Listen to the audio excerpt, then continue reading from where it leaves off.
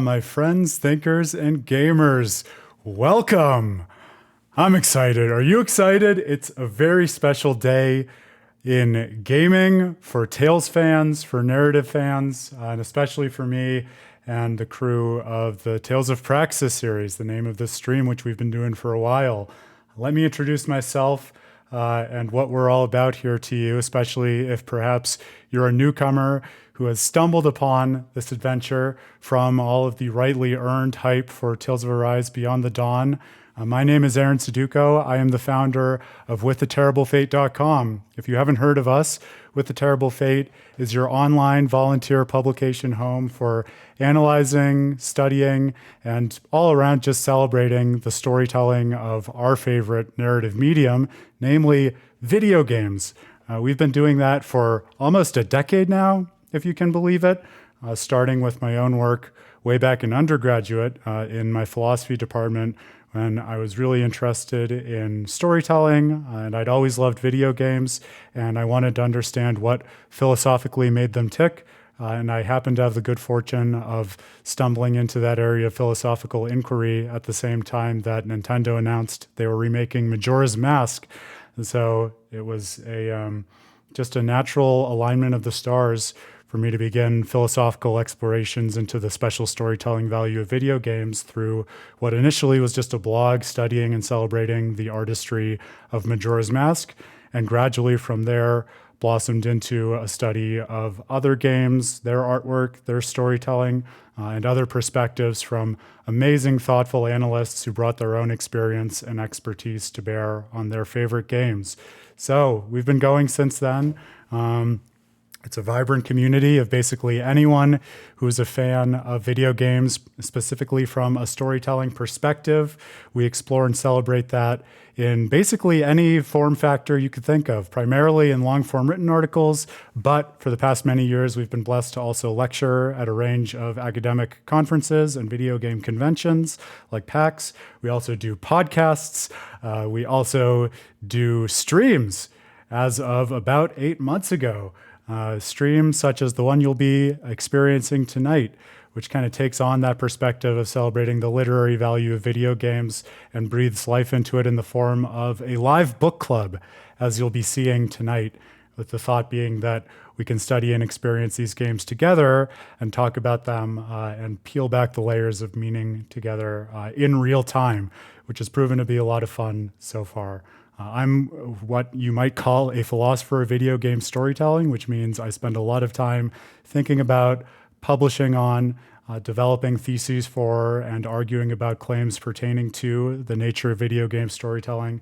But the reason that so much of my work is published through With a Terrible Fate and outside of academia proper is because I really believe that, especially with something like video games, which we all do love so much, we ought to invest our analytical efforts in trying to understand rigorously and in depth why it is that these are such magical works of art that we love so much.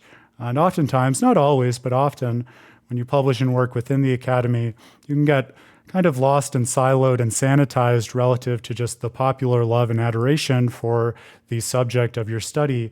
Whereas with what we've been able to do on With a Terrible Fate and engage more directly in the substance of these games that we love so much with the communities who are engaged with them in so many different ways, we've been able to use our analytical efforts to drive to the heart of why we're all so passionate about this magical medium, which is so much of the joy for us. So if you don't quite know what it means to philosophize about or peel back the literary value of video games, stick around. It's fun. It's not work, I promise. We've been blessed to go on a range of adventures with the stream and with various thinkers and gamers on going on quickly a year. I've been saying 8 months, but sooner or later, before I know it, I'm going to have to update it. But we have a range of links for you to check out if you're just discovering us again and you like to learn more about us. Everything about the background of With the Terrible Fate, to the background of this series, to some of the work that I've done specifically on Tales of Arise just a couple months ago, before I realized there was DLC coming out, so timing is everything. And also, as I mentioned, we're a volunteer publication.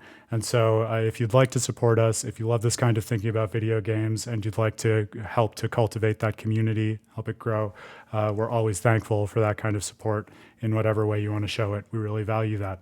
Now, in terms of Tales of Praxis, Tales of Praxis is the series that I've been running, again, for the last 8 months or so, just focused on the Tales games.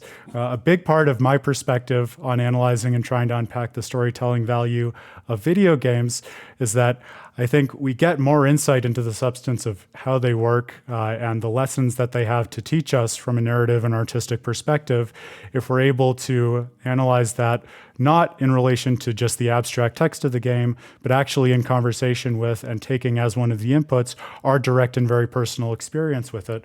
That was a big part of my initial study on Majora's Mask. It's also why when Namco announced earlier this year that they were going to be releasing a remastered version of Tales of Symphonia, I actually found myself pulled back to my own childhood because my very first storytelling video game was, in fact, Tales of Symphonia. And it was a huge part of what got me into video games in the first place, got me into storytelling, got me into philosophy.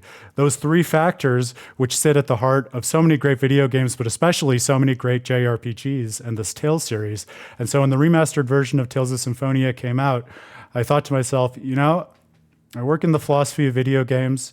I've never really put any focused attention on the Tales games because they've almost been too personal and intimate of experiences for me to want to study and publish on them. I want to change that. I want to do what so many of these games focus on and look back at my past experiences, see how those games shaped me into who I am now, and play them with fresh eyes as an adult, as a more regimented and sophisticated thinker about video games, see how I feel about them now, and also fill in gaps in the series, replay the games that I'd played before, but play the ones that I'd missed along the way because I hadn't religiously played every single one. With the thought being, and the name of the series, Tales of Praxis, coming from this idea that really I believe, and as I've studied them over the last 8 months, I believe this more and more, what's at the heart of the Tales games, and what I think is so special about them, is they give you incredibly robust, well-articulated models for different ways in which you can define your self-concept in the world based on your history, the world's history, how you relate to the communities around you, and how you can structure your own agency and autonomy in a way that doesn't just help you to do the things you want to do, doesn't just empower you to help build the communities that you want, but can in fact shape entire new, thoughtful, well-reasoned futures for the world and indeed for multiple worlds, even beyond yourself. Pink Moon Neko, welcome. It's a great question. Praxis itself is this term that primarily is used in philosophy and critical theory as distinguished from theory. So you will oftentimes hear about the difference between theory and praxis. And the thought is when you're talking about theory, you get these kind of abstract ideas that are distanced from things like the material world, what we actually do in it. Think about things like the Platonic forms and just these metaphysical ideas that are not tied directly to reality, but are supposed to inform how we think about or understand the world in very intellectualized ways. Praxis, in contrast, is all about the activity of the world and how it is that you occupy the world and what you choose to do in it. So you can think about it in relation to its linguistic close cousin, practice, right? Like what are the practices of how we actually conduct ourselves in the world that can help us shape ourselves into who we want to be and what we want to do. So Tales of Praxis being this thought that these games are concerned with how we actually act and bring about differences in the lives of ourselves and others in theoretically informed ways, but ways that ultimately rest on our activity in the world. Right, so that's been kind of my guiding thesis as I've worked through these games. It's been a joy. It's also taken 2 parts. So the part of it which you'll be embarking on with me this evening are these wonderful live streams, as I said before, live book clubs, where we've picked different Tales games to go through start to finish, some content which we'd played before, some which we haven't. And one of the very fun things that I've grown fond of referring to the stream as is also a real-life JRPG party, because different thoughtful gamers bring radically different backgrounds, where some people who show up every week know the Tales games backwards and forwards and can bring all of that understanding of the other games to bear on whatever it is we're working on. Some people who show up and talk haven't played a single Tales games and are just interested in thinking about the storytelling of video games through this particular analytical lens that we bring to bear on them.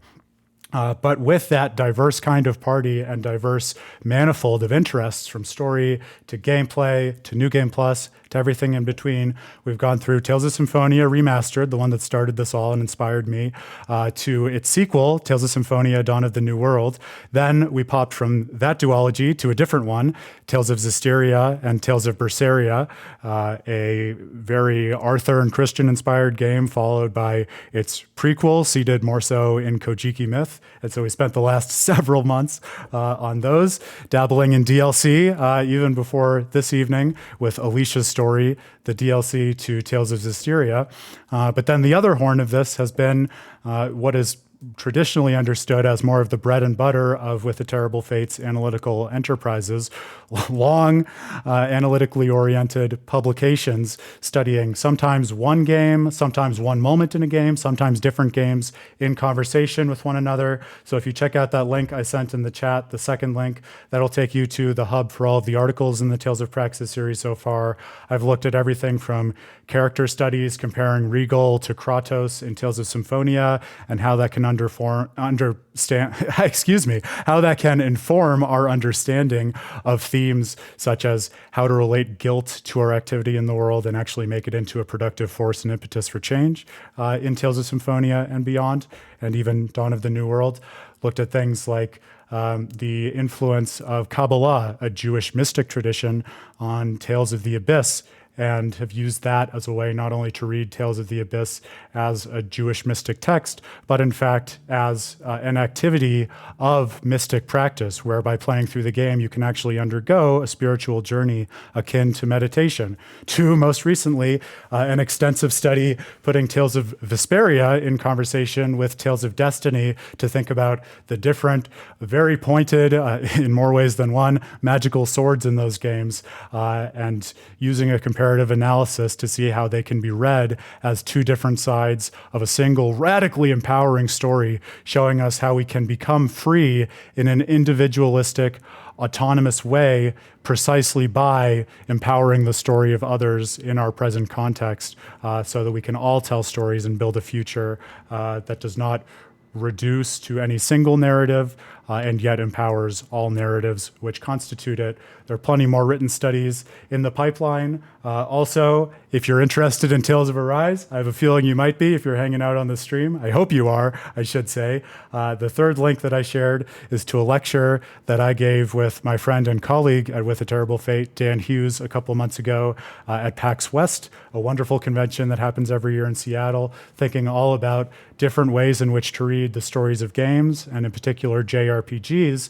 And my focus of discussion and analysis in that talk was actually exactly Tales of Arise. And not only thinking about its storytelling, but actually thinking about its storytelling as a poster child for the value of this Tales of Praxis series. Because part of why it is that I'm reading all of these games in conversation with one another is that I think with many series of stories, and especially with long-running JRPG series like the Tales series or Final Fantasy, it's easy to silo off these games and just see them in their own independent context.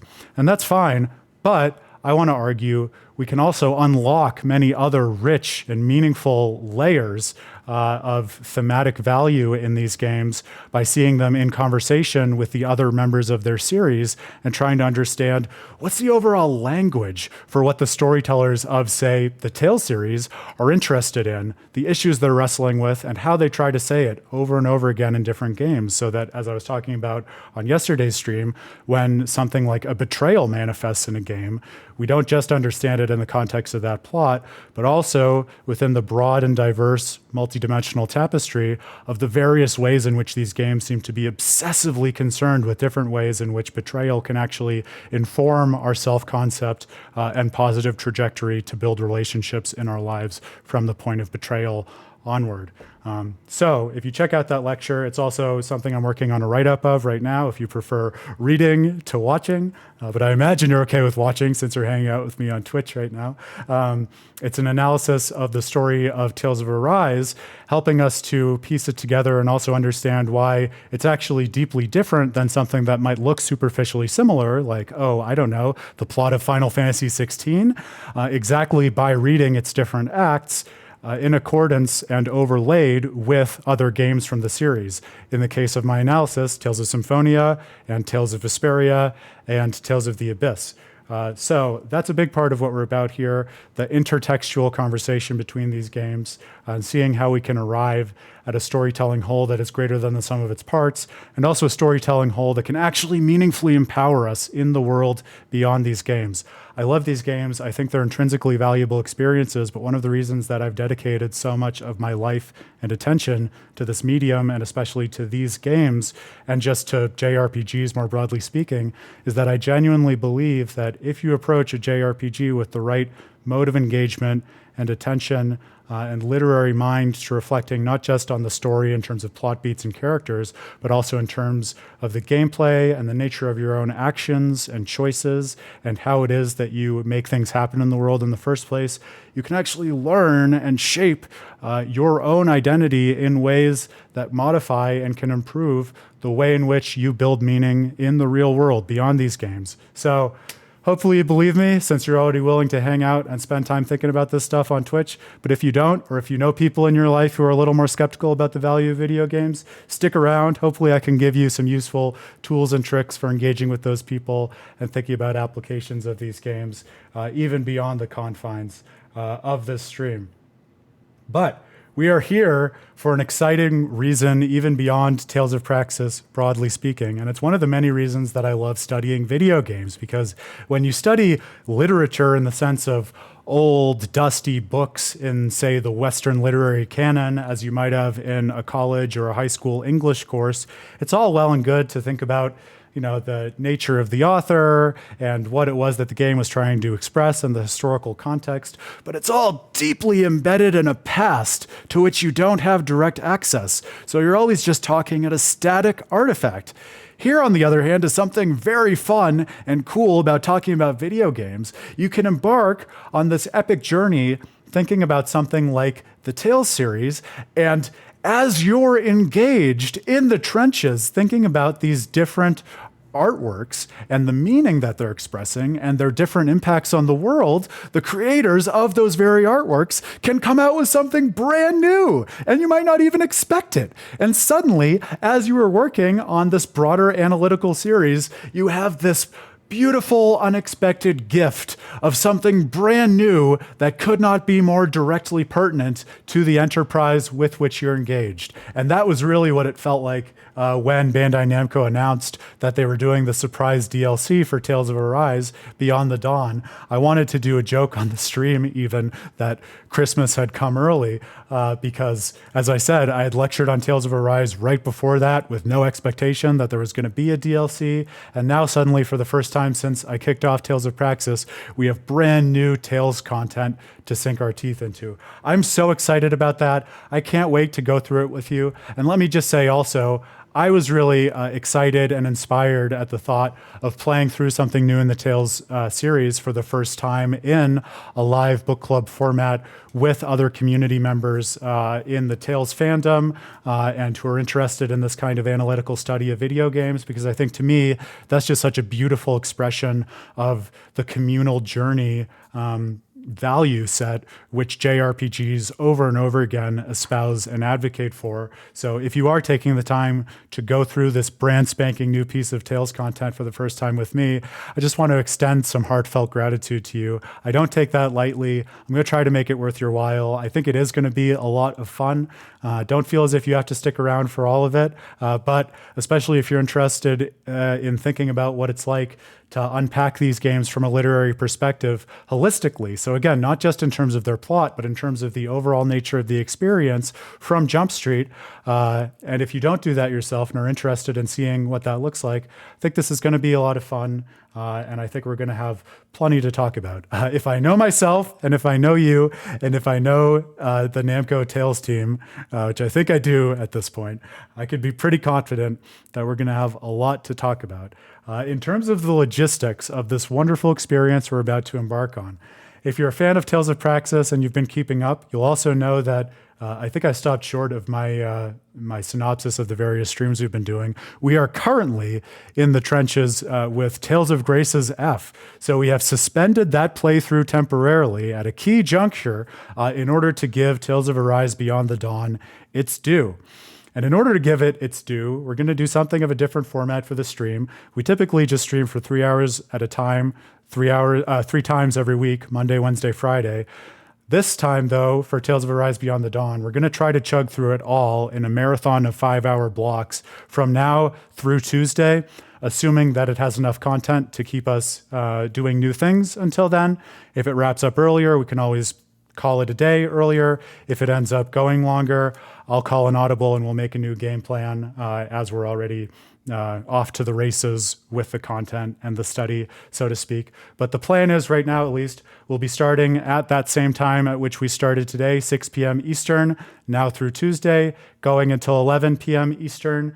I'm going to, for my sake as well as everyone else's, at about the halfway point at each stream, just give us a little 5-minute intermission to collect ourselves, think some thoughts, maybe take a restroom break if you're a streamer who needs a restroom break, like not making any indications of that, but as you'll see, if you don't know me already, your boy drinks a lot of water and hydrates during these streams, so it's a must for me as much as everyone else, and hopefully that'll also help to break up the pace a little bit.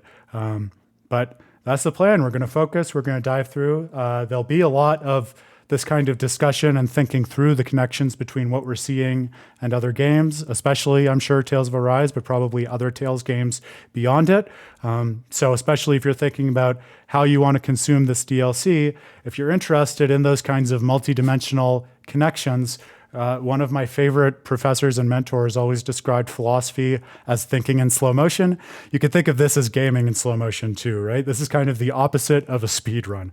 We're going to take our time, we're going to enjoy every detail, and we're not going to be afraid to stop and think about what it is that we're seeing. Maybe even in the middle of a fight, maybe even in the middle of a cutscene. If that excites you, you've come to the right place. If not, plenty of other ways to enjoy magnificent content such as this. In terms of what you want to be prepared for, Bandai Namco has been, I would say, really, really thoughtful in warning the community about spoilers. I gave a whole little mini lecture on the stream yesterday in terms of why I think it's really substantively important to be considerate of spoilers when you're thinking about something like reading and interpreting video game stories, because they can significantly, materially change your experience as a player of the story you're engaging with, especially if it's for the first time. And because games are an interactive medium, that can also change the substance of the story that you're considering. So all that to say, be warned for spoilers of Beyond the Dawn, obviously, because we're going to be playing through the whole thing, because it is a DLC that follows up on the conclusion of Tales of Arise. I'm going to be assuming familiarity with all of Tales of Arise, as I'm sure the DLC will be as we jump into that. So everything in terms of Tales of Arise is on the table, fair game. If you want to talk about how something you're seeing relates to something in the main game, please, please, please feel free to do that. Like I said before, a big part of the value I see in Tales of Praxis is also that we are able to engage with the intertext of all of these games in conversation with one another. And so if you are a Tales junkie who has a lot of familiarity with the other games in the series, I would say, please do be mindful of spoilers for everyone, including me, because I've played almost all of them at this point, but I still have gaps myself. So definitely feel free to, especially cautiously offer connections without any spoiler-rich content, because God knows I'm going to be talking about a lot of connections between what we're seeing and things that have happened in other games, and I'll give verbal spoiler warnings where appropriate. But definitely, if you see a connection that you want to talk about between what's going on in another game, feel free to be vocal about that. Just be mindful of spoilers. I would actually encourage you to bring up those connections if you see them, though, because that's a big part of the unique value of this particular project in which we're engaged. And then finally, of course, if you're some kind of crazy person like I would be if I were not streaming this, and you somehow play through the whole DLC in one day and therefore get ahead of the stream, I would just ask, please, please, please, that is where the spoiler warning becomes the most important thing. Be extremely mindful of where we are in the DLC and don't risk at all mentioning something that comes up later in the DLC than where we are, because the entire conceit of this is to be experiencing it together for the first time, and spoilers would really just completely undermine that experience. So please be thoughtful of that. All of those rules in terms of the terms of engagement and spoilers and things like that are in the chat for first-time users. So hopefully there won't be any surprises, but someone did stumble in and a very mean-spirited, bad actor kind of way spoil something for people when we were working through Tales of Zestiria. So if it seems like I'm belaboring the point, that's the reason why. I think that's all I have, my dear friends. If you're an old diehard fan of the stream and With a Terrible Fate, thank you for humoring me and sitting through the explanation of what it is that we're all about for the millionth time.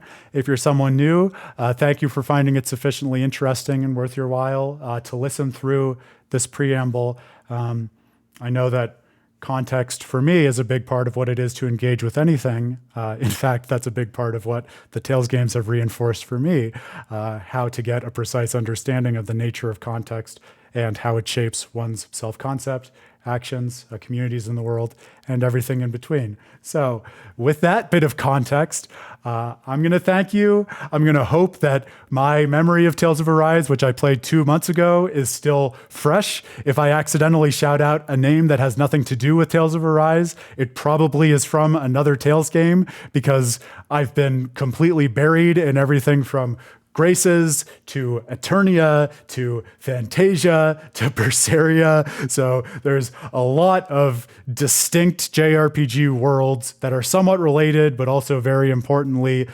separate from one another, swirling around in my mind. But memory is a team sport, right? So if I find myself grasping for a name, I will be vocal about calling out to the stream. Feel free to fill in my blanks, and that's the other fun part about doing it as a live book club. We can work through it in a supportive team way together. All right, my dear friends. Amazingly, I finished the preamble in 30 minutes, which if you are a fan of Tales of Praxis, you'll know that I've been known to vamp and think about pre-roll content, as it were, for much longer than that. It feels like longer today, but perhaps that's just because we're starting further back with an introduction, and it's been a bit more of a monologue as opposed to the conversation with which we kick off most streams. Pink Moon Neko knows. Pink Moon Neko is an old hand. I'm excited to have you here too, my friend, because I know for those who are not familiar with Tales of Praxis, like I said, it's a real-life JRPG party. We all have our own personalities and ways in which we support each other. Pink Moon Neko, I will call you out, my friend, because you are the expert at making sure that we find and attend to every single skit. I love that about you. We know that at least in the main game of Tales of Arise, skit-based storytelling is a huge part of how it engages in its narrative. So good to know that we'll be able to focus on all of the skits that I'm sure we'll have presented to us in Beyond the Dawn as well. All right, my friends. Well, 30 minutes in, 4.5 hours to sink our teeth into the beginning of Beyond the Dawn together. I am so excited. I debated myself whether I would engage with some of the preparation content that Namco did, because they did some really cool kind of introductions of the story so far, and things that have happened to the characters in the intervening year between the end of Tales of Arise and where Beyond the Dawn picks up. I decided I wanted to just kind of take the text at its word, which is to say, just focus on my experience and knowledge of Tales of Arise, and then just jump into the DLC and see where it takes me in terms of how it situates our experiences from the get-go. So I don't have a lot of that background. I have a feeling that's not going to hold us back. I really just saw the teaser trailer, the trailer looking into the quests, and that's it. So everything from this current title screen onward is brand new for me. I don't mind telling you, I was freaking out earlier today because I booted up my PS5 and I couldn't see the Beyond the Dawn indicator on the title screen. So I was wondering, oh geez, is it going to be like one of Miyazaki's DLCs in Bloodborne or Dark Souls 3 or something, where it's a whole song and dance to even figure out how to access the DLC from within the game in the first place? But then I realized, oh no, it was just a giant multi-gigabyte sized update to Tales of Arise that needed to be downloaded. So nice and easy access right here, and we're gonna jump right in with some coffee to keep Aaron going through the longest stream which he's engaged since the beginning of Tales of Praxis. I will welcome you again, my friends. Truly, let me bow in gratitude at having you here. It really does mean a lot to me. Let's enjoy this brand new Tales content together. We had the dawn of a new world back in the era of Tales of Symphonia and Tales of Fantasia.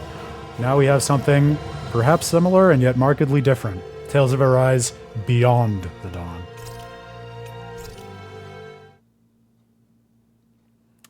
And I am going to go with the default of reading the text that is not voiced out loud, just because that seems to have been helpful in the Tales of Graces stream, and especially if you just want to have the VOD on in the background, hopefully that'll help you to follow along a little bit easier. Warning! Tales of Arise Beyond the Dawn, hereafter, the additional story, as if it's a legal document, is a story that takes place after Tales of Arise, hereafter the main story. It is recommended that you play it after completing the main story. Well, there you go. It's telling us right off the bat that it expects us to have the background I was talking about. Tales of Arise Beyond the Dawn. All right. We have a pendant, which maybe has something to do with astral energy, I'm guessing, based on the galactic designs. Gorgeous, isn't it? Oh, man. The care they put into crafting every single object in these games. And they always have, but it's something that I think, especially in terms of creating a whole culture around craftsmanship, they really doubled down on in Tales of Arise. And based on the quest lines I saw, which we might see for Dohalim, I think thinking explicitly about craftsmanship is going to be a big part of this DLC in particular. What is save data download? Is that something where we can port our... Oh no, I thought that might be a way to bring in save data from the main game. Download shop? No, this is probably just for the extras like costumes and such, which I think I already got, but I'm thinking because I'm the way I am, I will probably just play through with the regular run-of-the-mill costumes first time around.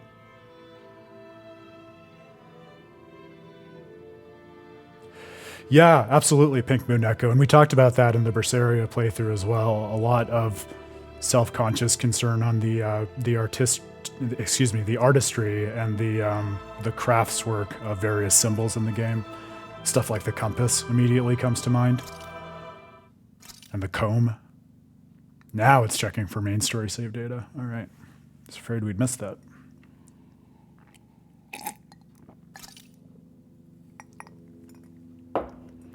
All right, so it looks like it's not going to port over exact levels or endgame save states or anything like that, but we are going to acquire bonuses and start the game. In order for you to enjoy the additional story, the game will start with the main story progressed to make it easier to play, regardless of your actual progress or development in the main story. I do hope the opposite is true, though, that given the fact that I did 1,000,000% the main story and platinum it and everything, it gives us some enhancements. Looks like that's the case. All right, additional story start bonus. Okay, so it looks like it's all stacking in terms of gold and skill points and CP, which I think is for... One of those I think is for like acquiring skills based on titles, and the other is based for something else, which we will remember. See, now Aaron is immediately seeing that he's going to have to remind himself of some of these systems. Yes, and a new weapon, exactly. Oh, the best one. A special weapon because we took the time to get all characters to level 100. That's what I like to see. That makes me feel like all the efforts were worth it. Doug, welcome. No, you're actually joining at the perfect time because you basically just missed the complete preamble of just explaining with the Terrible Fate and Tales of Praxis and everything that you already know. So if you're interested in more of that background, feel free to watch the VOD. But as you can see, we are just getting started on the DLC itself. So perfect timing. Oh, and it still gives you the option to decide whether or not you wish to acquire the bonuses. That's interesting. Upon starting the additional story, even if you meet the acquisition requirements for bonuses in the main story, you won't be able to accept them. I definitely want to accept them. Please. Haha, pre-ramble. I know you say that with love, Pink Moon Echo. It was roughly the length of one Tales of Arise skit, so I think we're even. I'm gonna, especially since I just replayed Tales of Arise on hard, and it's a system that I can wrap my head around and navigate pretty well, I'm actually gonna go into this on hard, which has not been my norm for Tales of Praxis, but I feel sufficiently confident to kick off that way, and if we need to crank it down, we can. Does it start off with the even harder ones? Oh yeah, it also has chaos. I'm not gonna do that to myself. If we really feel the need, we can always crank it up, but I have a feeling, if anything, I may end up wanting to crank it down. All right, there we go. Let's do it. Oh, I'm so excited. Yeah. This reminds me of when I played through even Alicia's story, the DLC to Tales of Zestiria, just being able to experience something that was purely new to me for the first time on the stream was really very special. So excited to do that again with you all.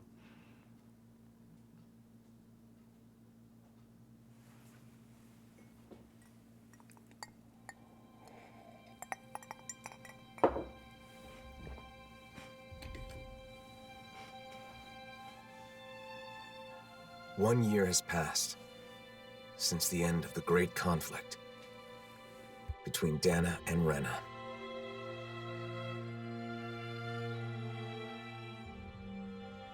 The two worlds have finally joined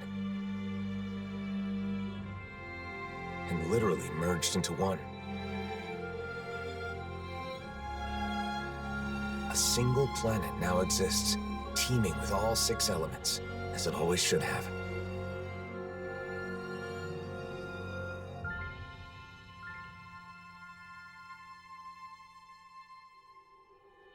But with a new world comes a new set of problems. Unprepared for the changes thrust upon them, Dahnans and Renans now find themselves forced to live side by side. Although the initial chaos of the Great Convergence has faded,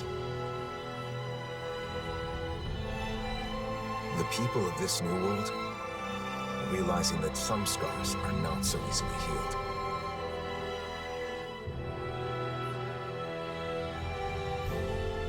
And so, our journey continues. Oh, probably my favorite couple in the Tales series. So excited to see more of them.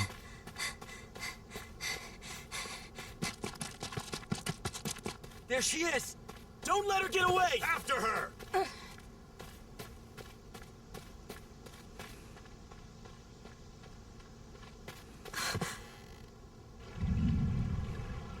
This way! Right!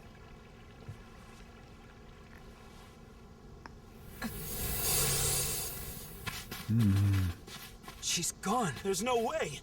She's gotta be nearby. Find her! Looked like a crust in her eye.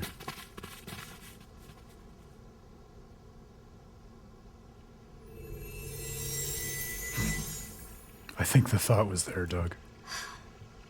Oh, she was able to cloak herself. That's interesting. We haven't seen that before.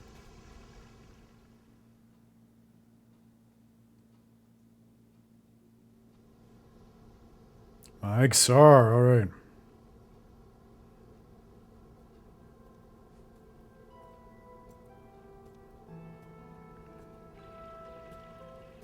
This was Volron's realm back in the days of subjugation.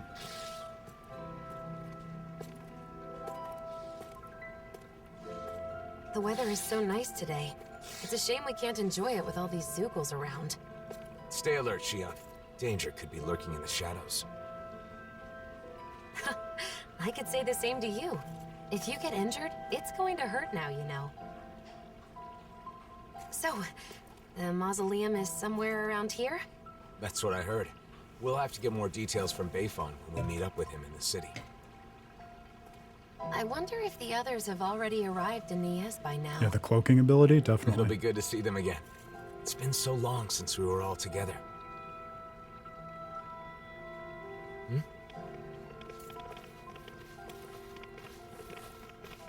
Hey, you! Did you see a Renan brat around here? Jesus. You're looking for a child? A Renan? Yes, and also I'm a bigot. Yeah, that's right. And get this.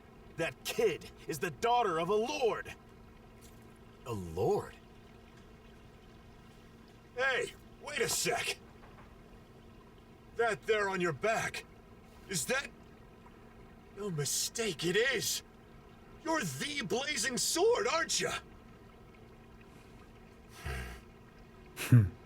Oh, he is. Talk about lucky. That was a really interesting What do you reaction. mean? Even if she's just a kid, she's still the daughter of a Renan lord. But if we've got you with us, we'll have nothing to fear.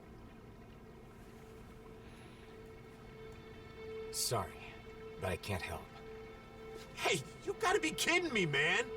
She's a lord's daughter. They're your enemy, right? You're the blazing sword. It's just common sense that you'd help us. Come to think of it, rumor has it he's been traveling with some Bright Eyes chick. Wait, is that why? And what if it is? Is that a problem? Forget about it. Let's get out of here.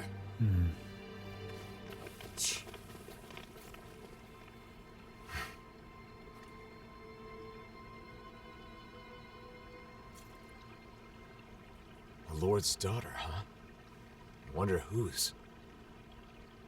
Regardless of who it may be, it doesn't make chasing her down okay, now does it? You're right, of course. Let's go find her before anyone else does. I know, you can tell how much he's still carrying. Like the way he was just exhausted at even being identified as the blazing sword. I loved that. So there are two things that are interesting to me right off the bat, and then I probably won't give any more setup, and we can just play through and see what else it's interested in showing us, but I meant to mention this as we were getting into it. So one is in the end credits at the conclusion of Tales of Arise, when all was said and done, like the last thing we see represented in this beautiful way in the ending credit roll, which is pretty rare for JRPG, is Alphen and Shionne actually getting married, surrounded by all of their friends.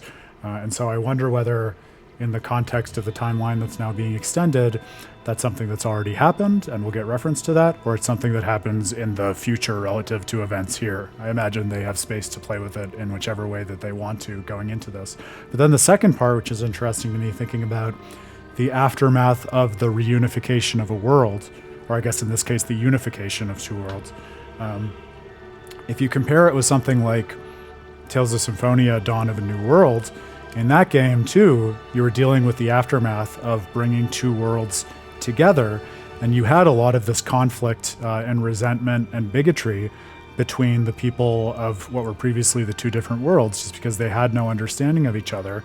But also, I would say, crucially, in Dawn of the New World, part of what motivated and explained that antipathy between people was that basically the heroes of the game, Lloyd and Colette and everyone else in the party, they didn't get buy-in from anyone else in Tethe'alla or Silverant on kind of a global communal scale before they went about merging these two worlds into a single one. So everyone else was just left to play catch-up and could reasonably say, look, we didn't ask for these new neighbors, and they have such a different culture than us, and we don't know how to wrap our heads around that. In contrast, though, the way in which Tales of Arise ended was that what the group realized was the great astral spirit of Rena, this collected consciousness of basically all the cosmic dark energy that had coagulated in Rena, was trying to bring that world together with the world of Dahna because it had this kind of preternatural sense about it, that the worlds were never meant to be separated and that it was the right thing for all of the energy of different kinds to be together, as Alphen alluded to in the introductory sequence that we saw. But in order to achieve that and to actually effect a resolution that merged the worlds and was able to not only ameliorate the pain of the great astral spirit of Rena, but also actually save Shionne's life in the process rather than sacrificing her, which had been the risk of what would otherwise happen. Alphen very directly called out to all of the astral energy in Dahna, which in contrast to this kind of single sentience of Rena was understood and explained by Rinwell to be basically the concatenation of all the energy of all the different life forms on Dahna. And so we saw in the final shot of the game all of the astral energy like directly manifesting out of individual people in this kind of conjunctive affirmation and consent for the fusion of the worlds, which led me to believe going into this, well, maybe we'll get this interesting contrast with Dawn of the New World, because there was this sense in which Alphen and everyone got a kind of cosmic consent from everyone in the worlds before merging the worlds of Dahna and Rena together. And so now to see this bigotry, like, I don't know if it's going to be justified in the same way. Not that bigotry is ever justified, but it can be amenable to different explanations based on the kind of different conditions that I just talked about, right? And so I wonder, because I feel like now, if we get these groups who are just categorically going after Renans or Lords in the way that we just saw the pitchfork folk, to use Doug's description of them, it seems like it, at least at first glance, clashes with the way in which the game resolved its conflict in the main story. So I wonder what the explanation for that, if anything, is going to be. All right, our next destination is marked with a star. The number is the distance from the destination. That's, yeah, the same way it was in the main game. Fantastic. All right, special weapons. A special weapon for Alphen and Shionne. The Golden Sin Cleaver Blade, excellent, a classic from the main story, and the Or Noble Rose. Oh, and we get a new background shot for the menu of the two of them hanging out by a fire. I love that. Oh, there's also a Sin Cleaver Blade Legacy. That's what he starts with. A sword used by a Dahnan hero who fought an unjust regime, ostensibly Alphen. The hero left a little extra hope for future generations. Or it could be a callback to the hero who originally used the Sin Cleaver, because it was something that Alphen found and inherited even back in the original game. Sin Cleaver armor revised. It is now well taken care of and keeping memories of the journey. I love that.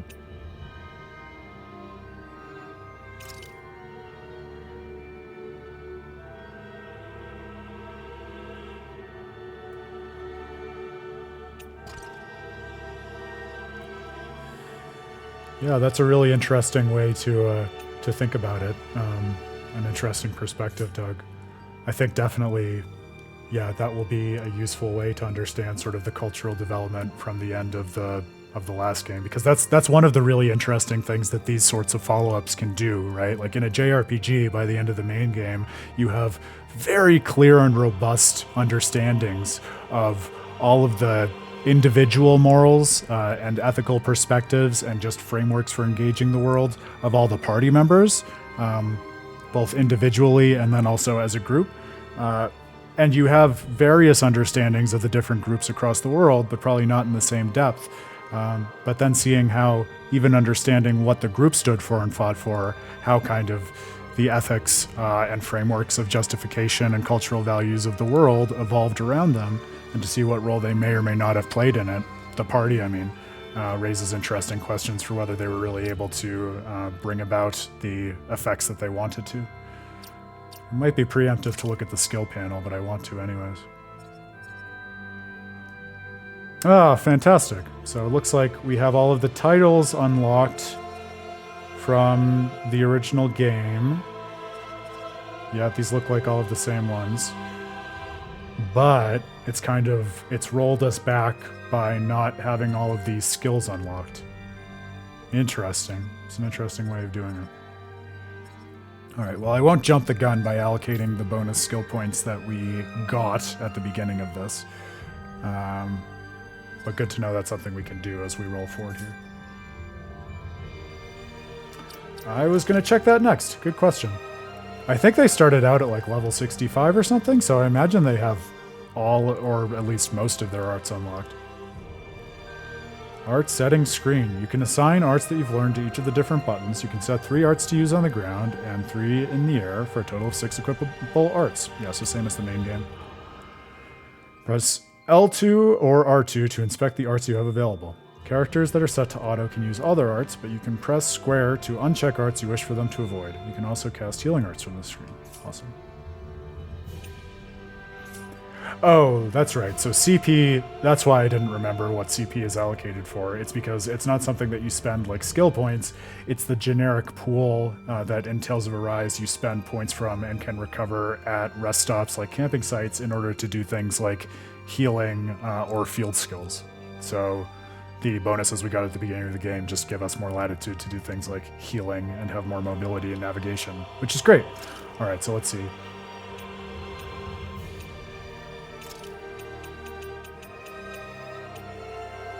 Yeah, it looks like, I mean, I don't have a side-by-side comparison off the top of my head, but this looks like most, at least, of the arts, if not all of them, which is great. Let's see. I want something simple to start with. Swallow Blade there, and Sword Rain Alpha here, always a classic. And then into the aerial attacks. We can use... Oh, actually, maybe we don't have all of them to start with, because surely Alphen has more than 3 aerial arts. So maybe he still has to unlock some stuff. Oh, you know what it is? No, I already answered my own question. We just didn't realize it. It's because many of the arts are tied to skills and titles. So I think if we spend to unlock the proper things, like Rising Falcon, for instance, right? In fact, I love Rising Falcon so much, I'm going to do that right now. So we technically have access to all of the arts, but we need to start off by unlocking some of them. So I won't spend too much time on that now, but Rising Falcon is a good one to invest in right off the bat. Good. All right. And we're off.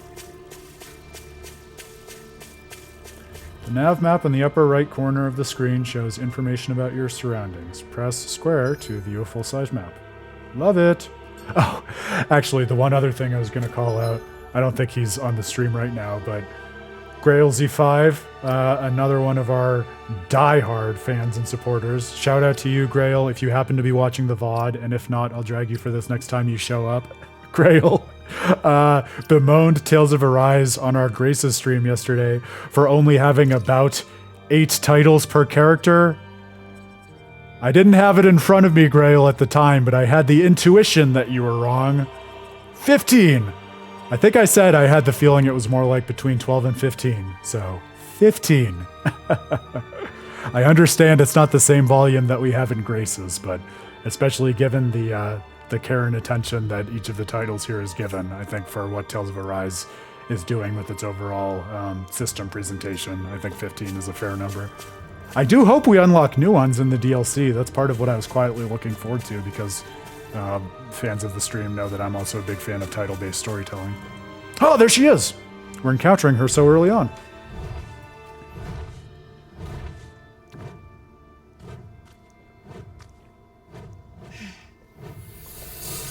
Heterochromic. It looked like it was maybe the Maiden's seal in her eye. Because we know of the seal of the Maiden and Sovereign. Unless there's a new one. Basic combat controls. Normal attacks. Press R1 to perform a normal attack. I'm glad it's reminding me of all this because, again, wouldn't you know it, even though I only played this game a couple months ago, with all the other Tales games I've been playing, it's nice to have a refresher. Press R1 to perform a normal attack. At first you can string up to 3 normal attacks together, but by learning certain skills this limit can be increased. Characters can also attack in midair after jumping. That's probably an early skill point investment too. Arts are special actions performed by... I'm already, by the way, loving this new battle track. I have to interrupt myself to say that. Ugh, Tales and their music, I tell ya. Special actions performed by spending part of your AG, your arts gauge. Press triangle, square, and X to use the art assigned to each button. While AG will gradually restore automatically, it restores more slowly when attacking. And evading! Push the left stick and press R2 to evade an enemy attack. If you time it well as an enemy attack is approaching, you'll perform a perfect evasion, allowing you to avoid taking any damage. Love it! Get this over with. Yeah, I'm worried about that girl. Sword up! Sword blade!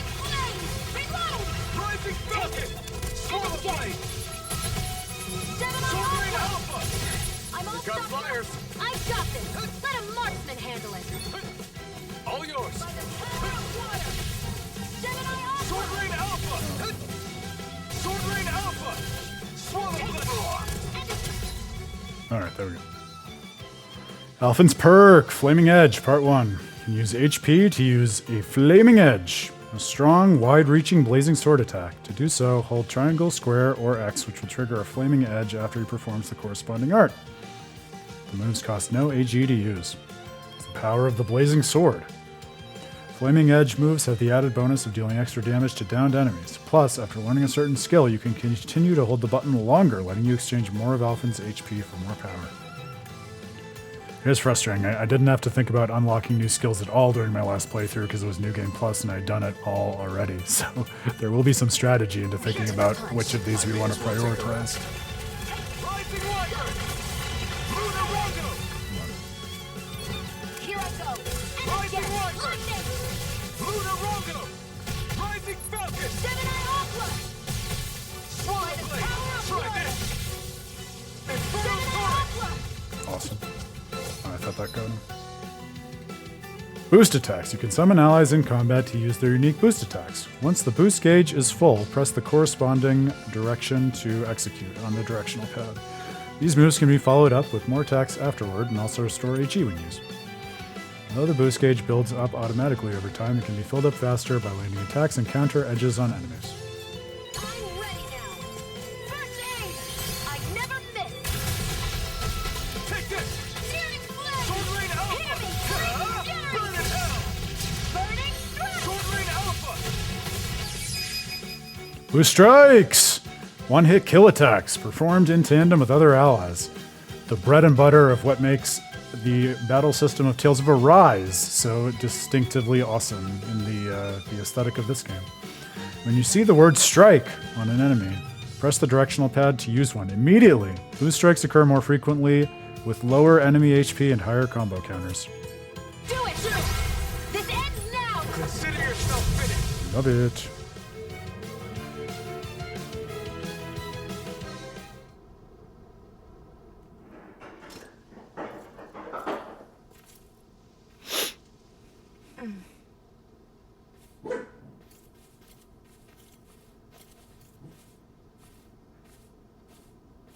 Wait.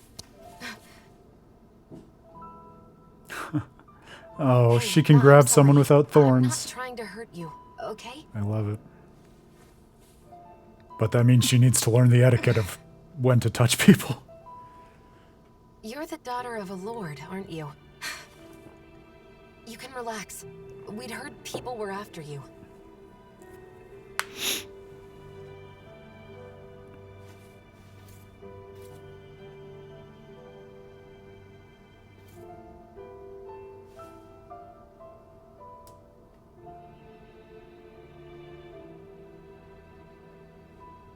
The blazing sword of Dahna? In the flesh. Minus the iron mask. Is there any way we can help you? Why? What do you mean? You're being chased, aren't you?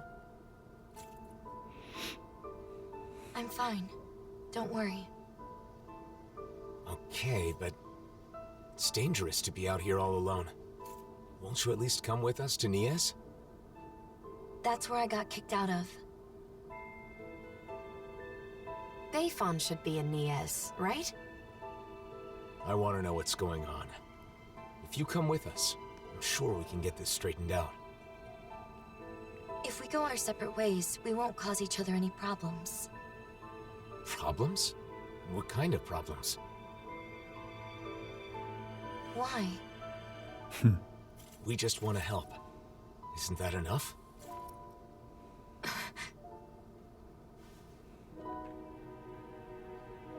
We help people. It's who we are. You may think we're weird, but it's true. I'm Shionne. This is Alphen. We fixed the world. It's not a big deal. Nazamil. Nazamil. Is that your name? Hey.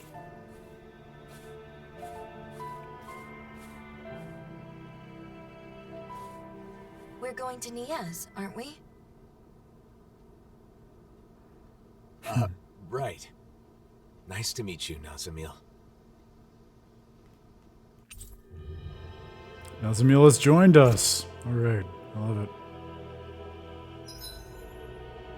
Cure points, that's what it stands for. Arts with healing and support effects consume them, in addition to AG. CP is shared across the party and can be restored with items or by staying at an inn or campground.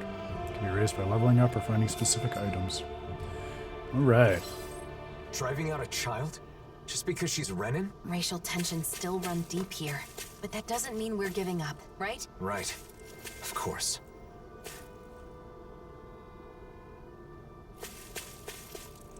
So I wonder whether we'll see new areas that are kind of like artifacts of the Renan landscape, whether from Lenegis or the Renan homeworld. Presumably, at least dark astral energy will be impacting the world in radically new ways. Did I check on the main menu already? Okay, so she's traveling with them, but she's not a part of the battle party. At this point, at least. Yes, a very interesting perspective. I love the voice acting too. I can't place her VA, but just the defeated and suspicious way with which she asks why already has me hooked. I'm very, very interested. I'm also very, very interested in unlocking some skills. So I hope you won't mind if I take a minute to do that, with Alphen at least.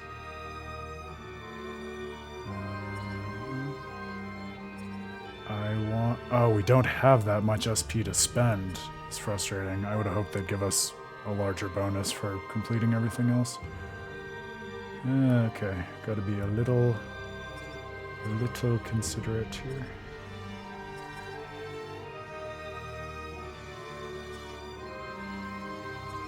Oh, is Quickstep not unlocked? I missed that one. Did you see where it was, Pikmin Echo?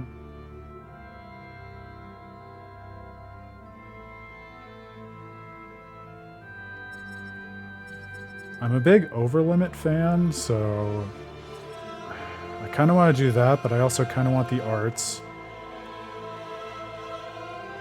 I definitely want to increase max AG right off the bat.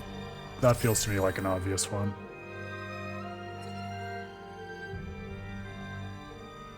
Yeah.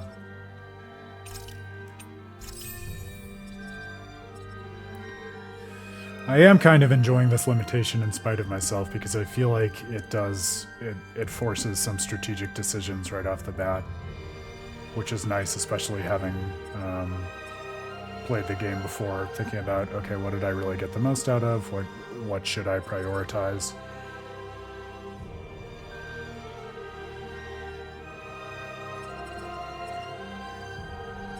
I don't know that there is a quick step equivalent, because kind of the quick step in this game is kind of like just the dodge and the perfect evasion frame, which is just like a basic ability that's already loaded out. So stuff to like improve your evasion distance and the bonus you get from a perfect evade, but I don't think it's something you have to unlock in itself. Yeah, I'm going to prioritize AG, so I don't want to be running out of the ability for Alphen to take actions.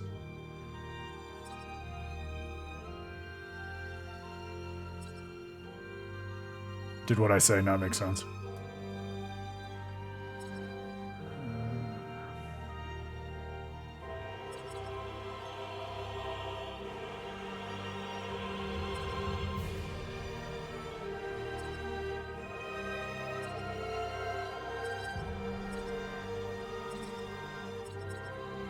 think increasing mid-air damage is good for Shionne.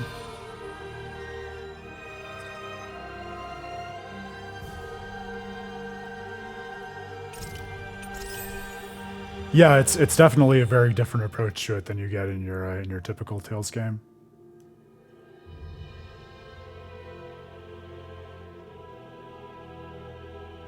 Much more inspired by the like the dodge philosophy of kind of action RPGs, and even not in the same hardcore way, but sort of like the general approach that something like Bloodborne takes in prioritizing perfect frame dodges and things like that.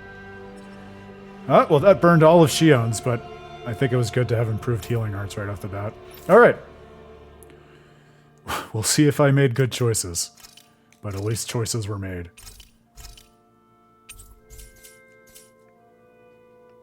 And they're off.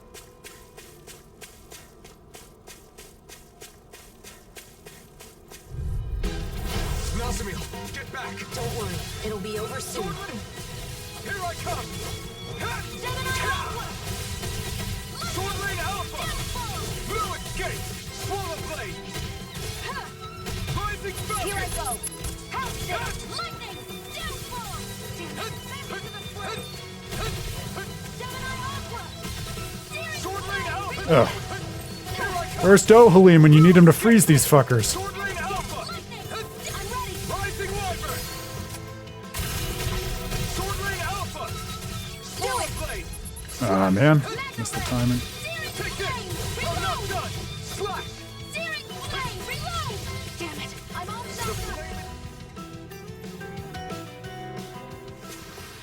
Barely a blip on our radar. I know. It is a very empowering freedom. Ha! Speaking of a game that's directly concerned with empowering freedom.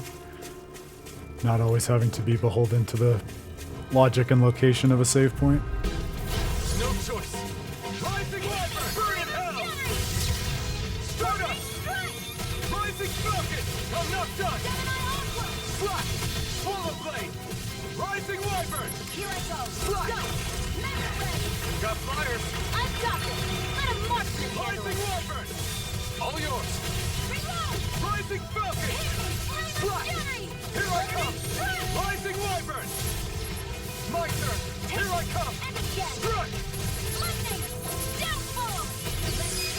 Still feels as fluid as it ever does. Consider yourself finished! I know this battle system is a little controversial, but it just feels like butter to me. With your flames and my technique, We're stronger together than we are apart.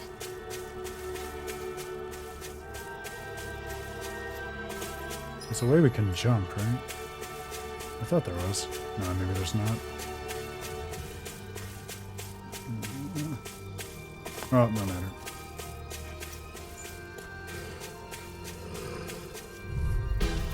Get lost! Take this! Gemini Aqua! Slash!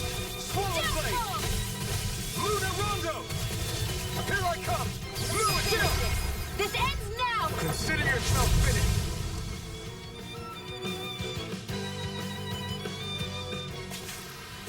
This could be useful. Rice! what's this thing? It's rice, Alphen. You've journeyed all across the worlds and merged the cosmic energies of the universe together, and you don't know what rice is? Brother. Every time I see even a shadow cast in the world now, like as we were going through that ravine, I find myself thinking, oh, is that a sign of dark astral energy? But I imagine it'll be a pretty big plot point once we uncover that. Don't worry. You don't have to tell us if you don't want to. Two very different approaches. Alphen asks, Shionne gives space. Strawberry! What's this thing?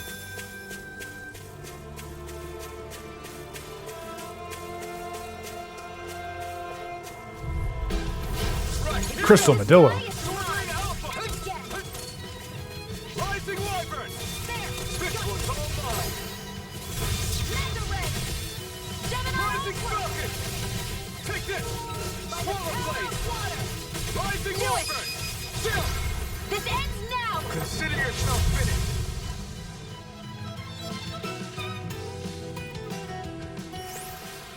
This could be useful. What's this one? Potato!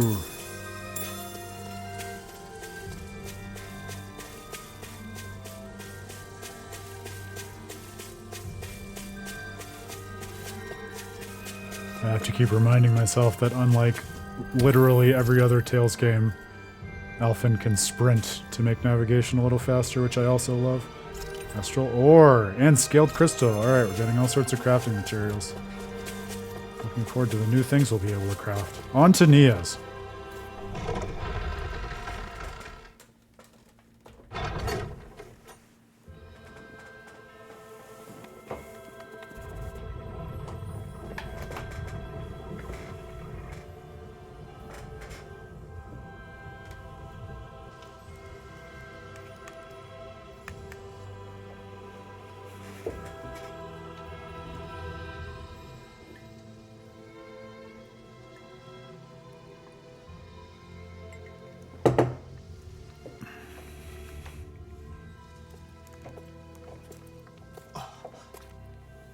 Ah! I'd know those blokes anywhere. Shionne! Yo!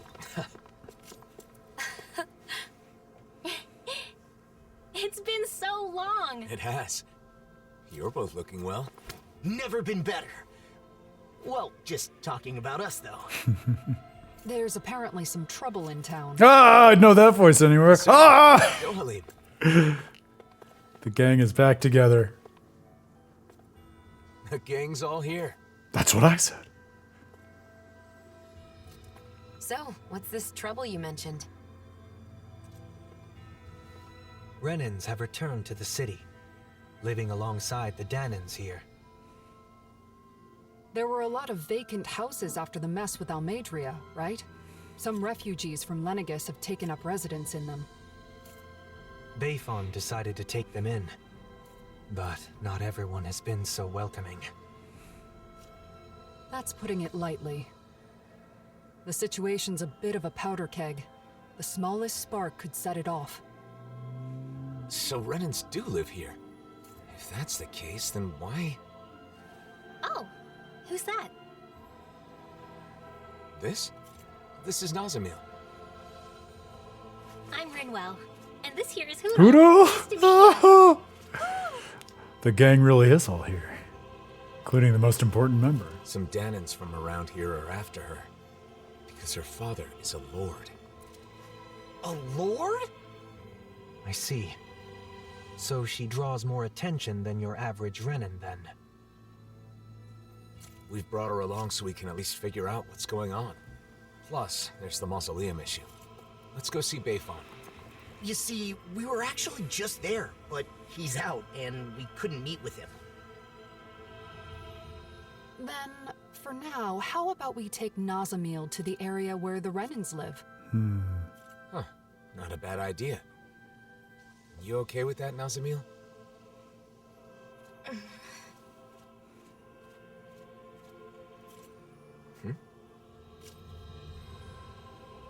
The area where the Renans live sounds almost like a refugee camp. I'm worried. Fans of the Tales of Graces stream will also recognize our dear friend Asbel from Other Game. Now, that same voice actor breathing life into the spirited and thoughtful Law. Allotting skill points. Ah, we already did that. 5 steps ahead of you. Oh, and we got special weapons for all of them, too. Secrets of the Morning Stars, Amber Iron Gauntlets, Imperial Shield Sun, and Pulk Shaft Rufus. I'm Law. Nice to meet you, Nazamil. I'm Kisara. I hope you'll feel free to talk to me anytime. I am Dohalim Ilkaris. Pleased to make your acquaintance. Not an especially talkative one.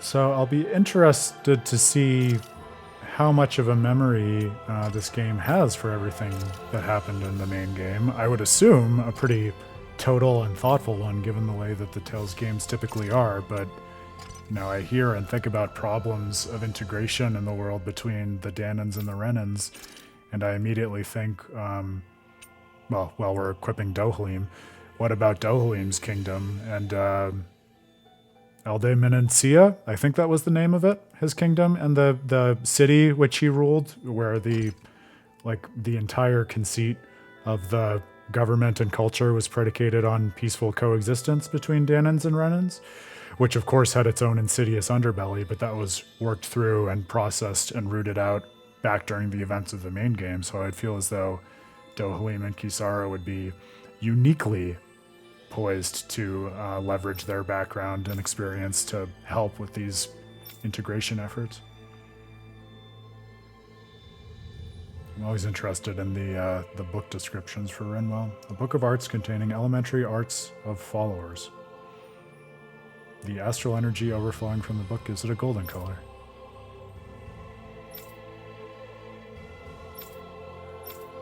Elde Menancia, yes, I was right. Aaron's impressed with himself that he could pull that name out of his head.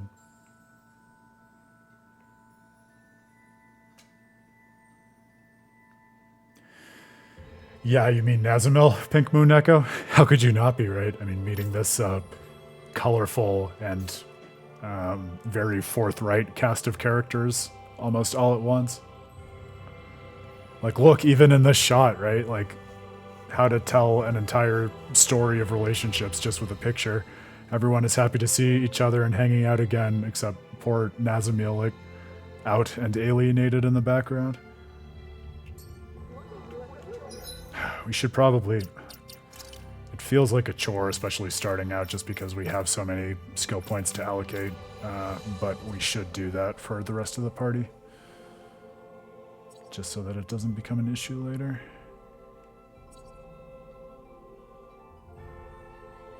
I definitely want to reduce her casting time, and I would like to make her mobile while she's casting. Those are great investments. That's easy.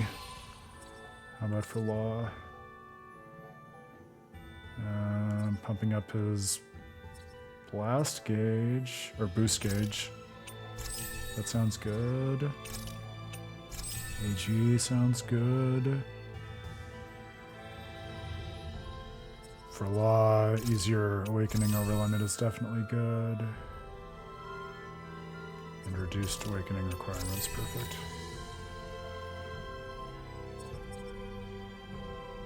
Kisara.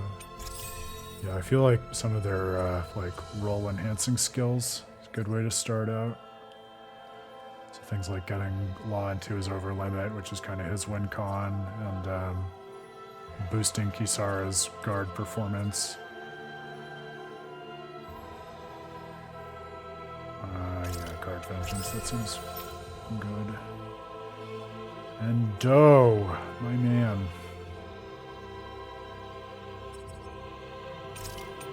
I just give him some AG boosts. And healing arts improved. Perfect. Alright.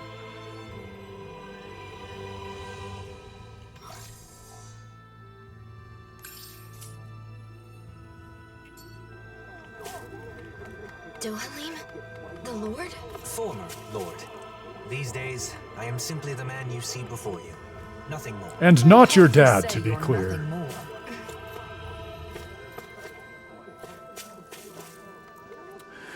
Oh yeah, when you've got a mysterious heterochromic character with a past that includes being sired by an as yet unnamed lord, and also bears a sigil in her eye. That's a pretty clear recipe for all hell breaking loose in my book, Doug.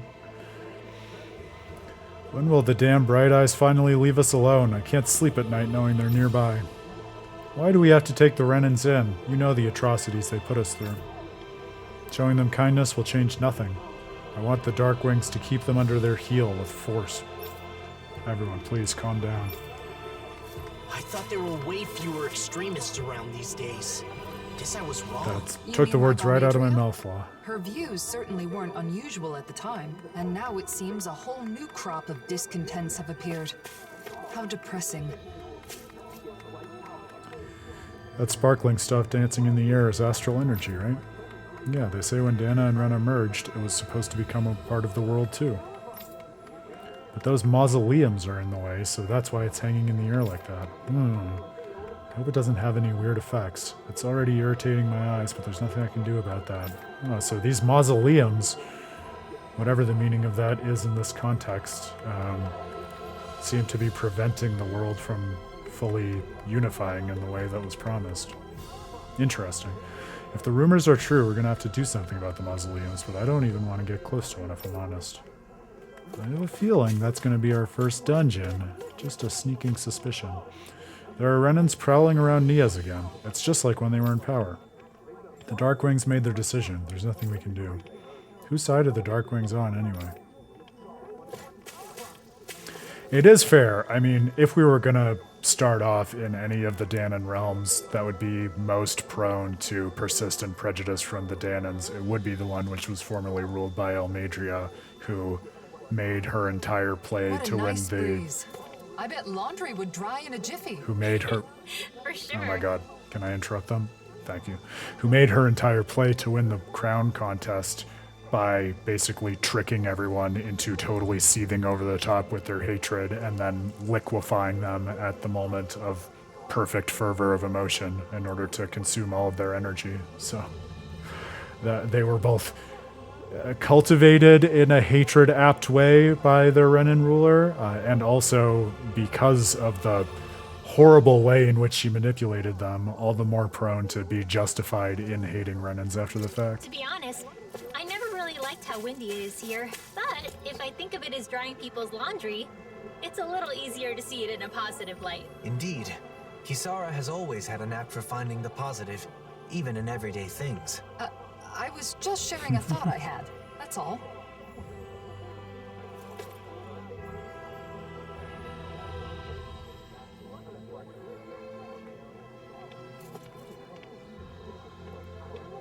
Oh yeah, very interesting comparison, Doug. I would not have turned right to Final Fantasy X, but when you say it, especially with, particular prejudices and interrelations like the Albed, I definitely see that.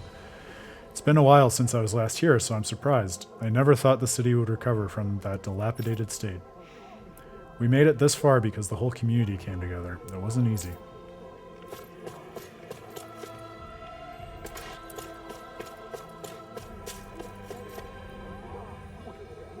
Yeah, and I don't know if Tales of Arise was one that you played, but in terms of the end game with confronting the great astral spirit of Rena, you could definitely run an interesting comparative study, putting that spirit up against something like you, Yevon, and seeing how they are similar yet different from each other.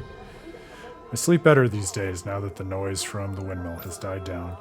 That's because the wind has been calmer than it once was. We get fewer dust storms too, thank goodness. Each new stall that opens represents another step forward in reconstruction. We don't have to talk to literally every single person, but it's nice to get so much color from NPCs on the way in which the world is changing. Has changed, I guess I should say. It's been a year. It always makes me proud seeing that flag of ours up where Elmadria's once flew.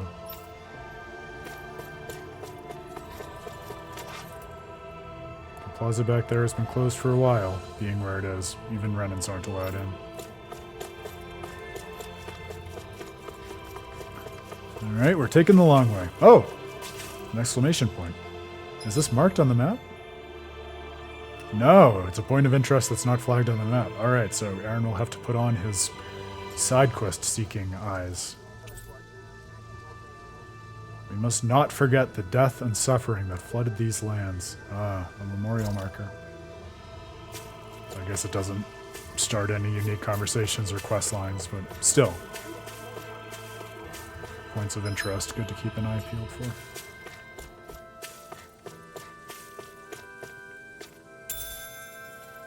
Rapid meat. Excellent. Things have been crazy around here since all the Renans moved in. I just want to live out my days in peace.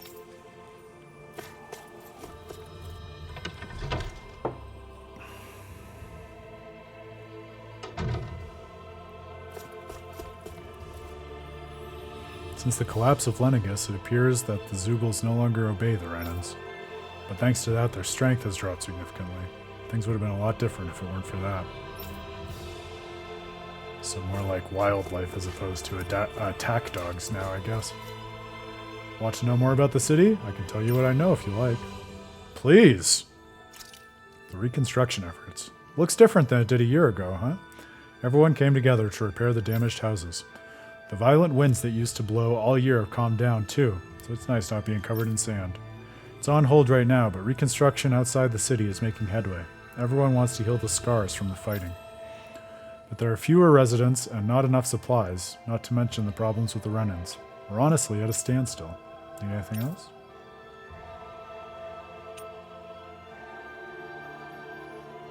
Which guy? The one over there we just talked to? You know how Lenegus was destroyed during the merging of the worlds? That's why Renans who lost their homes came here. Some wanted to kick them out, but Bayfond insisted it was an emergency and let them in. He said fewer residents means there are lots of empty houses anyway. How ironic, huh? But then the town's been divided in two. But since then, the town's been divided in two. People on both sides are complaining and everyone's on edge. Need anything else? So that's interesting, because the fusion of worlds was supposed to unify the universe's energy into a natural and better holistic order, but because the Renan homeworld was uninhabited and desolate, and all of the Renans themselves were located on this satellite in between the worlds, there was kind of no natural place in the world order for the satellite, and therefore, like, half the population of the universe got displaced and dehomed. That's pretty interesting. As I'm sure you know, the original purpose of the Darkwings as an organization was to fight the Lord and her subordinates. Once Renan rule ended, everything transitioned to Mahag Sar's autonomous organization, much like everywhere else. It's our job to defend and rebuild the city, deal with citizens' complaints, and do just about everything else you can think of. And take care of the Renans living in the city. It might sound weird, but they're residents now too. As fair as possible without needless violence is our motto, out of consideration for everything that happened in the past. About the merging of the worlds. As you know better than anyone, well, that's true. It was a year ago that Dahna and Rena merged into one. Since then, strange flowers have been blooming, oddly shaped mausoleum buildings appeared, and there have been these sparkling lights. On top of that, there's a ton of the hollowing, and some land that's been unstable. Some say the only difference is that Rena and Lenegus disappeared from the sky, but we're obviously in a different world than before.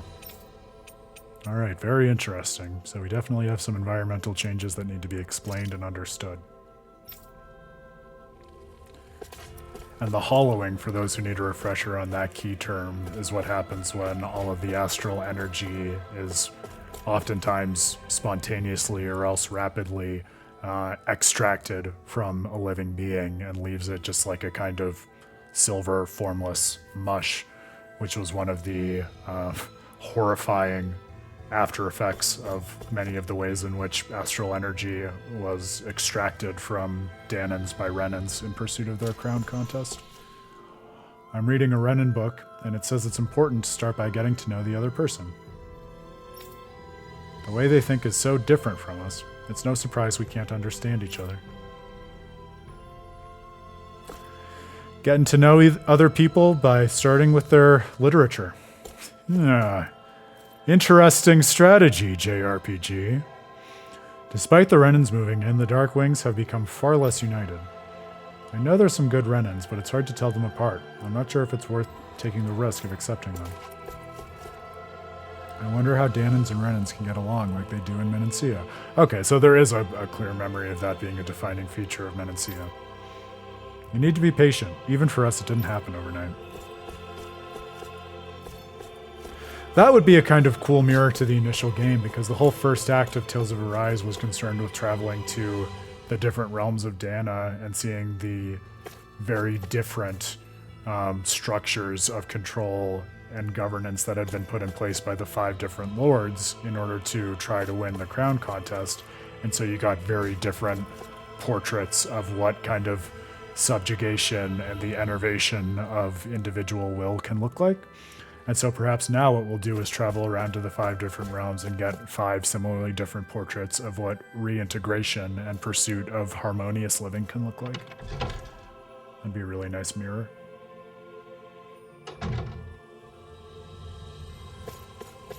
Alright.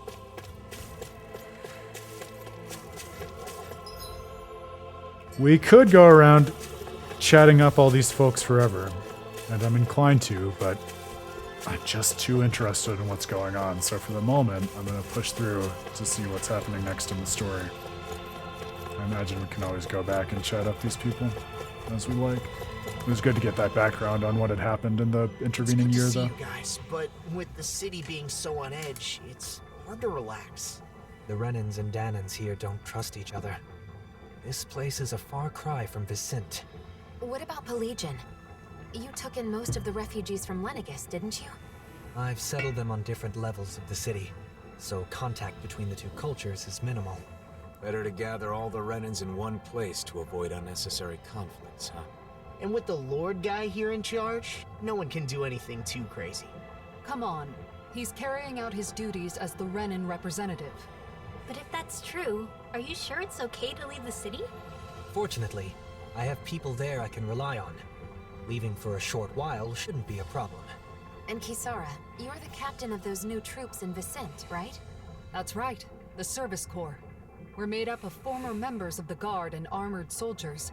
We serve as the people's shield in the new era. I'm not used to teaching so many new recruits, but I'm managing somehow. Rinwell, you're in Vicent too, aren't you? Is your nose still stuck in a book all the time? Yep. There are too many books to read, so I always end up cooped up at home. Hey, you go out sometimes, like when you're investigating the ruins. You seem to know a lot about it. Oh, not really. It's just that sometimes I guard caravans as part of the Crimson Crows, you know? So whenever I stop by Vicent, I pop in to help with stuff. Anyway, what have you been up to, Alphen? Are you and Shionne still traveling around as usual? Yeah, I don't feel ready to settle down in one place just yet. Shionne? Sorry. It's been a while, but it doesn't feel like anyone's changed, you know? You're right. It really feels like the old days. It has only been a year after all. I know we've got a lot of catching up to do, but Nazamil must be getting bored by now. Oh, You're Kisara. right. Sorry, Nazamil. I don't Ever them mind. on. I wonder what the Renans here were doing when Nazamil was being chased down. She doesn't seem too excited to see them. You think they had something to do with it? I'm not sure. It's possible. Yeah, definitely see some foreshadowing, Doug. And I got that note of segregation too, Pink Moon Echo. I think it's really interesting because, again, there are so many cool directions in which you can take a follow-up to the kind of cosmic reintegration of a world that you see at the end of something like a JRPG, like Tales of Arise. Because we saw that beautiful shot at the beginning of this game, which was the last shot of Tales of Arise's story, where the worlds that were two merge into this one beautiful singular thing. But of course, the fact of the matter is that reintegration on the level of many individuals from different societies can't happen in that kind of instantaneous, beautiful, harmonious way, right? It's something that has to be piecemeal and get people comfortable with one another.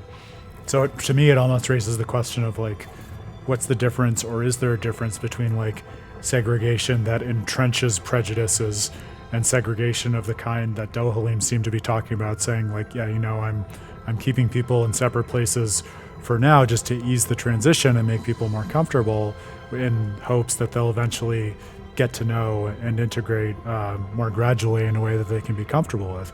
Because you can see how that would be like at least a well-intentioned mode of trying to like get different people with pre-existing prejudices familiar with one another without necessarily throwing them into the same place. But of course, that can also just breed and reinforce, you know, the resentment and the differences. So tough challenges to try to figure out how to solve. There's no doubt about that. Dan and Bedit's pushing their luck. Jesus Christ. So very quickly, we see that the prejudice also extends to both sides of the table. The Renans have plenty of their own hang-ups, just as much as the Dahnans do. The Dahnans, excuse me. We give up our weapons as a condition to live here, but if they think we'll do everything we're told, they've got another thing coming. Yeah, we oppressed them for so long. You think we're gonna just follow rules for the sake of everyone? How weak do you think we are? Oh yeah, so now we're in like the whole side of town that's been left to the Renans. Like, look, that's amazing. Cross the bridge, and suddenly it's like a whole different world. I know you. You're Alphen, the Blazing Sword, Destroyer of Lenegus. Wow, that's a new title. Not an especially inspirational one. It's because of you that our lives were turned upside down. Did you come here to rub it in our faces? So from the Renan's perspective, I'm some kind of terrible destroyer. Accepting their definition ignores all the good you've done. Don't forget what you were fighting for. More title-based storytelling, I'm telling you. So that's amazing. So it sounds like probably what they were saying about the way in which the like the central arena over there was shut down is because there's basically now this dividing line between the two sides of the town to try to, exactly as we were talking about, keep the peace, but in a very segregationist way.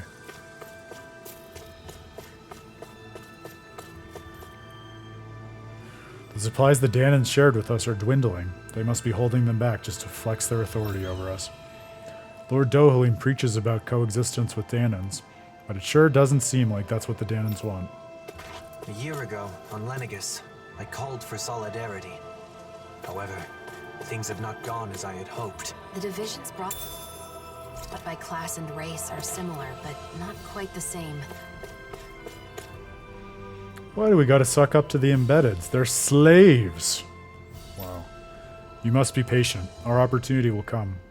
Once it does, our roles will be reversed once more.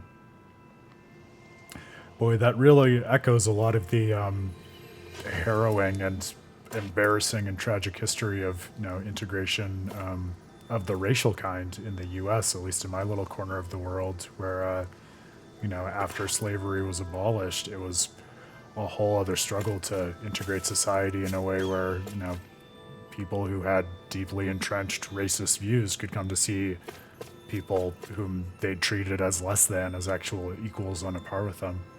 It's almost something that's like impossible to conceive of happening within a single generation. It just takes, time and young people being able and willing to adopt new views and relationships with others. The supplies we brought from Lenegus are close to drained. We're running out of ways to support ourselves on our own.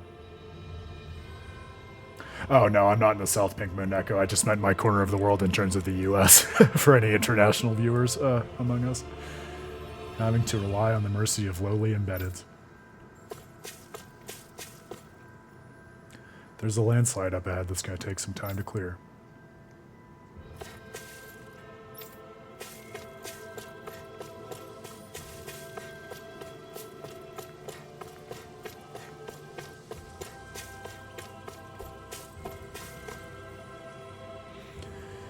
They've shared their food and residences with us. Perhaps we should show more gratitude to the Dahnans. Keep your voice down. You don't want the wrong people hearing you talk like that.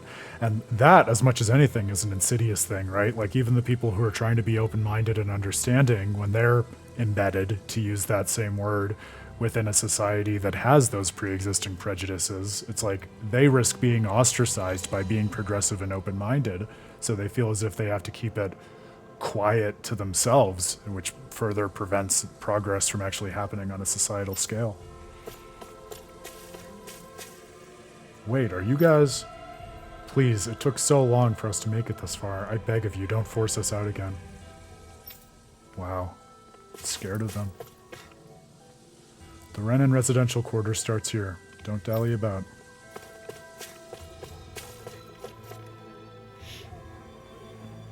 Nazamil? What are you doing back here? Away with you! You don't belong here. How many times do we have to say it? How could you say such a thing? She's a Renan just like you, and a child at that. If it isn't the Blazing Sword, the very person who destroyed our society, you're one to talk. God, he's so dirty. Renans value lineage and social standing, don't you? Nazamil is the daughter of a lord. Her father was a lord, yes. He was the esteemed Lord Urwagil Hildress, the former water. Oh, interesting.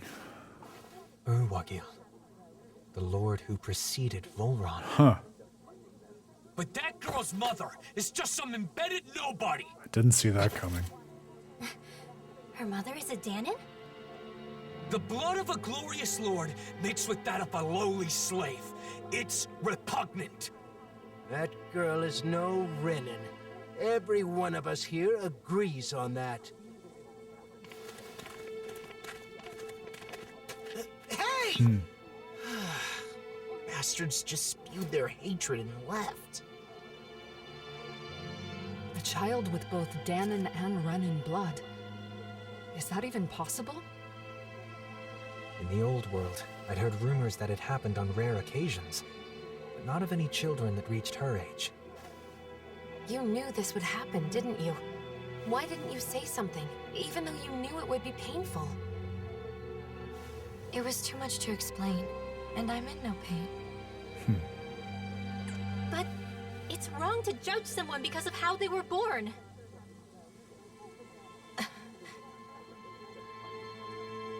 Let's go back to look for Bayfon. It's better than staying here. Wow. Well, there goes. Said you weren't in any pain, but is that really true? Why do you ask? Is it possible you just got used to the pain? I can't remember. There goes all of my theory crafting and speculation about what we're going to wrestle with in the DLC.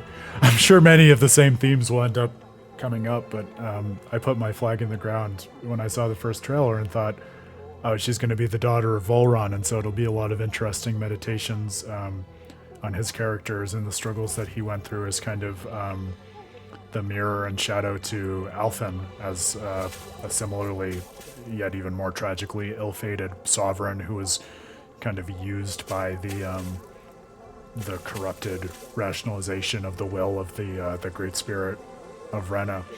But very interesting, because we know very little about that former Water Lord. Basically just, if I remember correctly, that he sort of was vanished under suspicious circumstances when Volron was effectively installed as the Water Lord as part of the Helganquil's like secondary plan to absorb all of the astral energy from Dahna using using Volron, who had the power of the Sovereign, kind of as a replacement for their previous method, and to try to construct the Renus Alma by alternative means, and then use him as the conduit in an alternative sort of spirit channeling ceremony. So it sounds like we're going to get some more expanded history, which is always fun. I hear that Nazamil was born to Lord Urwagil when he arrived on Dahna as an attendant. After that, he took her back to Lenegus. I don't know if it's because she was unusual or something, but I don't think it was a wise move. So Nazamil is Urwagil's daughter. Did you know him? We were acquaintances, but we never saw eye to eye. Hey, have you heard about that girl Nazamil? Shush, don't even say her name. Our Renan lineage must be protected with the utmost caution. It's a true pity to see the statue of Lord Almadria in such a state of disrepair. Can nothing be done about it, I wonder? Ugh.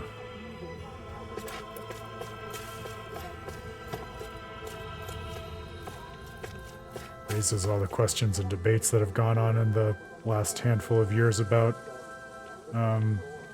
the value of, remembering and honoring history of morally suspect or reprehensible people through statues. I mean, you bear witness to the things that Almadria did in the main game and have to shudder in horror at the thought of people making an effort to rehabilitate a statue honoring her. All this stuff is awful compared to what we used to be able to get back on Lenegus. There's talk that Alphen, the Blazing Sword, is in town. He may be closer than you believe. That destroyer robbed us of our home. Is he here to threaten us further? Alright, so I suppose Bayfon will be back on the side of town where we began. The Blazing Sword? Oh no, someone help! Oh. Like he's some kind of boogeyman to that poor child. A mirror of her elders, I'm sure. Okay, well, I have to talk to the guard standing on the bridge. I'm worried sick that the Renans may cause another uproar. This is the edge of the Renan residential quarter. No Renans are allowed beyond this point. Oh yeah, so enforced segregation at that. I'm here to ensure no Dahnans enter the Renan residential quarter. This is our city, so it doesn't make any sense, but we have no choice if we want to avoid more trouble. This bridge is the border between the Dahna and Rena residential quarters. Don't go crossing it unless you need to. So it's almost, yeah, it's like, it's segregation and all of the ills that come from it, but not out of like a categorical feeling that one class of person is inferior to the other, like what we got at the beginning of the main game, but rather out of the sense that the situation is just too explosive and the tension's too high to afford integration right now, and it's just safer for everyone for them to be maintained in separate places. Hey, Blazing Sword. I heard you were spotted in the area, so I came to get you. You're here to see Bayfon, right? Yes, about the mausoleum. Great to hear. It's a relief that we found it, but clearing it out is a bit of a tall order for the likes of us. That sparkling stuff in the air is because of the mausoleums, isn't it? I heard it's astral energy, but what an eyesore. Yes, it's astral energy left over from when the twin worlds merged. Normally it would be absorbed into matter, but the mausoleums are preventing that from happening. Because of that, Dahna and Rena aren't able to fully merge into one. That isn't what mausoleums were intended for, and who knows what kinds of effects it could cause if left unchecked. But what were the mausoleums intended for? I thought they were just said to be these mysterious things that showed up with no explanation. That's why this past year we've been traveling around and sealing every mausoleum we can find. They're machines from the original Rena, aren't they? Don't much care for the sound of that. It's all way above my head, but for now it's good to know you're on top of it. Bayfon is in the residential quarter on our side of town. Go pay him a visit. Like the Renan homeworld? I don't remember that sort of stuff coming up when we visited there, but I'm sure we'll get more information and background on them. Bayfon is in the residential quarter on our side of town. Go pay him a visit. See that band of dust that stretches across the sky? They say that's all that remains of Lenegus. Just trying to see the band. Well, maybe we'll get a better view of it later on. Unless just the generic cloud cover is the band. Too bad the damn Bright Eyes didn't get turned into dust along with it. Jesus, if they had, none of this. Alright, let's go find Bayfon. Oh, it's our collection point. Treasure chest, awesome. What's this thing? It is a manted claw, my guy.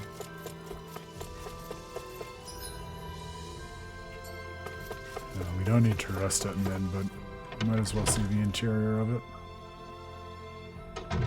Looks like we get to sleep with a roof over our heads. Probably a decent idea to stock up on items at least. Need me to make something? I just need a little ore, that's all.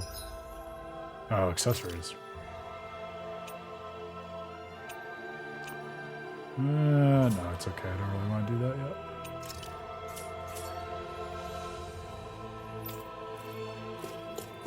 I was looking for items. Welcome. Have a look at our selection. I don't want to burn through all of our gold right away.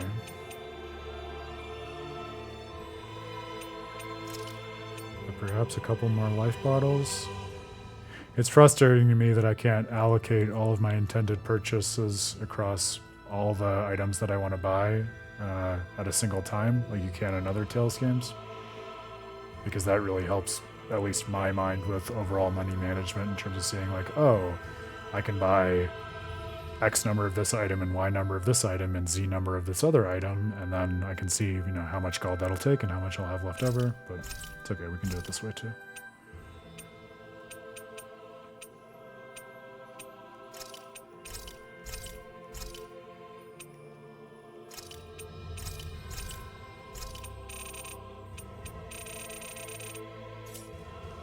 I'm going to call that adequate as a place to start. As reconstruction progresses, trade is gradually becoming more prosperous. That means our shelves are better stocked too. Did we really just spend that much money? Now, Kisara, ever the frugal one. Welcome. Interested in picking up a new weapon while you're here? I was interested in seeing what you have. Well, frustrating to have to forge the Realm Unifier again when I had it in the main game. but... Alright. So we have plenty of good stuff to keep an eye on, but none of the requisite materials at this point. Alright.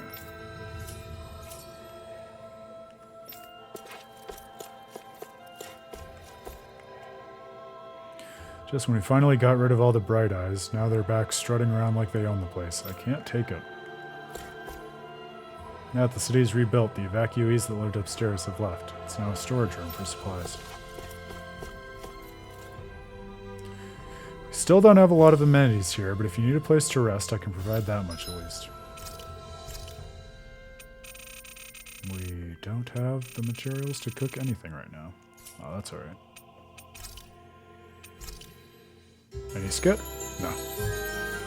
It's always worth checking.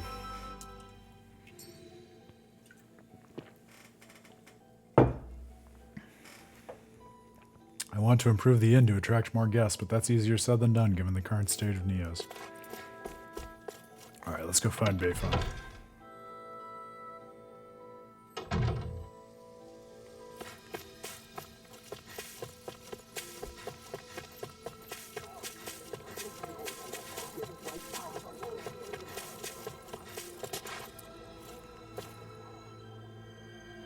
Bayfon. Wow, look who it is. It's been a while, hasn't it? Huh? Nazamil. Ah. Thank goodness you're safe.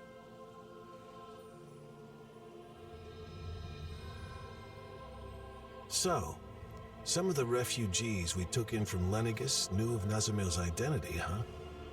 The situation in Niez is delicate, to say the least. So I thought it would be better if I sent her to Vicente. I guess some unhappy residents went after her before she could make it there. Yeah, that's why I went looking for her as soon as I found out. It's fortunate that you found her first.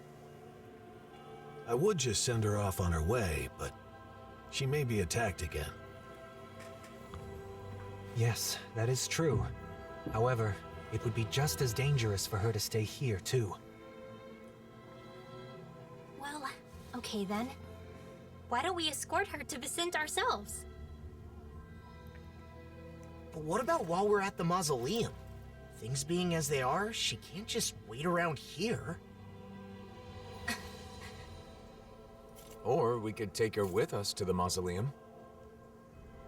It's dangerous to send her off, and it's dangerous for her to stay. She'll be safest with us there to protect her. I'm fine with protecting her, but doesn't the mausoleum have its own dangers? You're right, that is a concern. However, with all of us there, I think we'll be okay. Sounds good to me. After all, it's better to stick together than split up. We can head back to Vicente after we finished at the mausoleum. Is that okay with you, Nazamil? Sure. Just where is the mausoleum anyway? In the ruins of Adon Lake. It's pretty deep in, so you'll need to be cautious.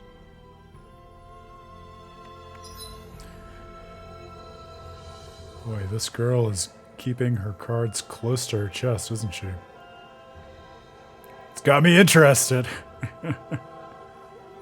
Subquests, alright. Talking to someone with a letter icon will start a subquest. Clearing these subquests will earn you rewards, and you can accept as many of them as you like. You can also check each of their objectives from the activity records. Love it. And those, I think, are flagged on the map. Yes, great. We have one on each side of town. Perfect. It's easy to forget in Menancia, but the enmity between Dahnans and Renans still runs deep. Hearts and minds cannot change as quickly as circumstances. We must be patient. That's what I was I saying. guess that's a mature way of looking at it. Yeah! Hey guys, sorry to ask this, but could you lend us a hand? Huh? Sure, no problem. Hey! Hey, do you really want to make promises that casually? Well, it looks like they're all short on people. We can't just ignore them. So, what do you want us to do? We're going to be making more flags for the Darkwing, so we need to gather more materials. But the thing is, there are Zoogles hanging around where the materials are, and it's difficult collecting them safely. Can you guys take care of them? Alright! That's the kind of stuff we do best. We'll take them down in a snap. Just a minute. Wait, You said you guys are making flags. Is there any reason to go through all that danger to make them? Yeah, we figured that if we put up a flag and claim this is a Dahnan city, the Renans, who always complain, would understand. Say what? Are you crazy? That's like picking a fight with them. If you work for Bayfon, you should know how hard he's trying to improve the relationship with Renans. Why would you want to ruin that? Why would you want to do something to ruin that? Ugh. I thought that if the ruckus calmed down, the city would be more peaceful. Bayfon is dealing with business while making sure not to cause tension. I respect him for that. Wow. Seems like he was actually moved by Law's words. I'm amazed. Amazed? Why do I get the feeling I'm being insulted? Whatever. Anyway, we're not going to help with an idea like that. You know, the idea of putting up a flag might not be that bad in itself. What do you mean? Well? Not for showing off to Renans, but you can make a new flag to symbolize the coexistence of Renans and Dahnans. Hopefully, people would feel that if you're working for the same city under the same flag, it doesn't matter where you're from. Let me think. How about putting the Rose of Unity on the flag? Ah, the bicolor flowers that are considered a symbol of the New World, right? The two colors represent Dahna and Rena's light and dark elements. Wow! That's a good idea. Every time they see the flag, it'll remind them that both Renans and Dahnans are living in the same city. Might not happen right away, but it sounds like a good place to start. I see. I didn't think it could be used like that. We may be able to convince Bayfon if that's the case. Shionne? Hey, Shionne, why don't we help them out? Absolutely. You kidding me? Alright, let's lend them a hand. It was my suggestion in the first place, after all. Really? Great, thank you so much. Now we can help out Bayfon. Great. Seems like you got over that quickly. Yeah! Alright, let's take those Zoogles out and come right back. The meaning of the flag. I love that, and what a cool way to show, like, the evolving perspective of the world and the way the characters are engaging and supporting it in this follow-up versus the main game. That simple idea that you're not simply taking on odd jobs to... I didn't mean to open photo mode, whatever, I'll fix it in a sec. The idea that side quests aren't simply taking on odd jobs to help characters with whatever they want, but that, you know, given everything that the characters in the party have been through and the way in which they see the world, they can actually see, you know, the misguided attempts at ultimately well-intentioned things that these characters are reaching for, and they have the agency to say, as the characters in the party, you maybe don't want to do that exact thing you're trying to do, but if you're interested in something like helping figure out how to keep the peace, maybe you try this slightly different angle instead, and we can help you with that task, even though we wouldn't help you with the initial one. That's a nice way of kind of adding in a layer of negotiation to what it is to fulfill and even undertake in the first place a side quest that you don't oftentimes get, but that is justified precisely by virtue of the fact that we're following up on the main game of Tales of Arise. Oh my god, leave me alone. I'm never going to use photo mode. A spark could set these Dahnans and Renans against each other. Glad we managed to extinguish this one early. Just thinking about how tense the situation is makes me anxious. It is a deep-rooted issue that will not easily be solved. True. It will need to be dealt with eventually. And we have to do whatever we can to see it through.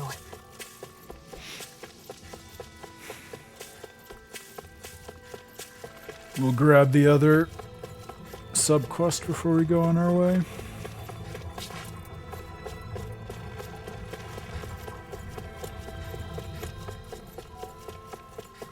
I hear a voice. Somebody's asking for help. How? Lord Dohalim, may I have a few minutes of your time? All right. Sounds like it's urgent. Yes, it is a very pressing issue. I am in charge of the food on the Renan side, but we are running short of supplies. Running out of supplies. Wow, I'm sorry that I'm having such an issue with reading words this evening. I can hardly cook anything, and my family is famished. If this keeps up, we will all starve to death. Well, I've heard the food shortage in Niaz is not a serious problem thanks to relief supplies from other countries and the city's self-sufficiency. That's supposed to be the case, but somehow those supplies haven't reached us Renans. Wonder why. There's plenty of food in the city. Why isn't it given out to everyone equally? Perhaps the Dahnans are doing so on purpose.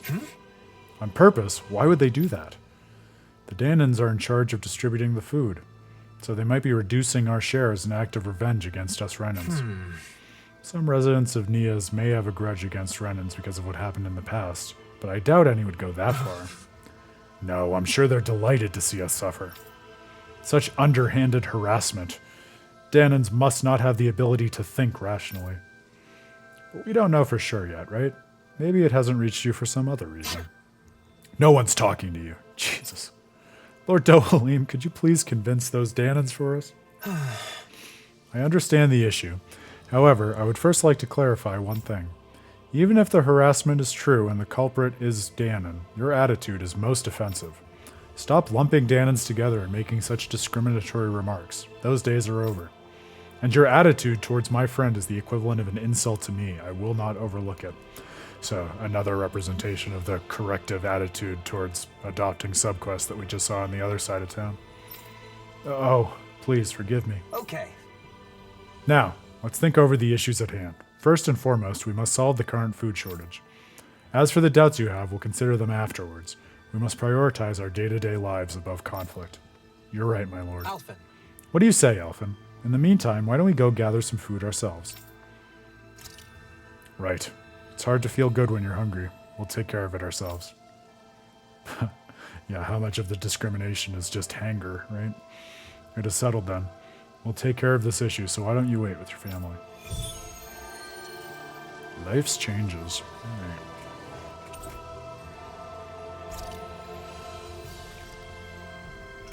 Running out of food is a serious issue, no matter the reason. No one should have to stop eating before they're full. That hits a bit different coming from you. Let us resolve this matter with haste. Ah yes, the boundless appetite of Shionne. A timeless subplot.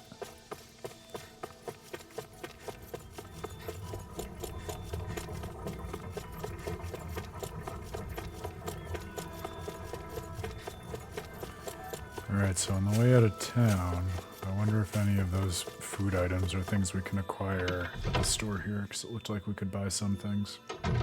Looks like we get to sleep with a roof over our heads. I imagine it won't be that easy, but why not check, right?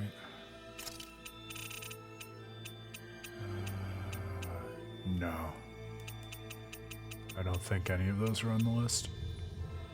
But we might as well buy a few, in case it comes up later.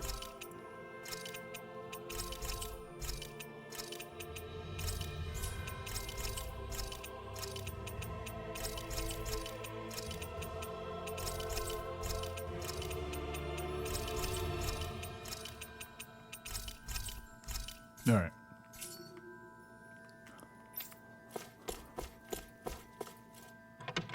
Now then.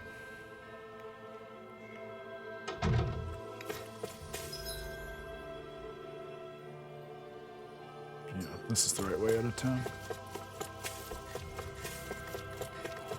To Adon Lake and the mausoleum.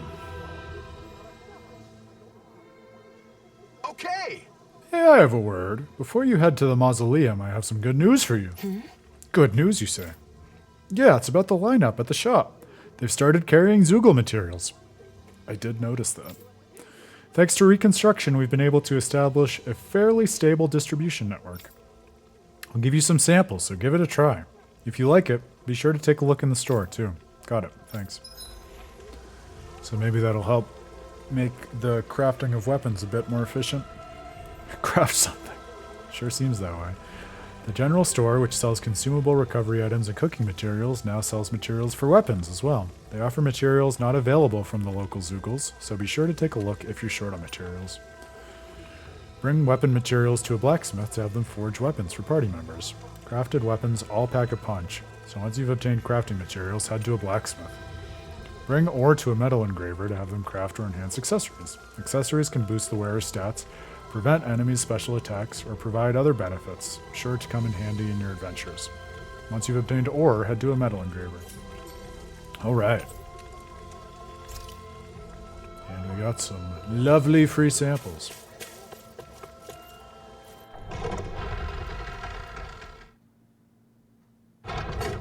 Adon Lake?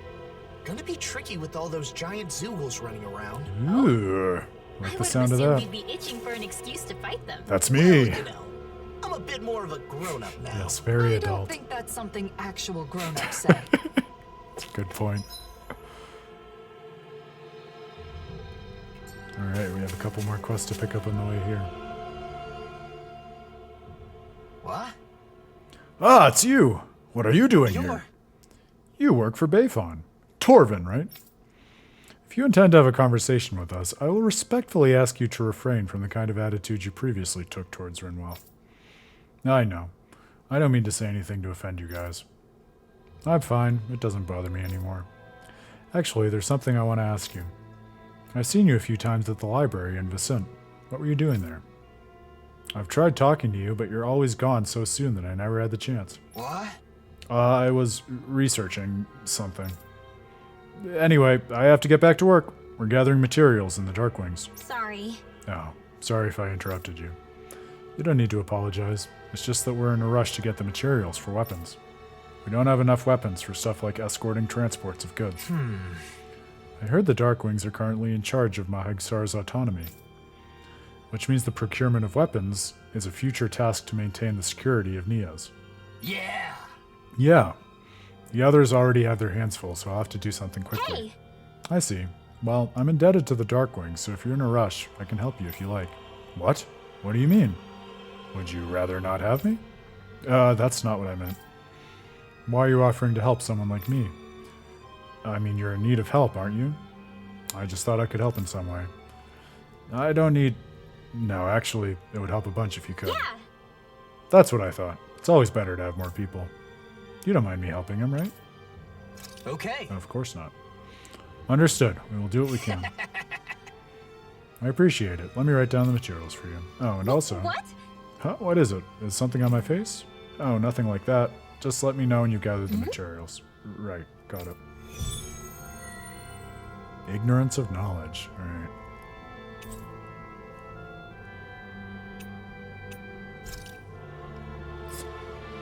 I think Torvin was, He acted strange when he was talking to Rinwell. But it seemed to me that his attitude had changed a little. Yeah. He was missing that sense of ill will he had before. Well, I don't mind if you don't. Yeah, he was a secondary character who resented her for some reason or another in the main game, but for the life of me, I can't remember what exactly his damage was.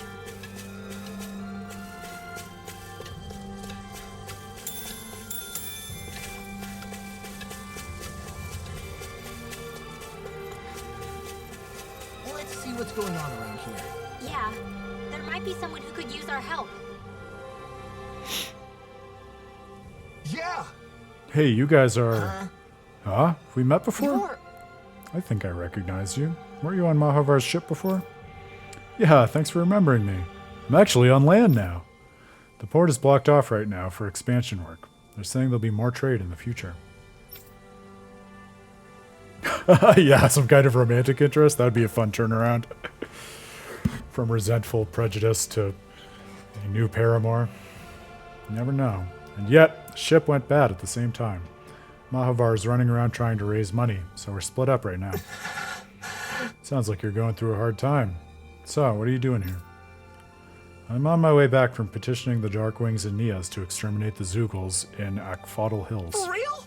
Fighting Zeugles? Why would you sailors care about that? Once the ship's fixed, we'll be transporting supplies and fish from the port to Nias for trading. And we have to pass through the hills to do that. It'd be nice to make sure it's safe in the meantime. Right. Ah, so you're looking ahead to the future. Ah, I'm picking up on a theme.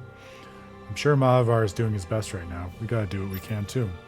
But the Darkwings seem to be busy now with problems in Nias. No telling when they'll be able to work on this. All right. How about we handle the Zeugles for you? You would do that?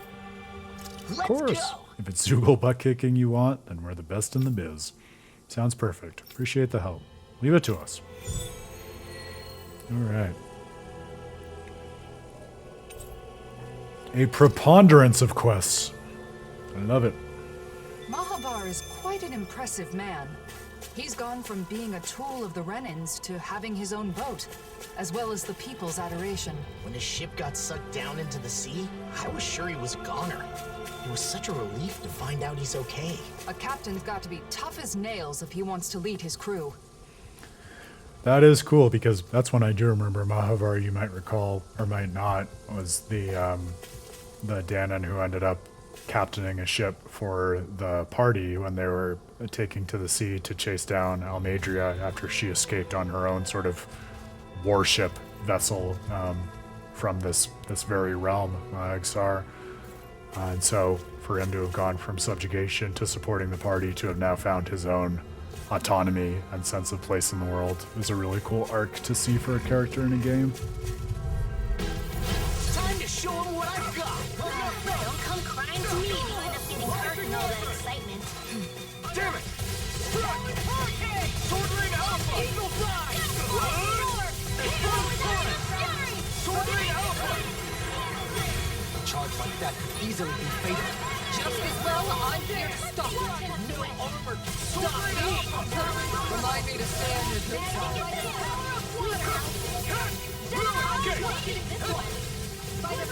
Fighting with you guys again brings back memories. It's been a while, so sorry if I accidentally wing you with a wide shot. That never needs to happen before. I miss the lively dynamic between you I two. didn't heal you just so you can get hurt again. I love their battle conversations.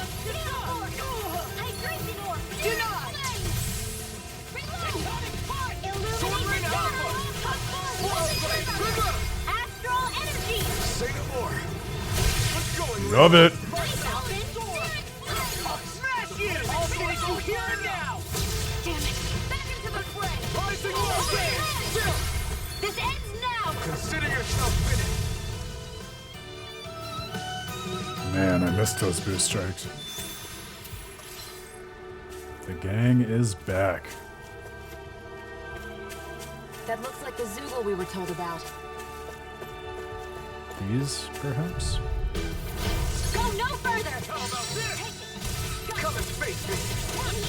Oh yeah, so I guess we did have to relearn some arts. Not just unlocking arts in the title menus. Don't you think you've seen what to do? It's my turn, is it? I'm on. We got the advantage. Just have to make sure we keep it. Don't worry, because Ron's on. I can handle it. I'll stop its charge. Thanks, Kisara! Looks like you're doing well, Laura. Of course. I'm always doing well. Oh yeah? I guess you don't need any healing then. Wait! Do you see that? Smash you! I'll finish you here and now! The flame inside me yearns to be let free.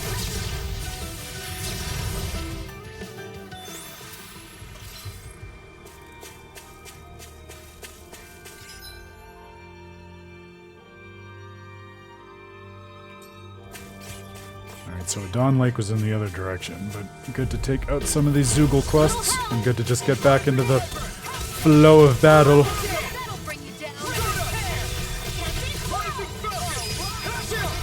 This ends now! Consider yourself finished. Something wrong, Nazamil? Don't relax yet. This isn't over. It's cool that she's able to comment on the battle too, even from the outside of it. Roll or what? Well, look who's in a bright and shiny mood.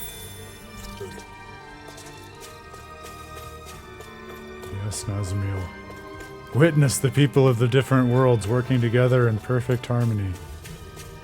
All we have to do is get rid of that thing, right?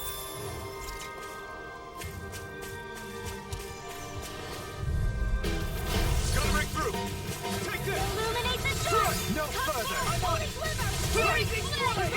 Take this. Swallow blade. Rising Wyvern. I'm all stuck here! Let the ray! Here and now! By the power! Got fire. I've got it!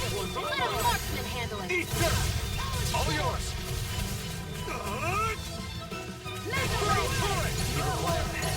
Remnants and demons fighting together.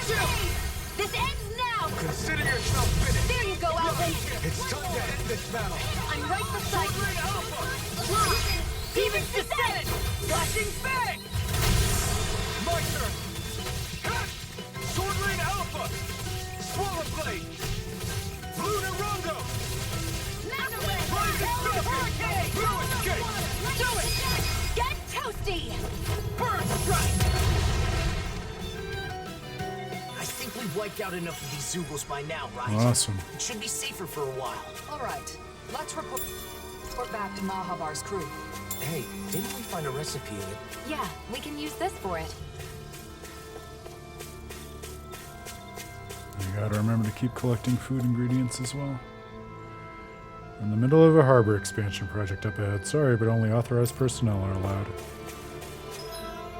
I want to give Alphen Dragon Swarm.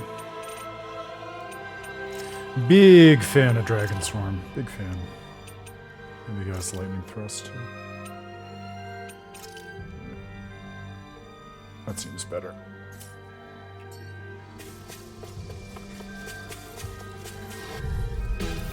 Out of our way!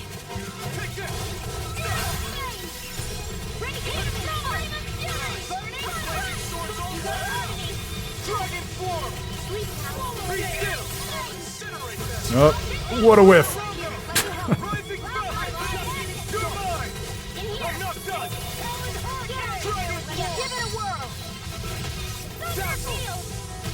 Shouldn't mess with me! Dohalim, immobilize that one. Indeed. That does seem wise. Now let's turn the tide. Now or never. It's over. I owe you, Shionne. Healing is what my arts do best. All mine resistance cause havoc in the It is a good question. I almost am getting a sense so far that maybe the charitable read of that Pink Moon Echo is the various people of these communities are really trying to figure out how to, like, build the autonomy and know-how to stand on their own 2 feet and do things like, you know, build trade routes and supply lines so that they don't have to rely on these kind of larger-than-life superhero saviors to, you know, come and manage their everyday lives and affairs. Which again strikes me as sort of a nice and mature direction for these communities to go in after the events of, you know, like an epic JRPG story of world rectification like we got in the main game.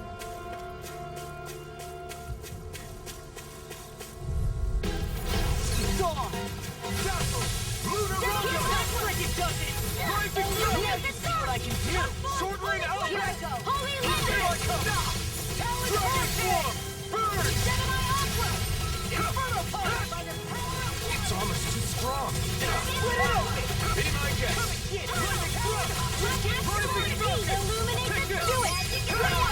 Demons descend! Flashing bang! No way. Stand against us! One keeps charging us. That's what my shield's for. Get behind me. Good. I'll leave it to you. Dragon form. Struck. Illuminate You're mine. Back blast! Holy Take this. They got me flanked! Sword Rain Alpha. Be still. These fists have got your name on them! You're mine. It's on. Get toasty! Bird strike. Okay, done. Who's next? Here I come. Next But I can do it! Look sharp. Lightning Tiger Blade! Oh, it just feels so nice. Well, look who's in a bright and shiny mood. Alright. Hey ho, sailors. We fixed your trade route. This might go well in that new recipe. Can't wait to see what you make. You're Let's go! We defeated the Zoogles around here like you asked. Right! I knew I could count on you. Trade's gonna be a lot easier now. It's not like all the Zoogles are gone. You should still be careful when passing through. Thanks for the tip. You made things so much better. I don't think I could thank you enough. No worries, man. We helped you out because this is our passion, too. Okay! It is? Ah, I get it now. You must love ships, too. What? I'm not talking about the ship. Oh, come on. I love ships, too. The love of ships is common to all mankind, is it not? Ah, a philosophical sailor at that. All right, if you say so. I do know the feeling of loving what's important to you. Exactly. The ship is our treasure. You think so too, right, young lady? Actually, I don't like traveling by ship. The famously seasick Kisara. Well, now that you've told me how you really feel, I hope we can meet again. Take care. All right. Ooh, and the black onyx. I like that. A classic Something piece of liberating equipment. about sea travel. Mahavar and his crew seem so free. I think you'd make a great sailor, Law. I'd probably enjoy sailing as well, if I didn't get so seasick. I want to give Alphen that sweet, sweet black onyx before we move on. Here we go. Oh, want to recover HP also. Perfect. I think we cleared out everything to do here. Yeah, it looks that way. Just got to keep reminding myself to hit the collection points along the way to gather the food we need for that one quest. On to Adon.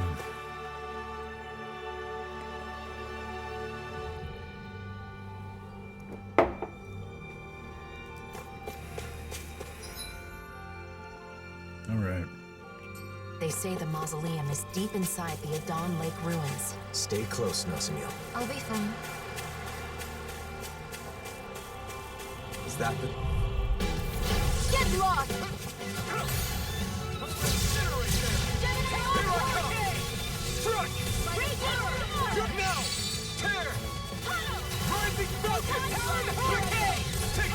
Take this! Sword Lane Alpha! First strike! Zoro! Commander of Heaven! Phoenix Cyclone! It's too fast! Stand back! I'll trip it up! Leave the chargers to me!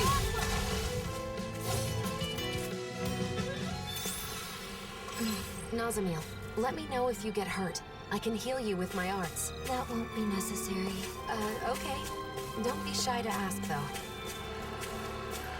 I don't know if I can remember a character in the Tales games I've reviewed for Tales of Praxis who is as withdrawn and defensively interior as Nazamil. It says a lot about the just the scars and oppression of her heritage, I think. I was going to do something that fell out of my head. Oh, I was going to add Hurricane Thrust to Alphen's art palette. Zupa.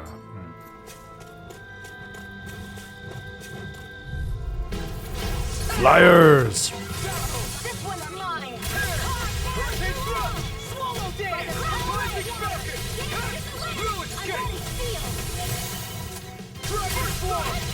Do it! Shionne! Get toasty! Burn strike! Okay, done! Who's next? Rinwell! Light burst forward! Radiant finishing! Not ready and raring! Oh man.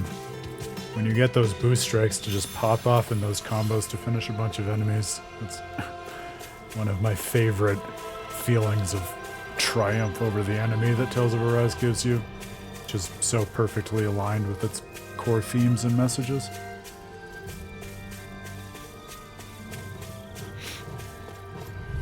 This will be a delicious Eat dirt! Tear! Dragon Swarm! Take this! This ends now! Consider yourself finished! There you go, Alphen! It's time to end this! We got fire! I've got this! Rising! All yours! Am I on a roll or what? Well, look who's in a bright and shiny mood. I see a fishy. Gimme now. I guess we can Oh, take nope, it was an Apple Joe. Floating in the water for some reason. That's fine, I'll take it. Alright, so before we venture into the ruins, There's the Zoogle we were asked we to want handle. to take out the subquest eagles. Let's dispose of the trash.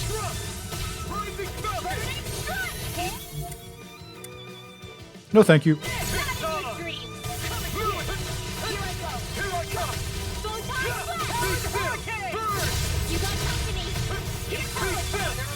Shionne, you know what to do. It's my turn, is it? I'm on it. Yeah! Go get him, Shionne!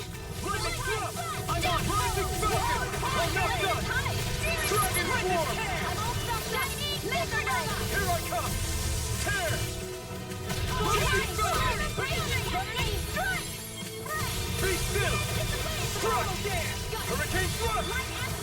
We are freaking invincible! Alphen and the others really are strong. What about me? Blue escape! Tear!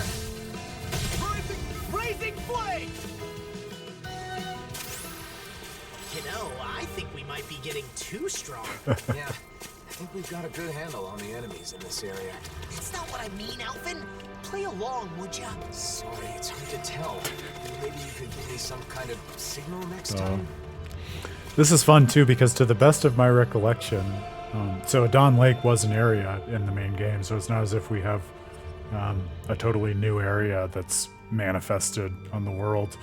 But I think it was one where there might have been a side quest or two that happened, and of course there was a fishing hole like you see here, but nothing really that was pertinent to the main adventure showed up here. It was kind of just an area with some ruins that weren't really explored or delved into beyond the fact that they were artifacts of ancient Dahnan culture that had been run roughshod over by the Renan oppressors. So for us now to have reason to go back here and examine it through new eyes for a new main story, I think is a fun way of breathing new life into an area with which players will be familiar, but only peripherally familiar in the main game.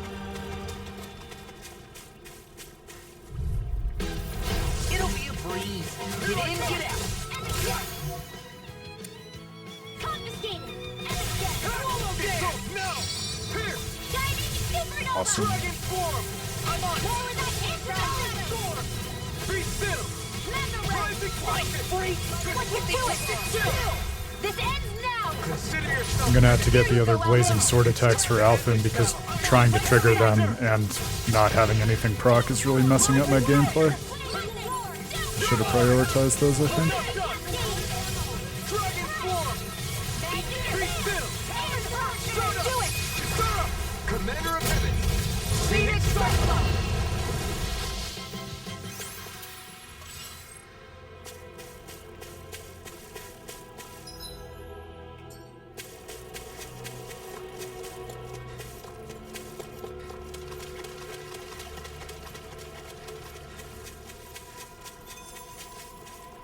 Fast travel point. There it is. Excellent. That's our target. Little help. Be still! Hurricane thrust! Oh, but Rinwell doesn't have her boost art charged. Frustrating. Come one, come on! Give it a whirl. Thrust and tear! You're finished! Come through. First strike! Pesky airborne skip. Sounds like a job for yours truly. An astral art? That's my cue. I'm on! Shut him down! Astral energy. Full throttle. A flawless victory. Surely that'll bring you down. Rising Falcon! This ends now. Consider yourself finished! Burn! I think we've taken out enough Zoogles, don't you? I agree. Let's report back to Niaz. It might have also been nice to prioritize the stuff that enhances boost strikes because I did kind of forget and There's something in the undervalue water. how powerful and core to the gameplay those are. I don't really want to fish yet. I am interested in that big Zoogle we just saw. It looks scary though. I don't know if we're strong enough to take it on yet, but I can't simply not try.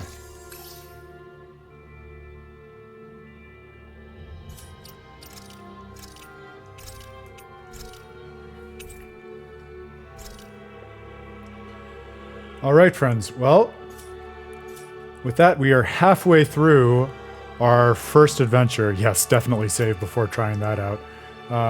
So I'm going to take a promised little break, give us a 5-minute intermission, and then we will dive back in for the next 2.5 hour block of our adventure through the Beyond the Dawn DLC.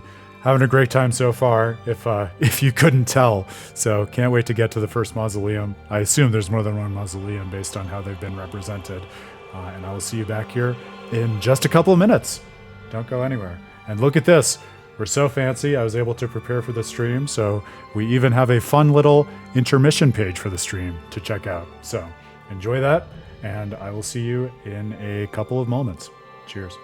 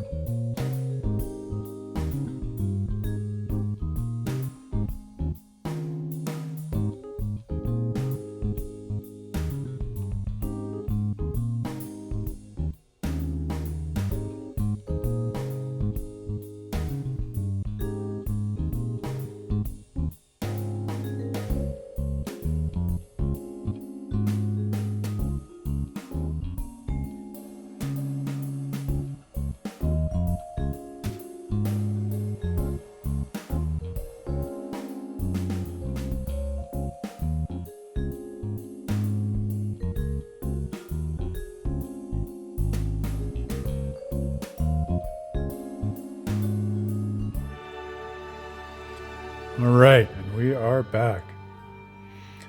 If you didn't notice already, I didn't mention it at the start of the stream, but to celebrate the launch of some new Tales content, casually sporting a couple pins celebrating some much, much earlier games on the celebratory event-apt jacket.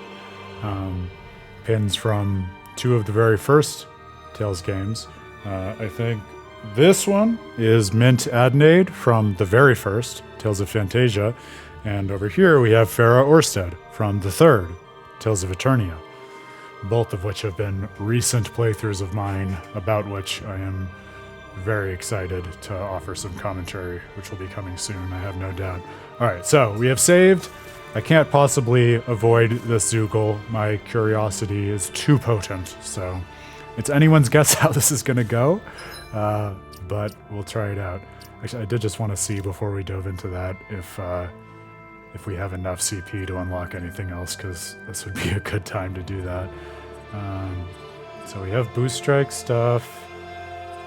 I also wanted to see with Alphen, like I was saying, his other flaming edge attacks are just too expensive CP-wise. We might as well sit and wait for more CP. Alright. Well, nothing ventured, nothing gained, right, friendos? Level 82. I think that is above our pay grade right now. Vandal Dragon, alright. Well, we might as well try it out. We'll see how it goes. Armor won't save you!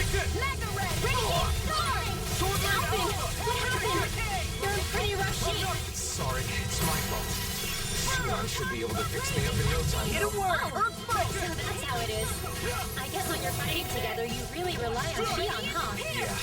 I kinda let my guard down knowing you've all got my back. I've gotta get it together.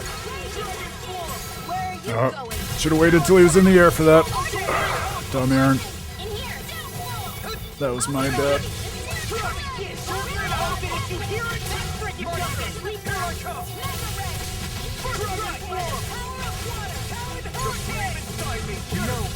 I won't give in! Ignite! There we go.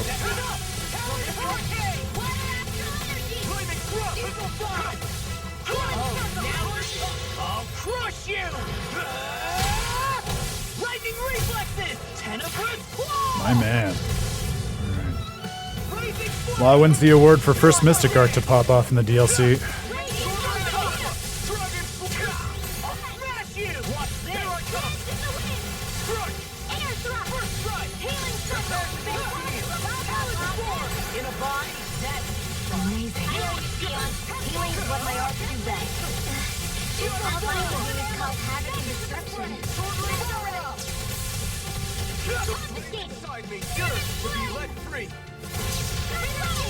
There it is.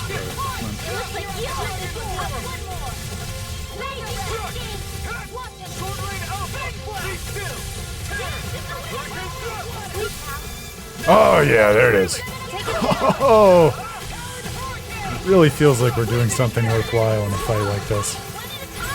I thought it was in the air. Fuck.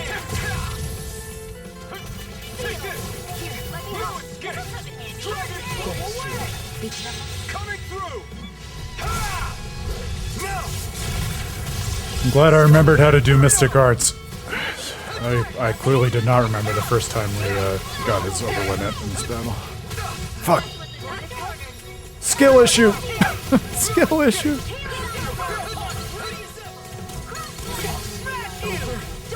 Fuck.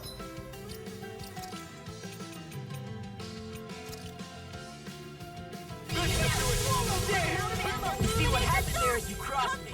Shouldn't have done that. No denied. Take this.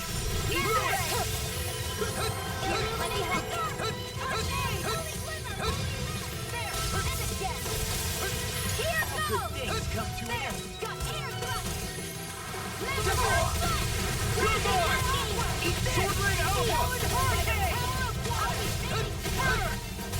Alright, his core is back. That's probably going to give us the edge that we need if we can break it again. Try harder this time. Here I come. You picked the wrong fight. I'm on it.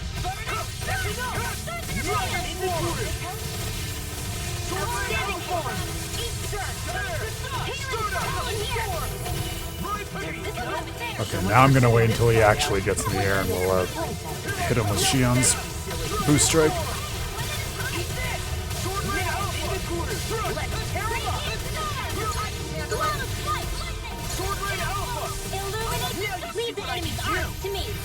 Oh, and it can cast? Fuck, I shouldn't have wasted Rinwell's attack earlier when it wasn't casting.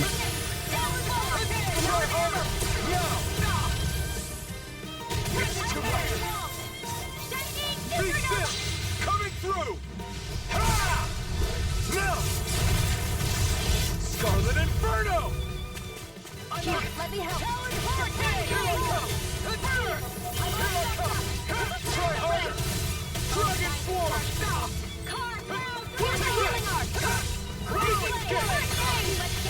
Watch it! Take this! I've let you all down. Stay away from my friend!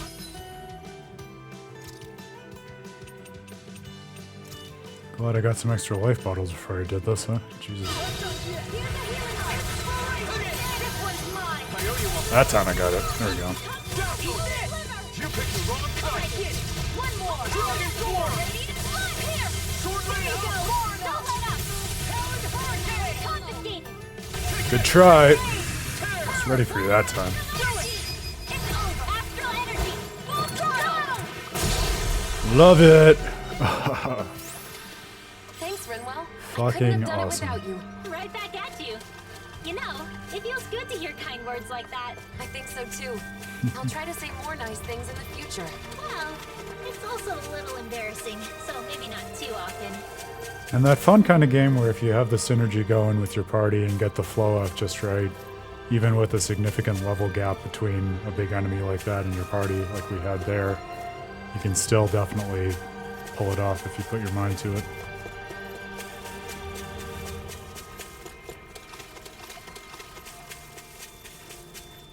Now then, where were we? What's this thing?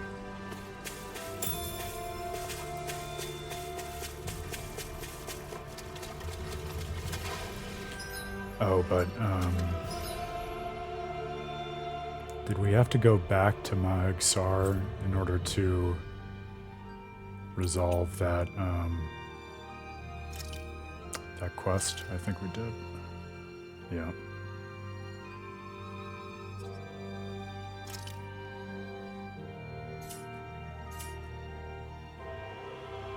Can we not fast travel there, though? No, there's no fast travel point available. Frustrating. I'm gonna say let's push on to the mausoleum. I'm sure we'll have occasion to go back to Niaz sooner or later. What's this thing?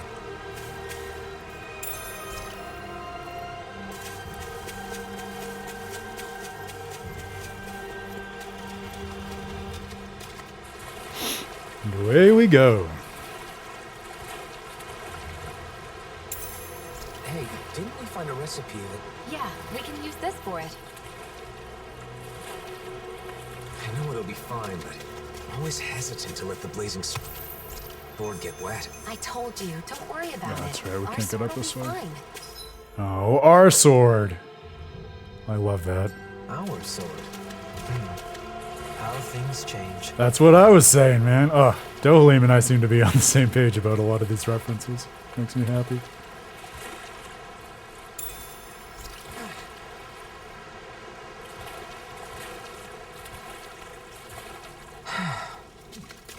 Man, remember the very beginning of the main story of Tales of Arise when Alphen and Shionne had just met and Shionne was so reluctant to let him use the sword at all?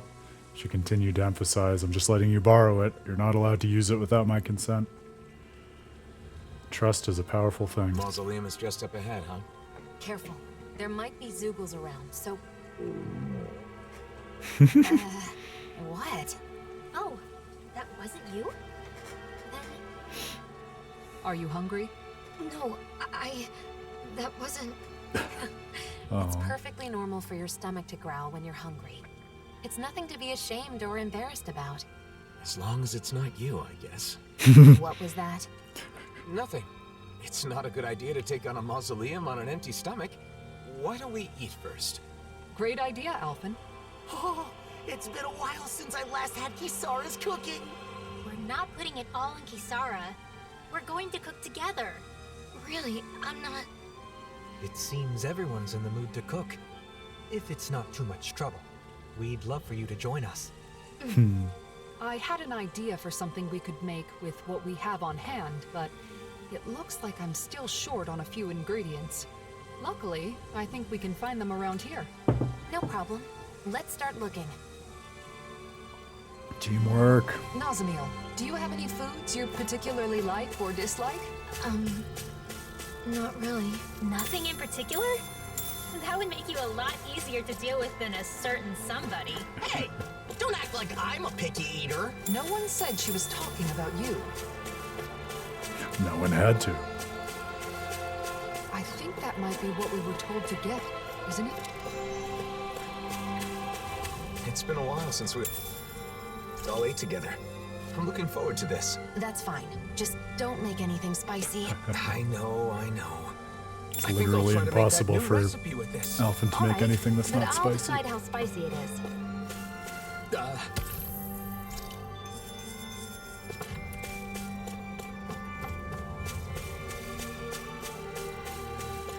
Hey, isn't that what we're looking for? Oh, wait.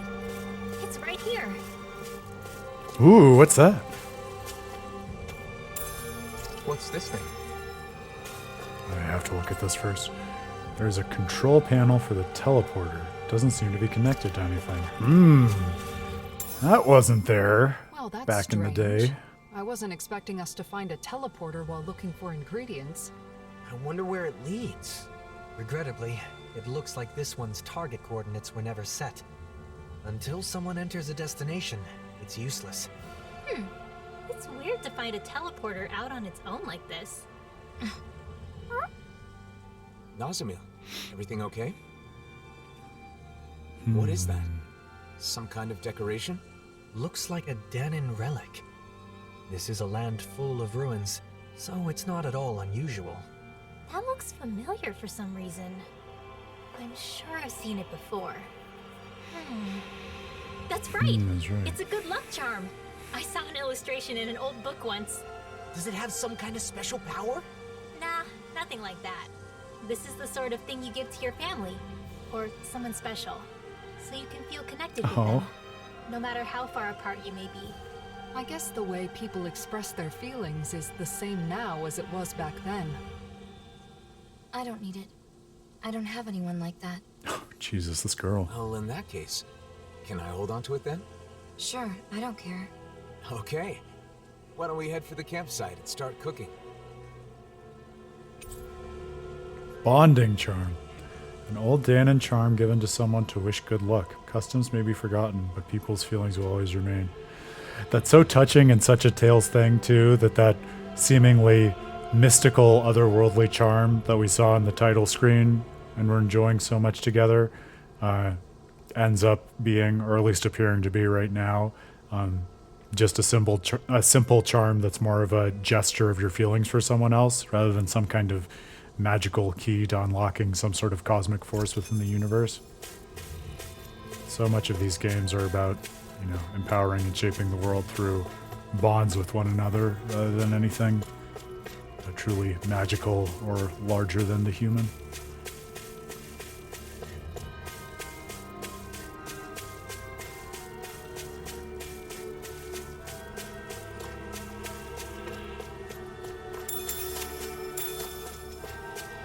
Sneaking suspicion Nazamil might change her mind about it by the end of this DLC. Great! I'll let you cook then. Wait, what? The design of this equipment is really interesting. You must really like it, Alphen.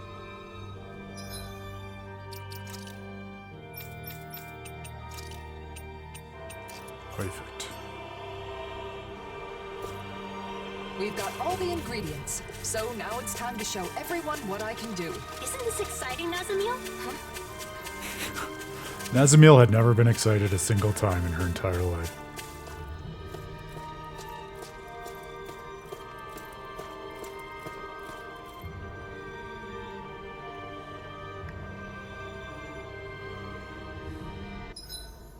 Hey, Nazamil. I was hoping for your advice on something. Do you mind? My advice? What is it? So Nazamil is the one Rinwell turns to for advice. Being close in age probably makes it easier for her to open up. I'd like to think we aren't that far apart in age. They definitely are, though. Also, I had meant to remind myself of the ages of the characters during the intermission, because it is interesting, the age gaps between them. I think Alphen was something like 20 or 21, and Rinwell was perhaps like 12 or something. Younger than I at least expected before I saw her age, but I'll pull that before we kick off the stream tomorrow so we can be on the same page about that.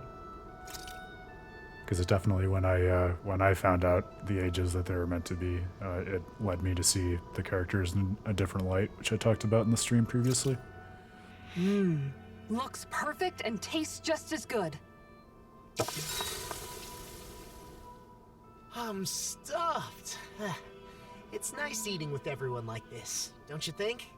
Indeed. It feels so liberating to relax under this beautiful sky. Moments like these are priceless. Especially given how much you've been cooped up in your office lately. You've earned a break. Hey, you okay? You don't look too good. Are you feeling sick? I'm fine. It's just that it's a little uncomfortable. I've almost never eaten with others. Oh, because both Dahnans and Renans. Well, what about your family? I don't know anything about my mother. I've never met her. What about your father? My father would only visit when he needed me for something. And when he did, he would yell and beat me. The other members of my house did the same. What? So no, we didn't share meals. Jesus. Well then, I guess that makes us the first. Huh? Let me tell you a secret. You see, when you eat with people you're close to, it always makes food taste that much better. Why is that? That's a good question. I suppose it's because when we share the same food, we're also sharing the joy of it. Not only that, conversations are more lively when you're eating good food, too. Food tastes better when it's shared.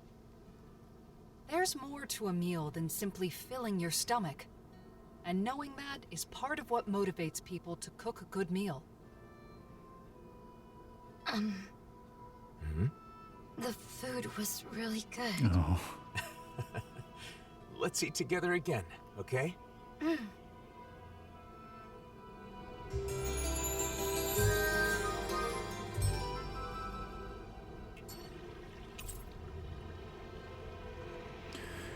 Wow, this is getting me more and more interested. Our bellies are full, so now let's burn off those calories by finding the mausoleum.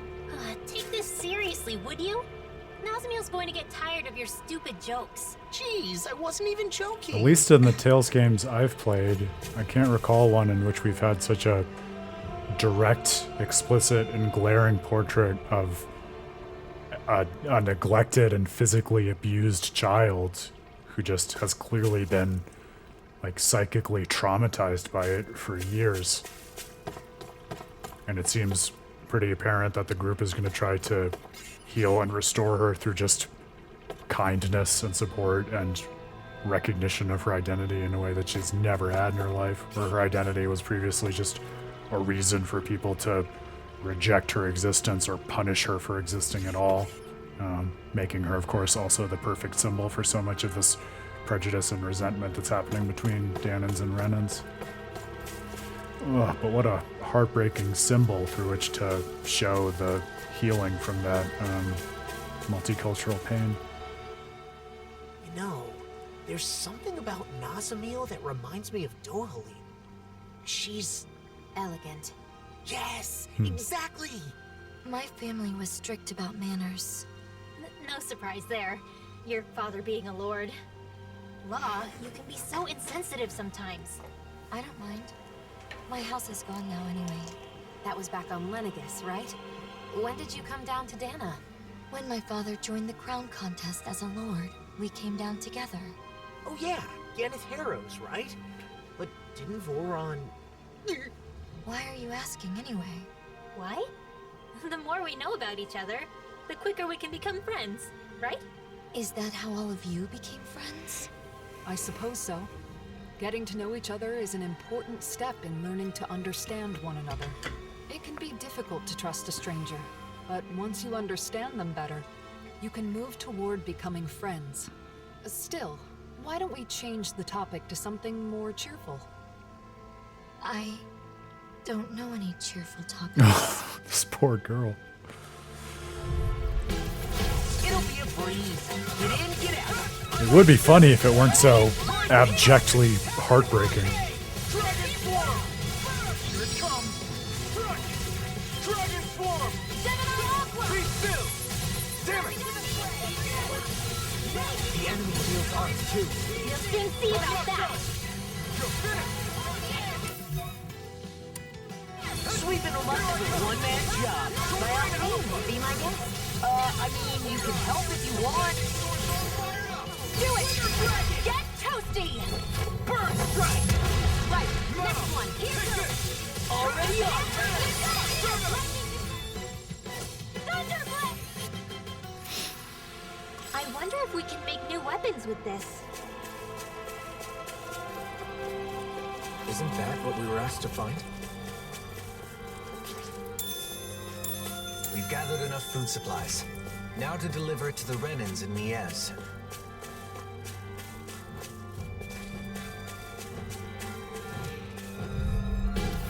Gotta break through!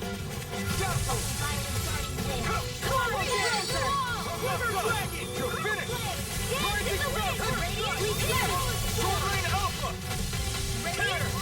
You're mine! I'm out of ammo. Rising Sun! Sword Rain Alpha! Lightning Thrust! I can't imagine what we do. Astral energy! Full throttle! I've never seen so many bullseyes. I couldn't have done it without you.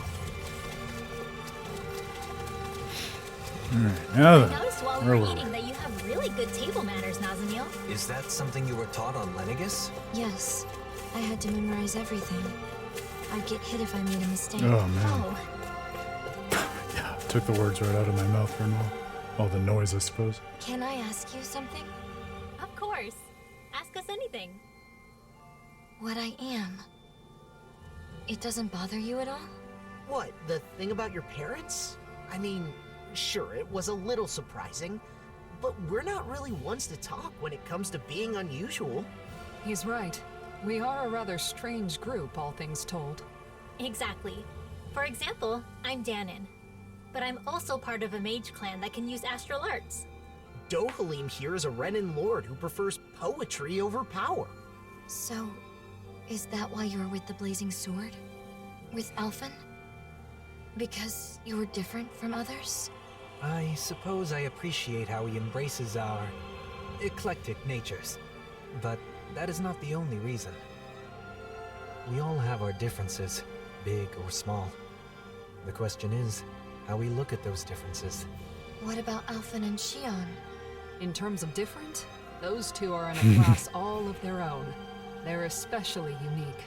But in the end, we see each other as fellow human beings. And when it comes down to it, all our differences are insignificant compared to that.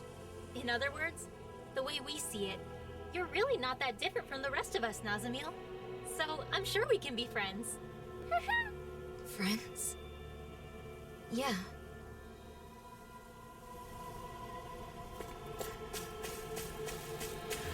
So it's setting up so far, as I see it, a really nice and interesting complement to the kind of journey that was resolved at the end of the main story, because there the question is kind of, okay, on a cosmic level, how can we adjudicate and resolve the disparate energies of the world and bring back these different communities into a whole that is different and better than the worlds as they were naturally constructed at the beginning of time.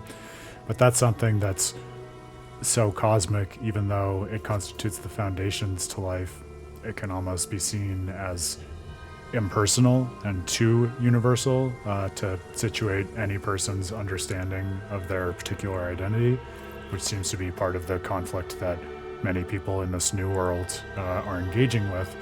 But now the party itself, this group of heroes, seems to be engaging in a complementary journey to what they brought about at the end of the main game, on the other end of the spectrum of the personal versus the universal, instead of healing all the different cosmic energies of the universe, healing just the totally beaten down and resigned nature of a girl who herself constitutes like a melting pot of all of the different cultures and types of people from the different worlds, but who was kind of completely robbed with her ability to believe in herself and thrive, and have a healthy upbringing as a result of just all of those disparities that manifested on a familial level as opposed to a cultural or global level. So by healing the individual girl, they can heal the I world. don't think we can take it right now. Or can we? We did already take one on. Yeah. Can we see? I thought there was a way on the battlefield to see the level. That might not be the case. Well. I'm gonna save, and we can see. I got a taste for it with that first one. Yeah, this is 85. Alright, this one isn't another tier though. Oh yeah, this was not a good idea. And we can't run away. Yeah, the other one I think was just a large and unique enemy. This is like a proper optional boss, as you can tell by the music and its health bar. And its ability to just wipe out Alphen in a single blow. I regret everything right away! And it's not letting us run away. That just making me feel all the more embarrassed about taking it on.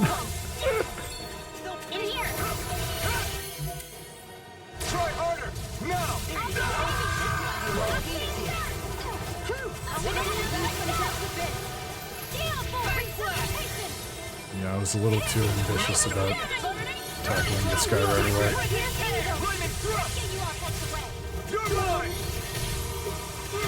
Damn it! Only I'd be more careful. I still got some fight left. I'll bring you back from death's abyss. Sleep now. This one's mine. Let's get you off the way. Searing tempest. Just kill us.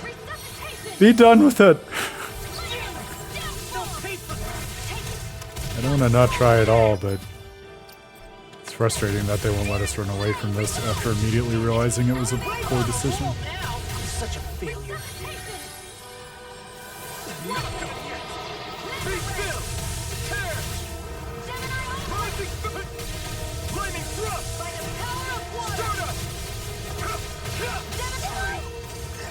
I'll bring you. Don't give up. I'll bring you back from death's abyss. Resuscitation. Will this help? Not done yet. Healing Be circle. still. Hurricane thrust. I'll bring Thanks, you back. Shionne. It's not the first Hurricane time. thrust. And I'm still grateful. Resuscitation. Strike.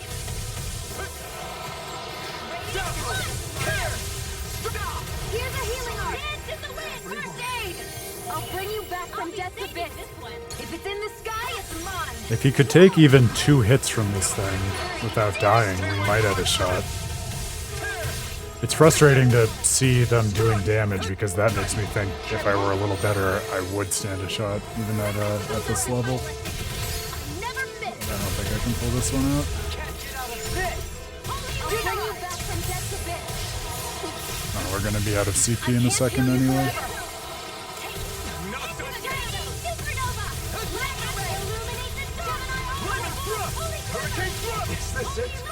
That is it. Hold on to your art. Here I come. Mom. Dad. Downfall. Searing flame. Reload. Watch and sweep. Lightning. This can't be happening. Yep. Well, at least now we know. I can't believe this. I can't believe it doesn't let us go back to the state where I saved. Thankfully, I can do that manually. No reason to throw out those items and all that CP if we don't have to. What's that huge Zuko All over right. there? Anyway. Stay far away from that thing, Rinwell. Yeah. People lived here long Should have ago. taken their advice. What's wrong? Having someone to share my thoughts with is strange. A person so isolated that even the act of speaking aloud is alien. I'm so excited to watch her development and hopefully flourishing over the course of this game. I want this poor abused girl to be happy. We have to teach her how to thrive friends.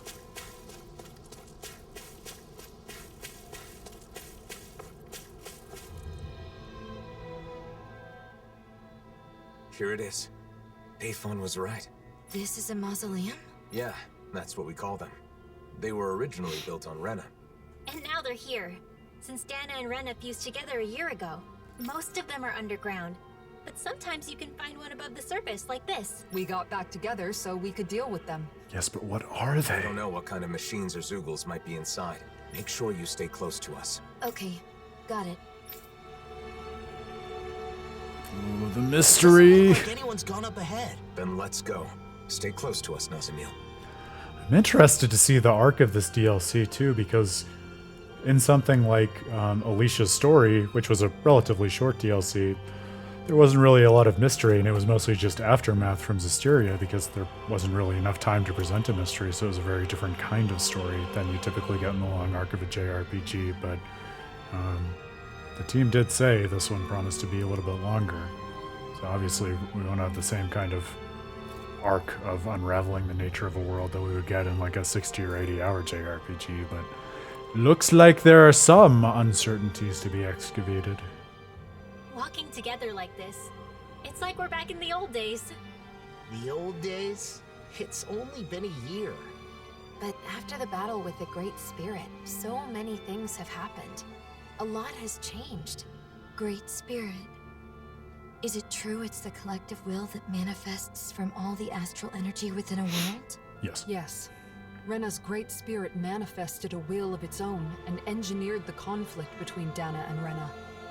Together, we fought it 1 year ago. In the end, Alphen's power defeated the Great Spirit, allowing its astral energy to finally become one with Dahna's. And now, with the Great Spirit no longer influencing the Renan people, our two cultures finally have a chance to unite as well. So all of that is something that the Blazing Sword... that Alphen did? He's the reason the world is the way it is now? I mean, he's the one who did it. But it's more like it's this way because it was always supposed to be. The problem is, instead of seeing this as a new world, both Dahnans and Renans think that Dahna just absorbed Rena into itself. I mean, that is what it looks like, so I get the confusion. Rena disappears, then there's all these Renan buildings popping up everywhere. The hollowing and that sky. It's a difficult situation. The Renans lost their home when Lenegus collapsed, and the Dahnans feel like they're being invaded by all the resulting refugees. Most Renans are currently living in Pelegion, but there are some who have traveled outside Ganath Haros to settle in other regions and Dahnan cities. In some cases, like in Niez, accepting them in has resulted in tensions. And then the mausoleums are a problem as well. Guess the only thing that hasn't changed is the wandering Zoogles. Even Zoogles aren't the same.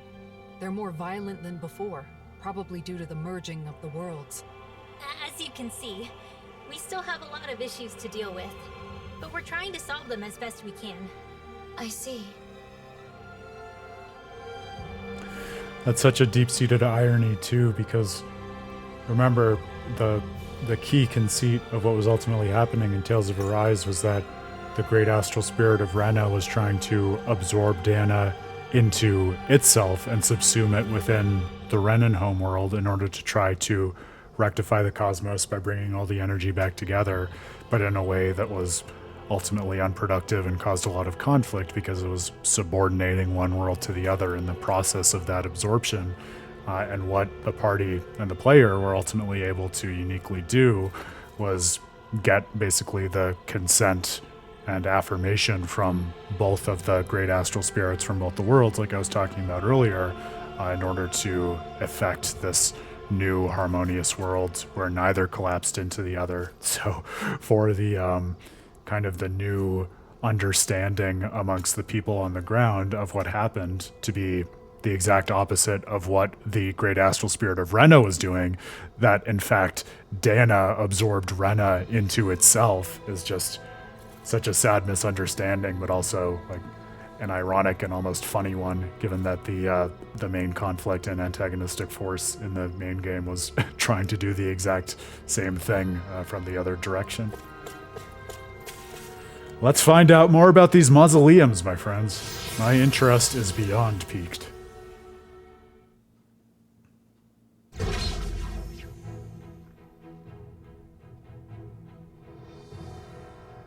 I smell a dungeon.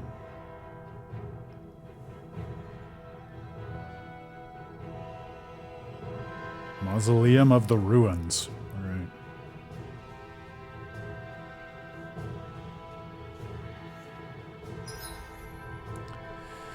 I mean, mausoleums are tombs, so it raises the question of who or what is entombed here. Party member boost attacks. Alphen's boost attack. Initiates a searing swing attack that burns Alphen's own body. Able to down almost any enemy. It has a wide range and gains additional strength as more HP is sacrificed. Okay, these are all the boost attacks that we already know all too well and have been using throughout the DLC so far, so I won't dwell on these. It's kind of hard to walk when things are all slanted like this. This whole section seems to be tilted.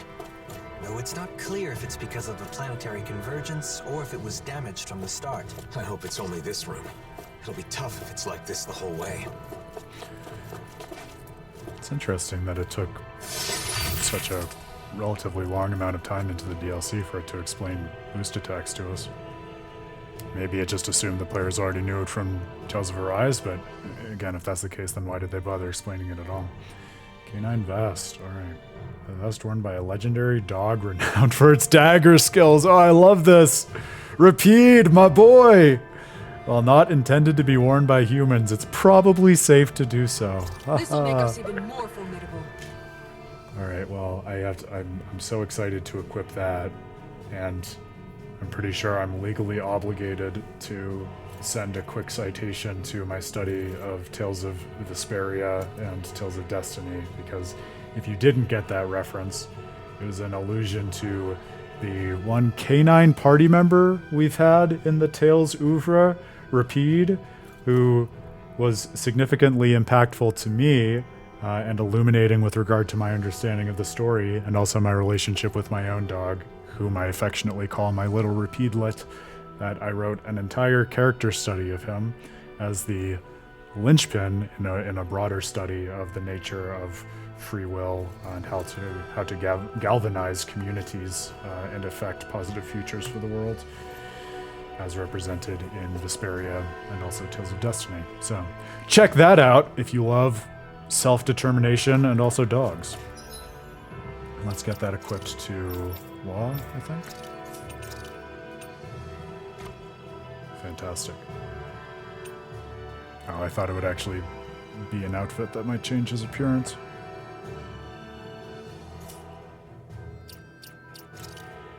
Is it an outfit on another page? Yeah, okay, you don't have to explain costumes to me.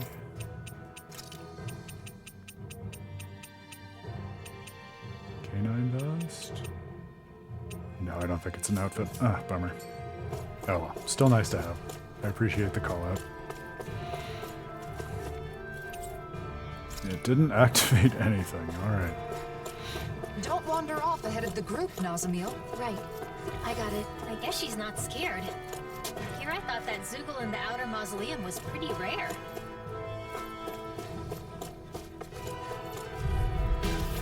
Let's dispose of the trash.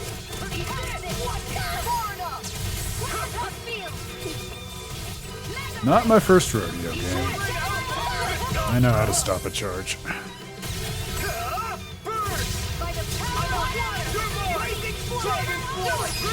Astral energy! Say no more. Together, that wasn't even a problem. It's comforting to get an easy win under our belts after that embarrassing genocide enacted upon us by that stray Zoogle outside.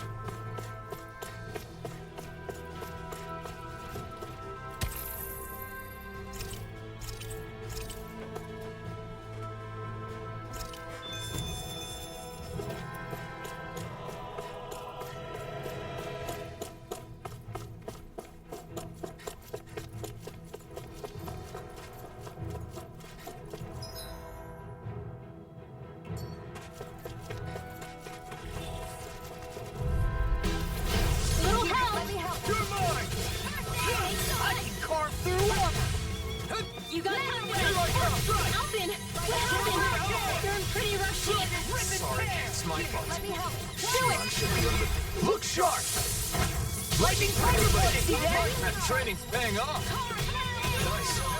I didn't heal you just so you can get hurt again. Poodle, you've been with Nazamil this my whole lad. time? I'm sorry, Nazamil. Was that okay? I hope he didn't cause you any trouble. It was fine. He was well behaved. Oh, good. Aw. Glad to hear it. Thanks for watching him.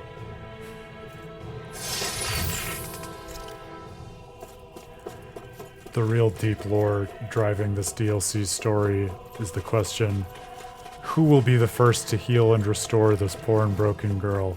In a The sense, party of it is humans fortunate this place or the cannot owl? be destroyed using our current technology. It's a Indeed. foregone conclusion Considering the which will amount of succeed. advanced technology within these mausoleums, many would want a piece of it for themselves.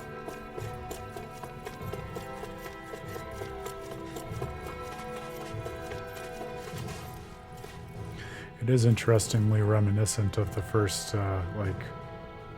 Renan ruins that you venture into to find Shionne some clothes at the very beginning of Tales of Arise. I wonder if this is going to be situating those in a new context or giving more explanation as to why they were there. Poodle!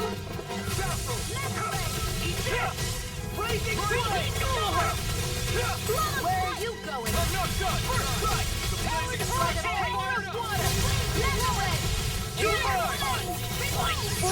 I'll stop your movement! And I'll stop your life. Not a chance. I'm right here! Let me help! Rinwell! Demons descend! Flashing fang! No one can Stand against us! Law! Demons descend! Flashing fang! Awesome. Step back. This one's all law.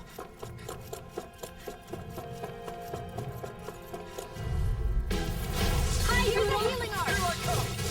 I'm not done. What a relief. Not in your dream! Damn it!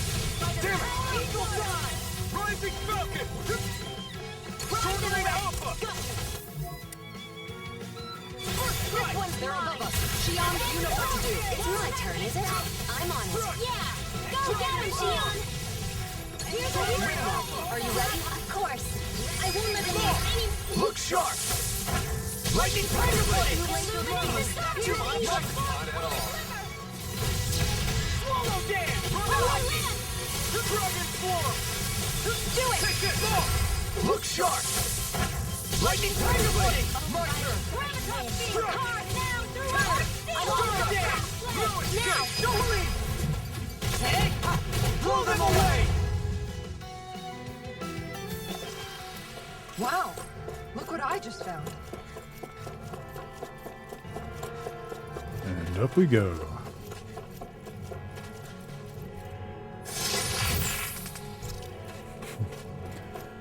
Definitely easier to keep our bearings in a dungeon like this than in some of the other Tales games we've been navigating through as of late. Wallbridge in Tales of Praxis comes to mind. Not to mention many of the dungeons I navigated in Tales of Eternia. They don't make them like that anymore.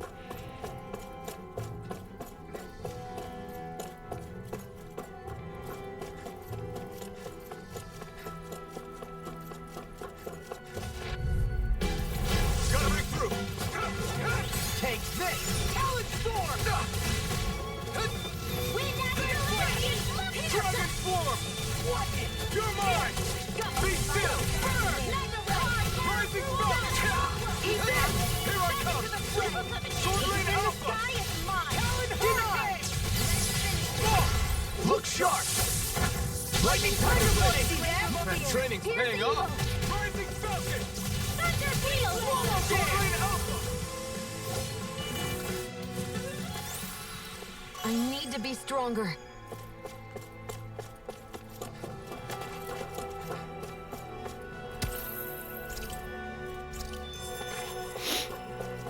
I'm still not used to these Helganquil structures. Helgan? Quill? Yes, the true natives of the planet Rena. The ones who built all this.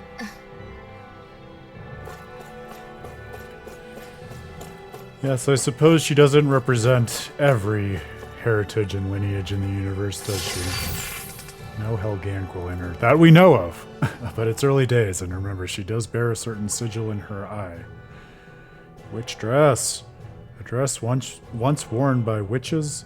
A dress worn, Jesus Christ, excuse me. A dress worn by witches that once existed in another land. Wearing it is said to let one sense astral energy so strongly that they can see We got it. some good equipment! I can't say its appearance is to my tastes, personally. I wonder whether that's meant to be an allusion to Magilu. The first witch who comes to mind, at least.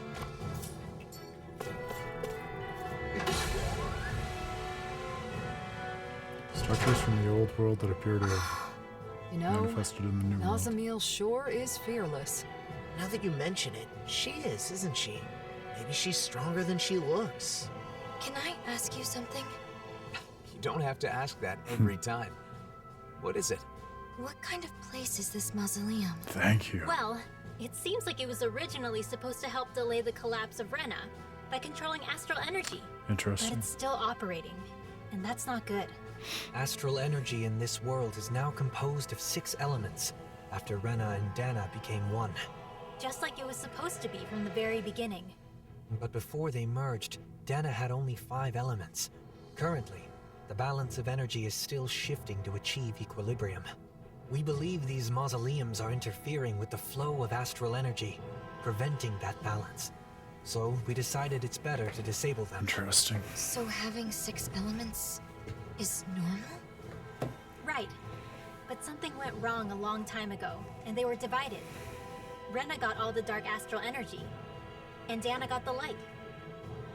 When I was small, my father told me that I have all 6 elements. So it was my duty to master them. Undoubtedly, it's due to you having both Renan and Dahnan blood. In a way, you're a herald of a new era. And a herald of the way people were always meant to be. No. For a moment, I was just worried you were going to say something like, "What a fascinating specimen." Sorry. The old Dohalim might have said Here that. I thought I was getting better at reading the room. He is. Anyway, this new world of ours needs all 6 elements in proper balance. So we're shutting down the mausoleums to help that happen. So 6 elements are part of a new era. I never thought of it like that before. Renan and Dahnan, all 6 elements. Nazamil contains everything of this world inside her. Now that our She's worlds the have become microcosm. one, it might not be such a rare thing in the future. It is certainly possible. Perhaps someday those of us with only 5 elements will be seen as the old generation. Oh, I love that. Strikes a similar note to me in terms of some of the concepts with which Xenoblade Chronicles Future Redeemed was preoccupied. Got to reset my own clock for how long it takes before Aaron calls out or cites something to do with Xenoblade Chronicles. Took quite a while this time, but that's because we're preoccupied with some very new content. That last skit made me a little anxious because I read Tales of Arise in a really interesting and compelling way as the sentience of the universe, expressing that the way in which the universe was constructed in the first place was not how it ought to be, and so it required rectification by humans. But that almost sounded like what Rinwell was saying, was that there was something that went wrong that broke the order of the universe, like a specific event in deep history. So I'm a little anxious about whether and how they're gonna tell more of the story of the past of how that came to be in a way that changes the or reinterprets, I should say, the content of the original game. But if they do, I'm sure it will be something that is salient and interesting on its own terms. I have What a faith. strange place. It's unlike any Renan or Dahnan structures I've seen before. Are they all like this? We've seen a few of them, and I'd say they're mostly like this, yes. Do you know a lot about architecture, Nazamil? No. Was that an odd thing to ask? Not at all. It just means you're perceptive. You're alert and paying attention to your surroundings. That's a good thing. Yeah, and being curious is how you learn things. Speaking of which, I'm very curious about you. Because I'm different? Because you're interesting. And I want to get to know you, Nazamil. Huh. You do? We all do. Personally, I look forward to hearing more of what you have to say. I'll try to think of something. Oh. It's like someone who's been so grimly and entirely conditioned to think of herself as an object, and now she's being brought into the fold of not just people, but the central people in a story who have a key role within the narrative of the world. And she's just overwhelmed by that. They were intended to delay the collapse of Dahna, but are interfering with the new world, I think was what that cut-in about Mausoleum said on the loading screen. Oh, well, we might get a chance to see it again because I think I went the wrong way. Yeah. Talked myself in a circle. Yes, they've been destabilizing the new world. Got it. So, at least in terms of what we know about them so far, they're basically a technology designed as a band-aid to delay the decay that was a result of the universe being constructed in a less than ideal way, which led to the degradation and decay of the Renan homeworld. But now that the world has actually been healed, the Band-Aid is causing a wound to fester rather than actually heal and make possible the full realization of the new world. Ironies abound.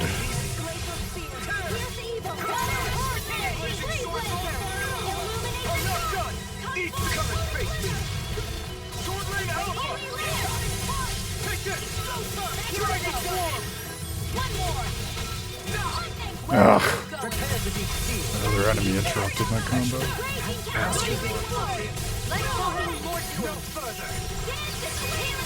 I'll stop your movement, and I'll stop your life. The flame inside me yearns to be lit free. Coming through. Ha! No. Scarlet and this is the power of the blazing sword! I'm smiling, recollecting all of the joy that I get from how much conviction they have as they shout their various beliefs and faith in themselves at the end of battles in this game. As Alphen just did. No backing down! I'm on her!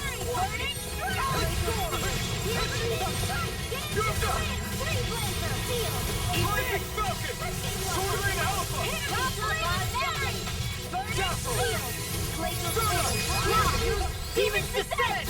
Flashing fang! No ever can Stand against us!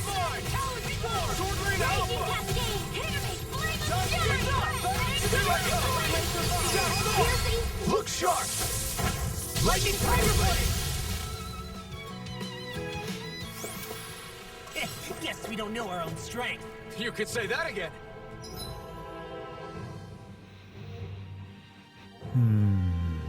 Not sure which way to go first. I guess I'll head in the direction that only has one outlet.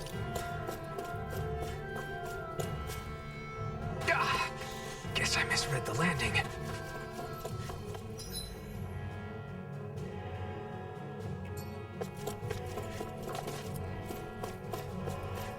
Aha, alright. Special item all the way at the other end of this little loop.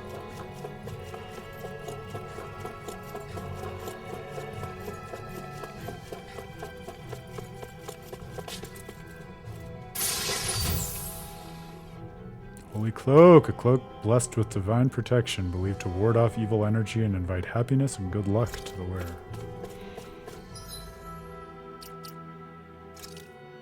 Who wears a cloak? Rinwell? Yes. Excellent. An opponent like this could be easy. Confiscated! Reload! Freezing flame! Triple down! Take this! Rising Fury! Do it! Astral energy! Say no more. Good going, Rinwell. I wish I could draw like you, Law. You wish to learn my secrets, young Alphen? No. Am I on a roll school or what? Well, look who's in a bright and shiny mood. Astral Flower, awesome. Stacking CP on CP.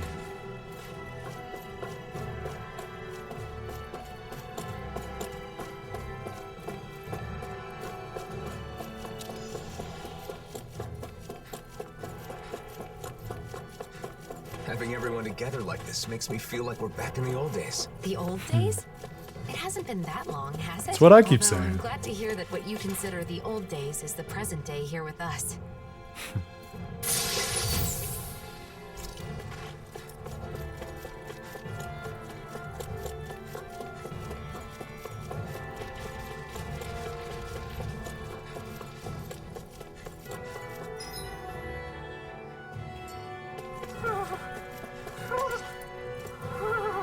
You look like you're having a hard time. I'm a little out of shape. I haven't left the library much recently. Oh, was that sound of Hoodle's concern for Rinwell? That's so sweet. Hoodle may just be the most considerate companion in the Tales corpus. He has some competition, there are some great ones, but he's a special little owl. This will be a delicious piece of cake. And again, in here, this one's mine. Oh, that was not great. Should have thrown Kisara earlier. We are working through the mausoleum dug, and we learned what they were for, which was basically to prevent the degradation of the Renan homeworld back when the worlds were split and energy was sequestered between them in a way that was deleterious to the universe. And now those machines are basically still active in a way that's preventing the full union of the worlds. Nazamil is continuing to kind of gradually open up to the party as they learn more about her and her heartbreaking background as an abused child who sat at the epicenter of multiple different communities across the world. I think that's the majority of it. We'll all be in the VOD too. This one's on you, Kisara. But of course. There we go. I always feel safe. Timing is everything. Astral energy. Say no more. Alright. That astral energy was incredible. I gave it everything I had. Okay, this way first. Little help. Ominous Earthen Mass. Ooh, what a name. Not on my watch. Never miss.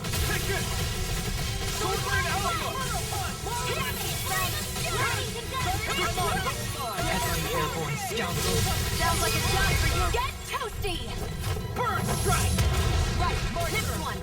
Rinwell, are you ready? Of course. This ends now. Consider yourself finished. There. Help this. I'm not done! You're finished. Look sharp. Lightning Tiger Blade! Yeah! Wasn't that combo awesome? Actually, I think I was a split second late with my slash on one part. All right, then let's train tonight. You and me. I'm sure we can improve our accuracy. Hey, you two. You'd better not end up destroying our campsite again. My boys. Elemental cape. Alright, a rare cape containing earth, water, fire, and wind astral energy. Each element requiring a different art formula to embed onto the This'll fabric. make us even more formidable. Is that something else for Rinwell? No. Dohalim, maybe? Yes.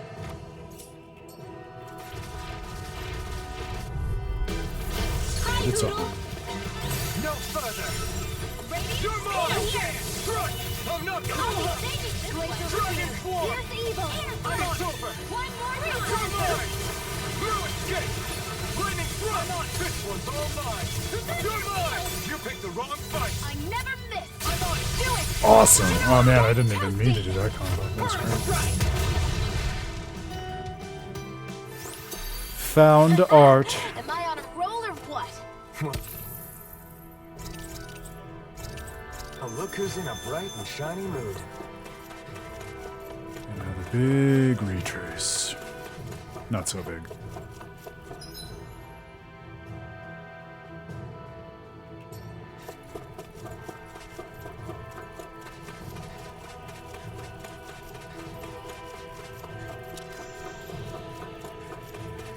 Yes, again, I know I already said it was reminiscent of that first Renan settlement ruin that we found in Tales of Arise,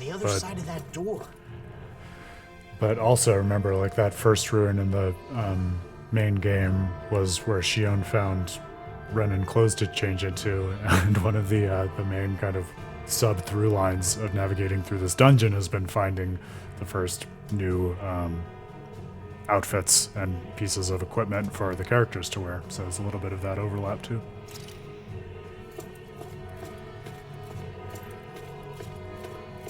How do you know that? It's just something you sort of pick up. The design of the door, I guess? We've been through a In lot other of words, dungeons like it's this. nothing more than a hunch. And the fact that there is a array of different Zeugles who look pretty threatening and resolved standing in front of it. We'll take you all on.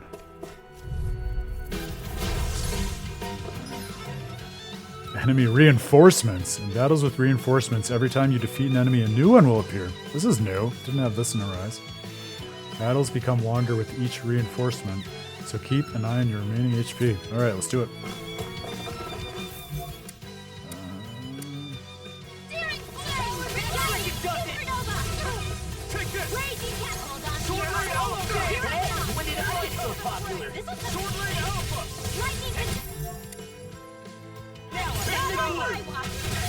We got fire. You picked the wrong.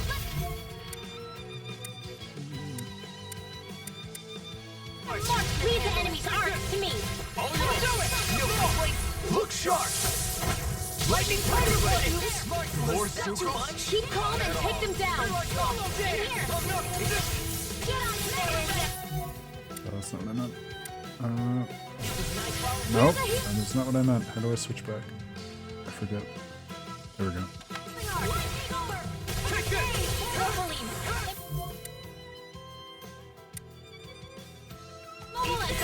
Indeed, that does seem wise. Now let's turn the tide. Do it.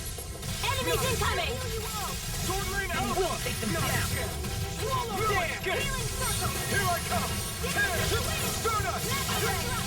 So much for sitting this fight. That wouldn't be a complaint. No, that'd be silly. Coming through. Ha! Now. Scarlet Inferno. I didn't ask for more. Now. Here I come. It's in the sky. I never miss. Stardust. Burn in hell. Inferno punch. Here I come. Blazing Bucket. Sword Alpha. Oh, Jesus. That was not good. Get toasty. Burn strike. Okay, done. Who's next? I'll bash in their effect. Glad you have your uses. I'll shoot. Here goes. Over. I'm starting to feel the heart of hard mode. Don't leave me. Heal the healing arc. I've been thinking maybe I would need to up the difficulty to chaos, but now it's feeling just about right. Here's the evil. We are freaking invincible. Alphen and the others truly are strong. What about me? Yeah, everyone except you is really powerful. Blow them away. I'm surrounded. I'm on our team. You're finished. Oh, thanks, Law. I'll crush you. Lightning reflexes. Tenebrous claw. Eat it. Here, let me help. Now I can let loose. Let's go.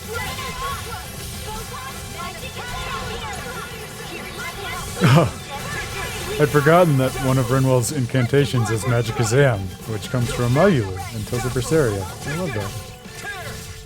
Where are you going?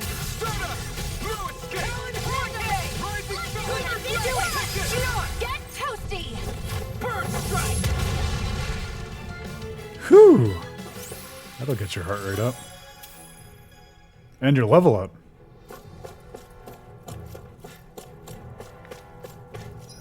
Haven't done a manual save in a minute.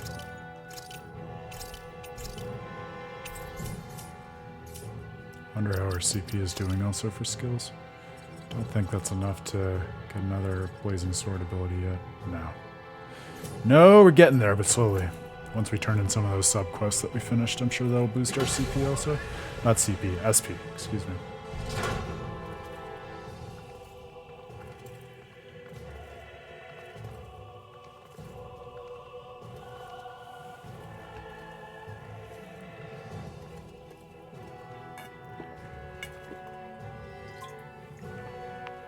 As usual, it's full of machines that do who knows what. It's definitely a quieter stream than I was expecting, Doug. My hypothesis is I had a feeling a lot of the hardcore Tales fans would want to play through it first on their own anyways. So I'm really happy to be doing the live book club first playthrough of it, and that's a lot of fun. But my guess is a lot of the hardcore Tales fans wanted to see it with their own eyes and their own experience firsthand. So my guess would be, if I'm right, as we get into like the later marathon streams of the weekend, those same hardcore fans will get further ahead than we are on their own playthroughs, and then they'll probably feel like they can come and hang out, and we'll see some of the regulars back here. That would be my guess, based on what some of them were saying yesterday and just my own intuition, but we'll see. Nice to have a quieter hang too, though. A little more intimate. The productions of foreign technology, every one of them. Trying to divine their purpose would be a fool's errand.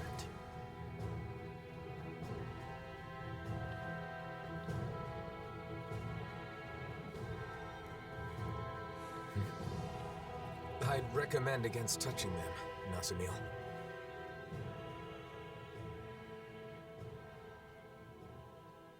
Nazamil? Does it have a special meaning for her? There's that crest.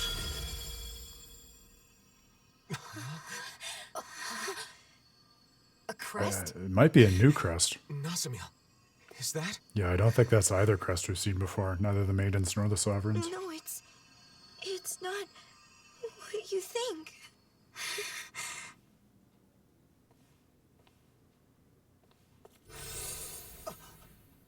She vanished! Nazamil! Wait! Oh, the poor girl.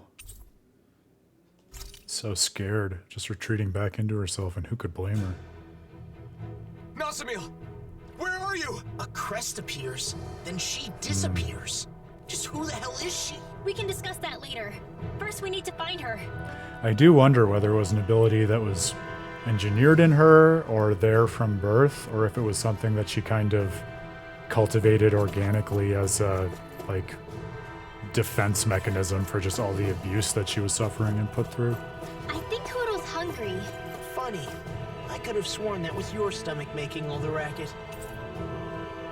It seems to have responded to Nazamil, but nothing shows now. I'm interested. So certainly this place has some to-be-uncovered connection with her. Yeah, we have... Look at this. It's some kind of image of a person and maybe some biometrics in front of this tank. So some place for, I would imagine, engineering of an individual. I wonder whether Nazamil was made in the lab? Maybe because there was a lot of that sort of breeding and development and selection of individuals for particular purposes in the last game with folks like Alphen who were kidnapped and brought from Dahna to serve as the Sovereign. So I wonder whether her heritage was more of just being developed for a particular purpose that has to do with these mausoleums rather than just a Renin Lord happening to breed with a Dahnan out of his own interests, which doesn't seem like the kind of thing a lord would do. Alright, we're going this way.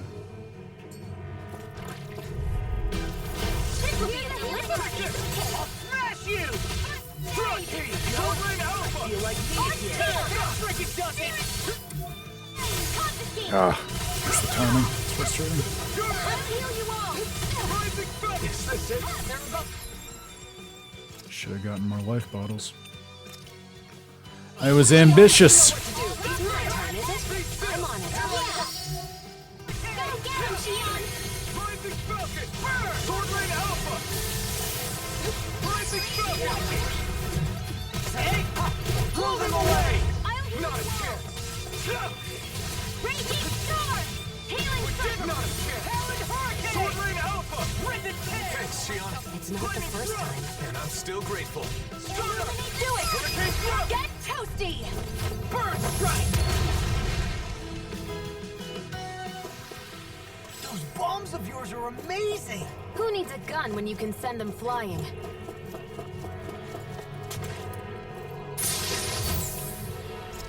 Ooh, an elixir. Alright.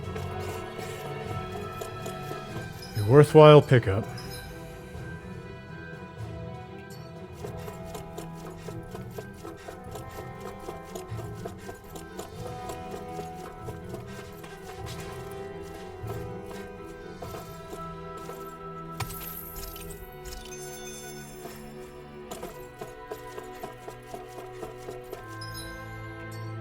Hey, what do you say we fight that shining enemy? Say yes. Always.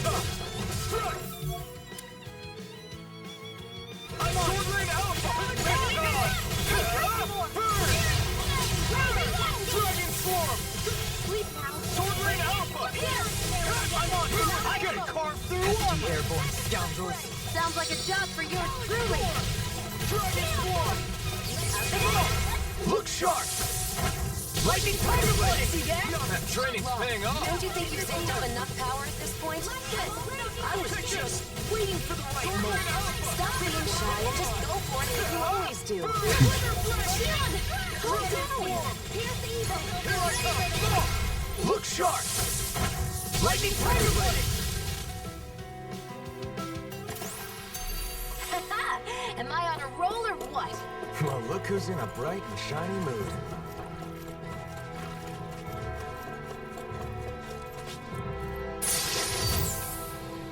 Elemental Guard. Light armor imbued with earth, water, fire, and wind astral energy, giving it high resistance to both physical attacks and astral This arts. equipment is really interesting. Fled for Kisara? Yes. Excellent. Also, before we get access to all of the Blazing Sword tech, I do, I like both of these, but I want to put an art on the palette that actually lets us use the Blazing Sword skill that we have right now. Oh, which is literally only Swallow Blade? No, we also have, Shockwave Slash will do. Alright, well, let's try Shockwave Slash then. Yeah, frustrating.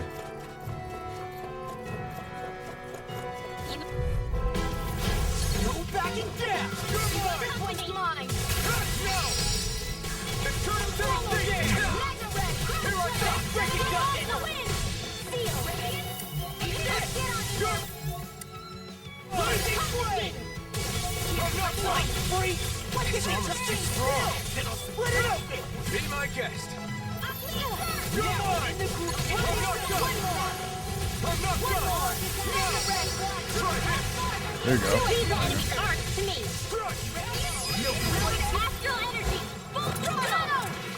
The flawless We got a second Blazing Sword skill, that's something. naturally.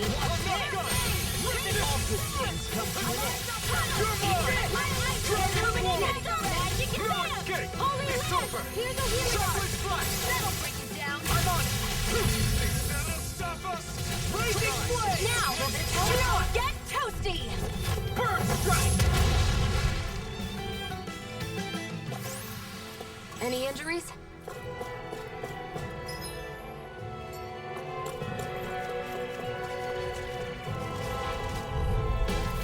Let's dispose of the trash. Take this! Right! Supernova! Damn it! Here! Thanks to fear! Ignite! Mega Ray! Back into the fray! Sharpwood Flash! Supernova! Infernal Here's a Torrent! healing shot! First aid! Sharpwood Flash! Here I come! It's over! Take this! Take! Blow them away! Teamwork really does make the dream work in Tales of Arise. And Moonbane! Oh man, armor blessed with the protection of a great being. Legend holds it took 1,000 blows without leaving so much as a scratch. That's a classic Tales endgame armor, Moonbane. Always with fantastic elemental defense. Fun to see it this early in the context of something like a DLC. About Nazamil's crest, do you think it's... Yeah.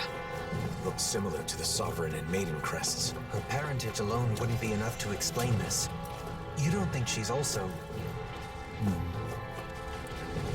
So someone with a third purpose distinct from Maiden and Sovereign, and perhaps who, unlike Maiden and Sovereign, required some more specific engineering and perhaps even breeding, like we were saying, to make that crest possible.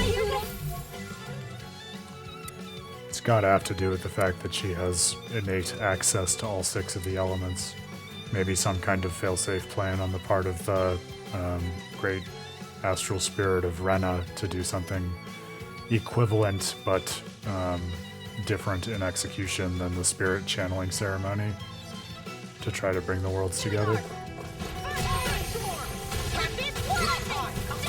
Oh, come on, charge us. Kisara's was always the hardest one for me to get to land. You have to time it just right during their charge, and they're always running at you, and so a moving target. But it is great to blast them down when it works out. Let's talk in more Dragon form! Coming through! Ha! No! Scarlet Inferno!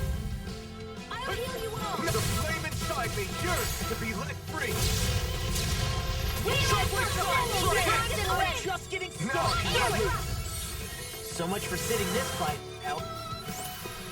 Everyone hanging in there? Alright, so if we have Exploding Ring, I think that lets us use the Blazing Sword off of some slightly more interesting arts. If memory serves. Eternal Devastation? No. Oh, but we can use it with Dragon Swarm, which I already had on the palette because I quite like that. So let's use Eternal Devastation here. I like that. There we go. Right, here goes! Ready to go! Glacial Here I come! Blazing Crush! Dragon form! Build the ring! This one keeps charging us! That's what my shield's for. Get behind me. Got it! I'll leave it to you! Invincible! Alphen and the others truly are strong. What about me? Turn on your face! No escape! Try harder! No, you can't, Joe! Dragon form! I owe you one! I'm out of ammo. Build the ring! Whoa! Hey, Like we're gonna lose to Small Fry.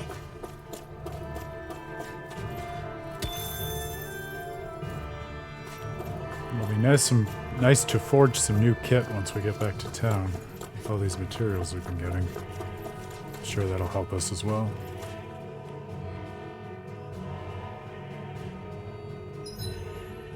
And I think we also have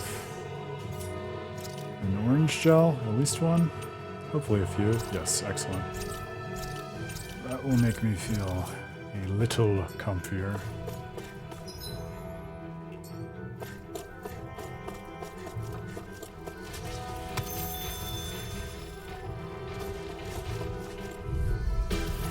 Right, here goes!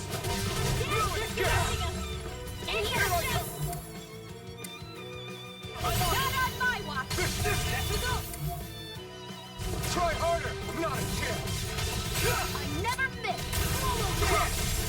Lightning thrust! You shouldn't have messed with They're above us. Shionne, you know what to do. It's my turn, is it? I'm on it. Yeah! Go get him, Shionne! You'll soon see about that! Prepare to be sealed, no fleet of foot. Actually, perhaps found is more appropriate. Less talking, more doing! I'm on blazing thrust! Here I go! Not a chance! First aid! Crush! Can't get out of bed! Crush! Dragon System! Alphen! What happened? They're in pretty rough shape. Sorry, it's my fault. Shionne should be able to... Me up in no time. If it's in the sky, it is! So much for sitting this fight out. You really rely on Shionne, huh? Yeah. Nope, I'm not gonna let my guard down knowing you've all got my back. Gotta get it together. Look sharp! Lightning Tiger Leg! Oof, that was a little rough. I think I'm getting stronger. I quite like Eternal Devastation as a concept, but it doesn't seem to be linking well and comboing into the other arts that I need it to.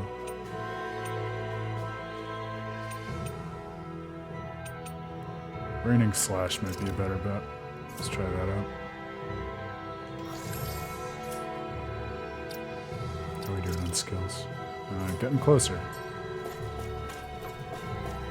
Want us to hit the 15 or 1600 checkpoint, and then I think it'll be worth going back and buying some of the more expensive skills. Go no further! Unlocking, I should say. I can carve through! Hit me! Flame of fury! Hit! Burning!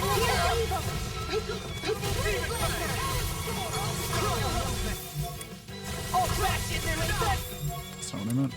There we go. Glad you had your uses. Charging us! Are you ready? Of course. I won't let them use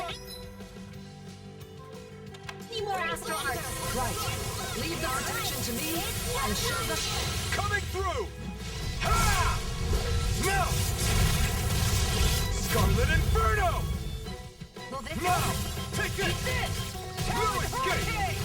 Rain Blast! Lost! You alright? I'll be okay. Sleep down! Come and get it! Magnetized and ready! Back into the Here I come! Calm down, through all! Magnet Gemini Aqua! I'll finish you here and do it! Kisara, I'll stop your movement. And I'll stop your run! Am I on a roll or what? Well, look who's in a bright and shiny mood. More specimens. So we have some plant life forms. Oh, interesting. Pottery specimens, maybe? Looks like... Oh, no! You know what those are? Those are iron masks. The numbing sensory deprivation devices of the sort that Alphen had at the beginning of Tales of Arise in order to prevent him from frenzying and going mad like he did during the spirit channeling ceremony before the events of the game. Interesting. Oh, looks like we'll have some insight, maybe a conversation about them here.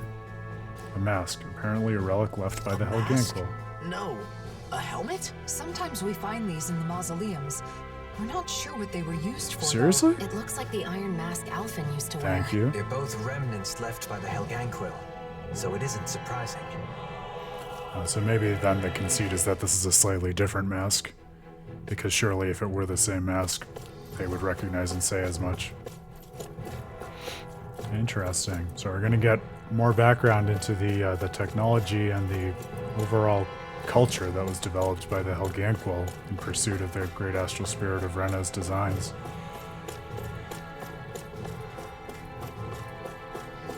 Ooh, this has me interested. Oh, wow. Now we're getting some of that, like, biotechnological overlaid architecture of the sort that we got in the deepest forbidden zone of Lenegus, where the spirit channeling ceremony took place and where they had devised a kind of Plan B chamber where they tried to use Volron to complete the spirit channeling ceremony. Oh man, so much background context. Alright, and now we have a teleporter to the entrance, which I love. I want to go in this... Another door. Oh, I guess we can't go in that direction Nazamil first. on the other side. I hope she's safe. But can we go this way first? I'm the classic player who wants to clear out all other possible paths before we go in the correct direction to advance the story. Go Law! Piece of cake! Nice job, Law. Next time, could you do it without all the yelling, though? Ah, sure. Sorry. No, the yelling is a key part of it. Where else do you think he draws all that strength from? It's chi logic.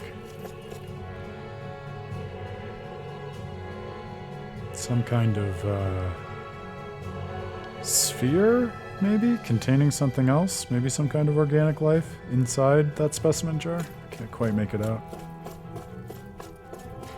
This is reminding me of all the time I lost in Lenegus just examining all of the different specimens and background data and reports on the different efforts they had made to try to complete the spirit channeling ceremony and the absorption of Dahna's astral energy over the generations. One of those great classic JRPG areas, and Tales of Arise does it so well, where after journeying through the worlds and getting to know the characters, then you take a step back and understand like the historical context of what's actually set the events of the plot in motion, reaching all the way back into ages past. So cool to be able to do that kind of narrative archaeology in a JRPG. This door won't open. If you can't open it, then I doubt Nazamil went through. Good point. Let's turn back.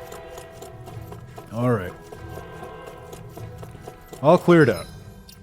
Save for good measure. I see a restoration point right up there. And we'll go onward.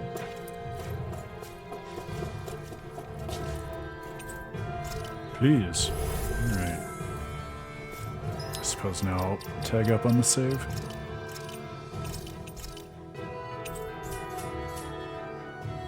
Oh, where did it say we were? Helgal Ryugola 238. Alright, so some kind of Helganquil designation, which is no surprise given all the clues and background we've already gotten from just the location itself. Interesting to get that name to it. Girl with the blood of both opposing races.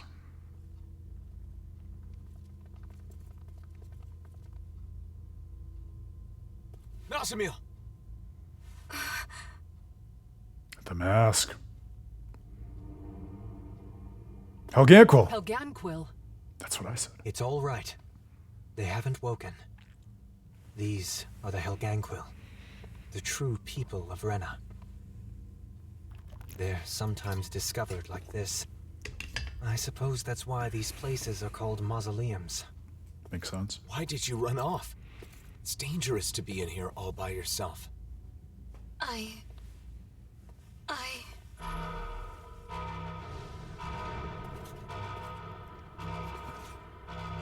Careful! Something's coming!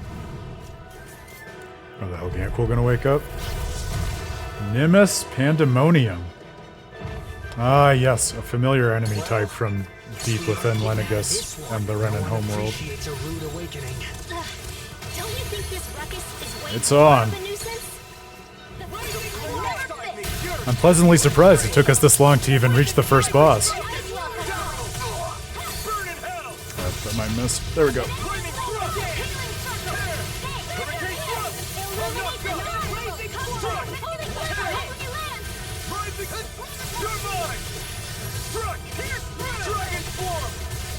It looks like you've got this one covered. Be prepared.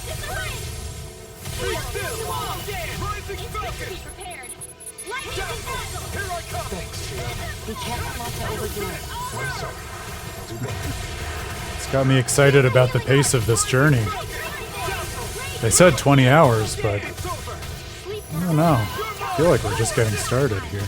In a good way.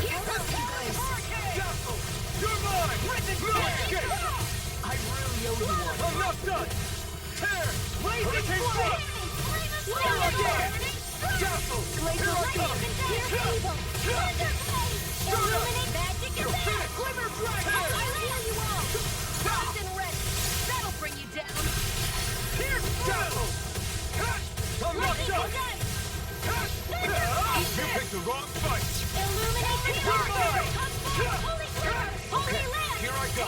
It's over. Stay there, Nazamil. Don't move. Stay put.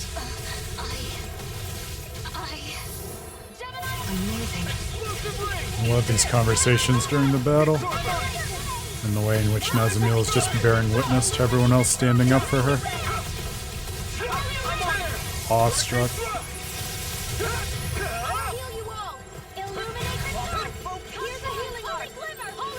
You shouldn't have messed with me. Be still. I'm not done. Hurricane Thrust. Kisara. Commander of Heaven. Phoenix Cyclone. Here, let me have First strike. I'm not done. Raging Storm! Tear. Hurricane Thrust. Tunnel! Illuminate the blah blah blah! Holy Land! Lightning Thrust. Relocate. Tear. Lightning Thrust. Glacier, I never miss! Burn. Be still. Raging No escape. Cascade! Stardust. Right here! I've let you all down. Stay away from my friends. Oh my god, everyone else died? What the fuck? I didn't realize everyone was on death's door. Or maybe it's just that powerful an attack. I'm not even really sure of the best way to deal with this. Maybe law? Eat dirt. Inspiration! Here I come. No escape.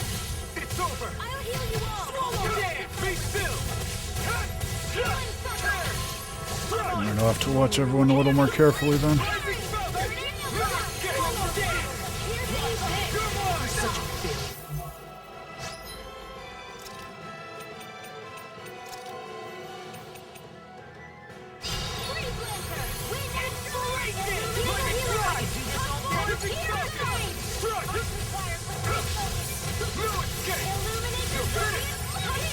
Oh my god, the rampage!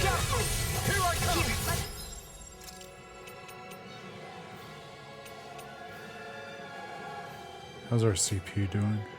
Our CP is okay. It's just everyone's health that can't seem to keep up.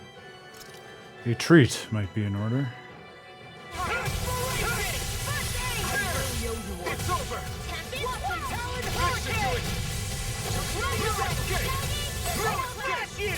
It's over. Dazzle. You're mine. Be careful. Something's coming. Don't tell me that.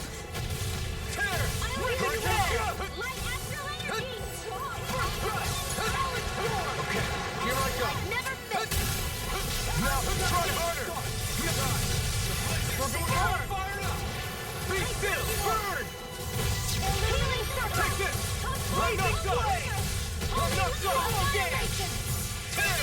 Hurricane Thrust. Here I go. You're mine. No escape. I should probably approach health a bit preventatively here. I'm not done.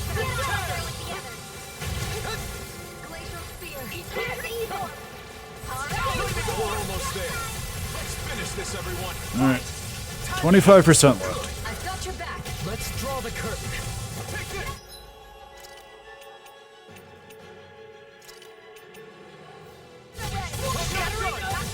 Almost there. Don't let your guard down. Hurricane Thrust.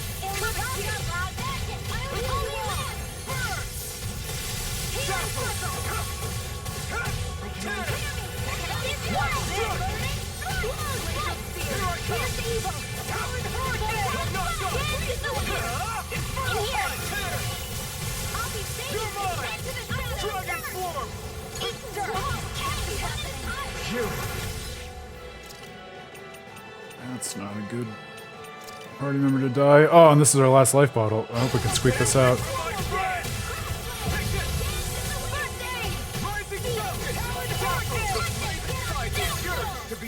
That'll help.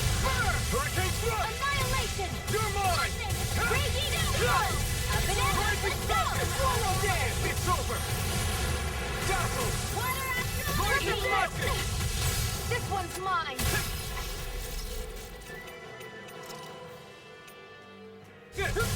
Struck!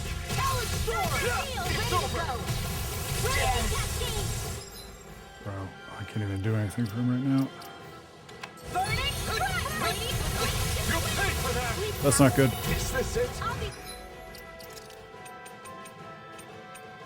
I hate having to use this, but that's all we can do. Alright. A lame situation in which to use an Omega Elixir when the boss is about to die, but he would have ganked us otherwise. I have no regrets. I have a little bit of regret. We made it.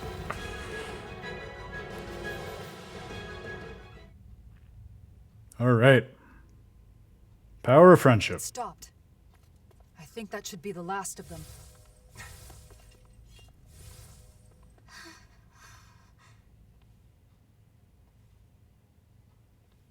Nazamil. Please don't run off again. That crest earlier. Was that? Was that why you ran? Because you were afraid?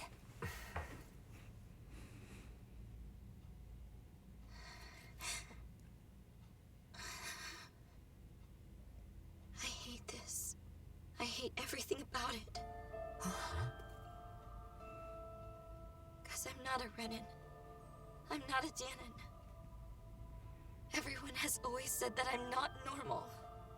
And now I've been taken to this weird place. And my body's become even more unnatural. Next you'll all probably toss me aside. Wow. I know that everyone hates me. People always have. Even my own father hates me. Everyone! I'm different from everyone! I just don't fit in anywhere! Nazamil!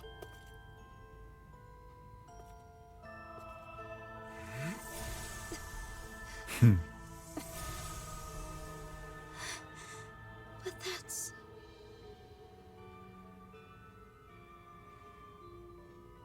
A power I didn't ask for. One that was forced upon me. I've lost so much because of it. Just like you. But even so, I have friends who accept me.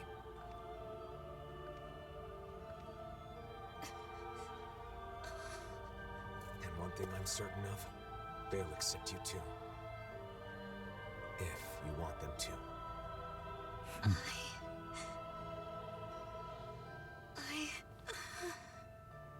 But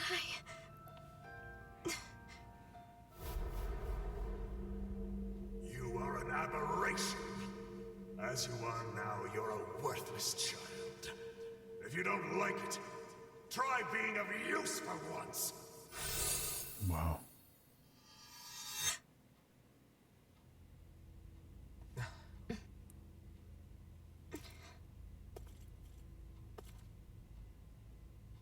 Let's go back, Nazamil.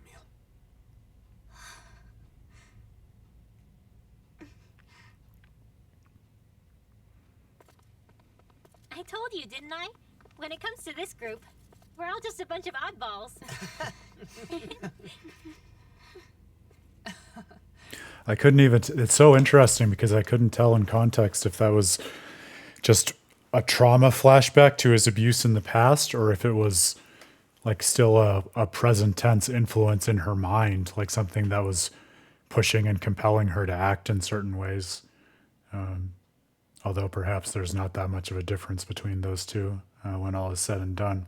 This is really interesting too. I mean, I loved, not that I loved a poor abused girl breaking down, but it was so touching and there was so much pathos to her just going from being so withdrawn and withholding, because clearly there's just so much with which she has no frame of reference to be able to cope in her life, to then just the flood of emotion and pain gushing out, with just one of those such basic and human feelings, saying, you know, my body is such a horror and not like anyone else, and it's only becoming stranger and more outside the ordinary, and I don't know what to do with that.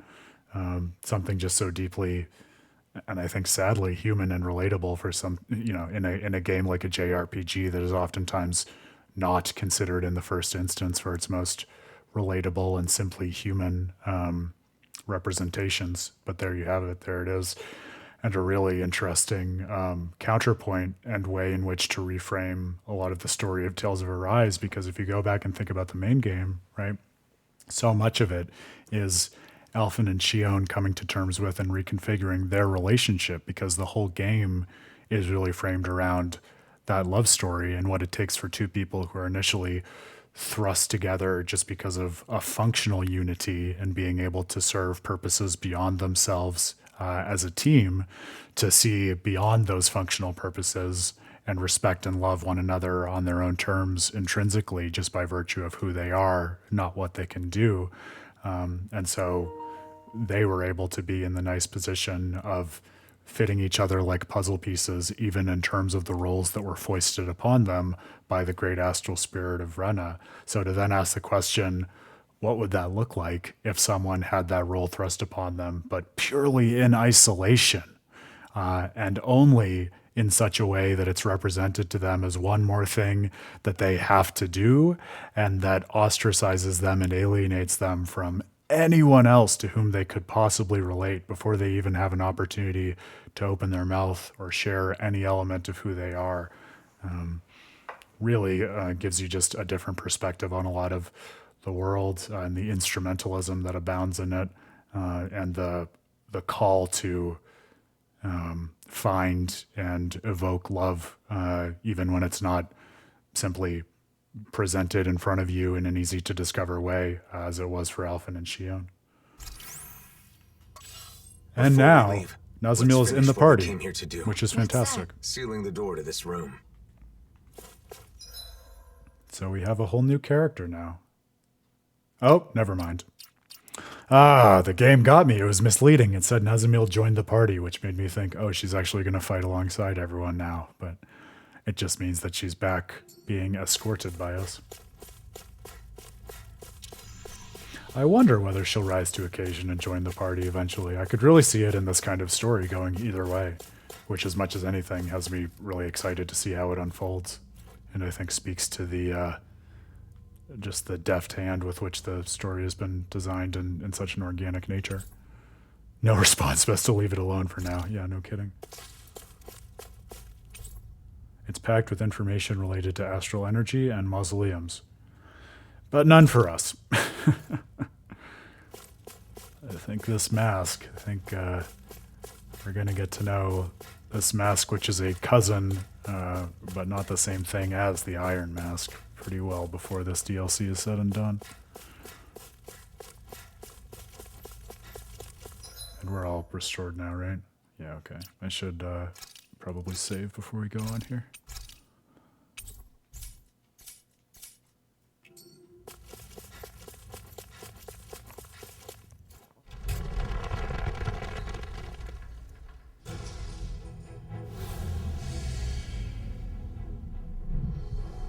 There.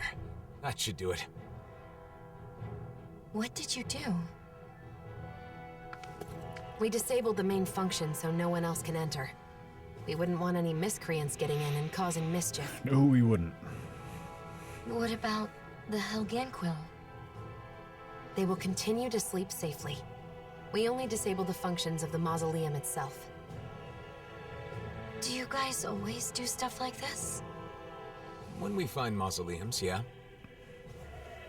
There should be a facility somewhere that oversees all the mausoleums, though. Until we can locate it, this is what we have to do. Shionne and I are capable of sealing the mausoleums.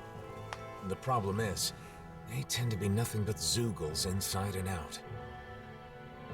Besides, considering the current state of the world, it's too soon to get other people involved, or to let word of the mausoleum spread too far. That's why every time a mausoleum is found, we all gather and take care of it on our own. Yup. And I'll take any excuse to get everyone back together again. Oh.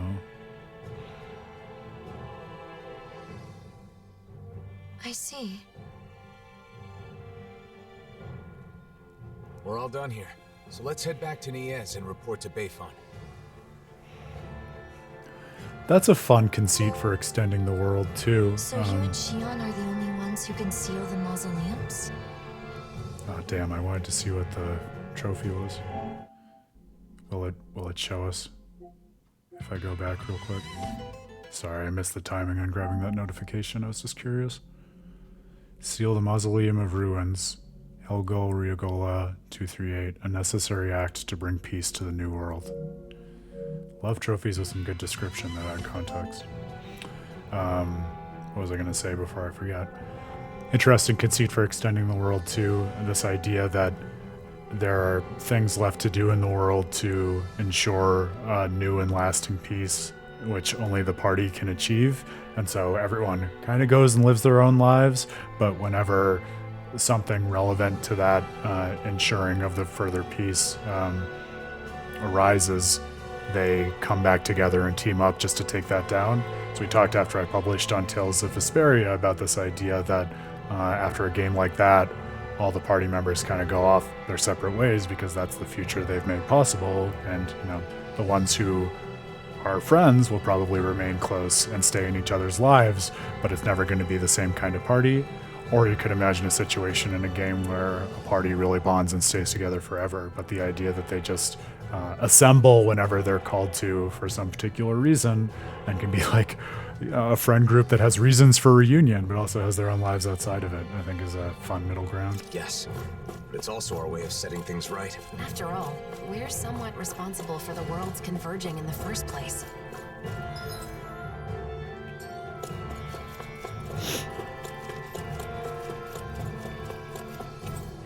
Oh, still locked. Got it.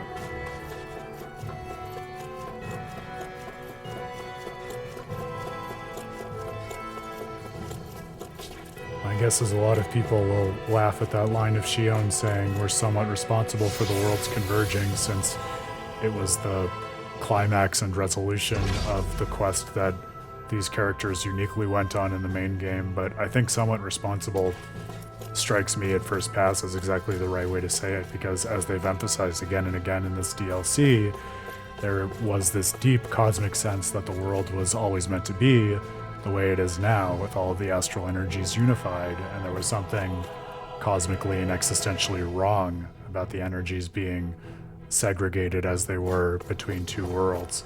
So it wasn't so much that the party was deciding to do this and change the world in a way that did violence to its nature, or that they uniquely elected to propose and undertake as something that made sense to them and them alone.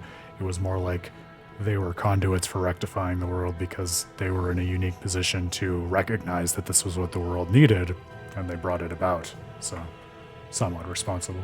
Alphen, what happened to your sovereign outfit? That's some high-class gear, isn't it? It's at docks with Shionne's outfit. It stands out too much. I admit, I fail to see how your current attire does so any less. Is it difficult to be seen as a hero?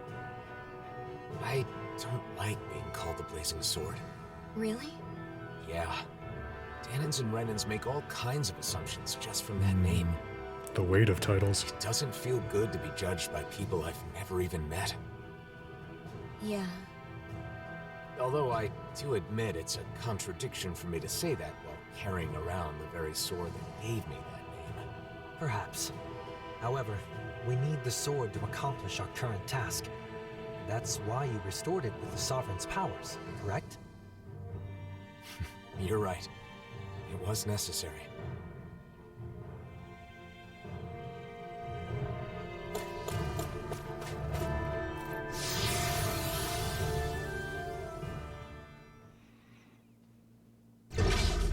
They might say something to you again in ES, but we won't be staying long. So hang in there just for a little bit, okay? I'll be fine.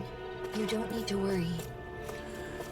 Interesting. So I guess the explanation that we got in that last skit, just putting that together, was so the blazing sword, you might recall, was a physical manifestation of astral energy that was drawn out of one of the I think they were just called astral energy cores or something similar that had been constructed by kind of the pawns of the astral spirit of Rena for the purpose of collecting and siphoning off the energy from Dahna into the Renan homeworld. And so presumably when the worlds were merged, those cores were annihilated, or the energy within them was dissipated or something like that. But the Sovereign's power to channel and manipulate astral energy in conjunction with the Maiden, I guess, allowed Alphen to reconstitute the sword even in the absence of that kind of core, for the purpose of ensuring the new peace and unity of worlds. We know better than to go after that Zoogle for now. But we will be back. Mark my words. Oh, actually, can we fast travel yet? Yes, now we can. Fantastic.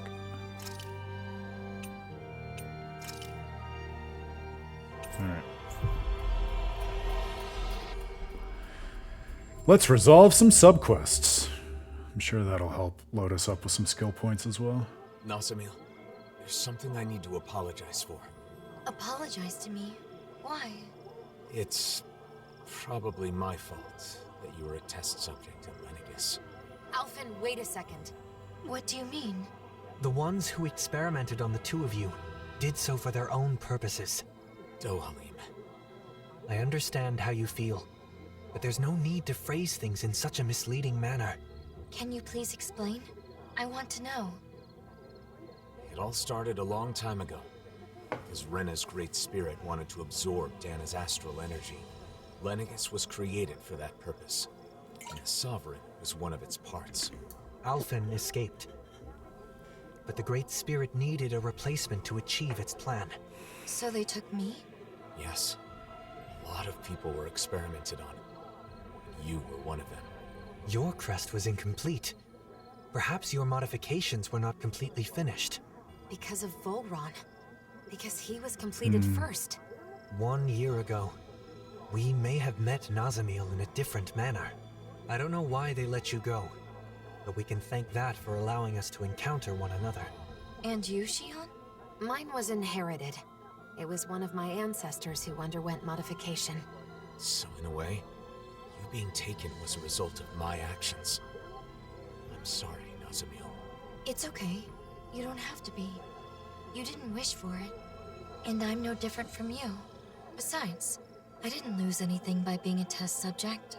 And more than that, it makes me happy to know that there are other people like me. Nazamil. Bayfon should be in the Dark Wings headquarters.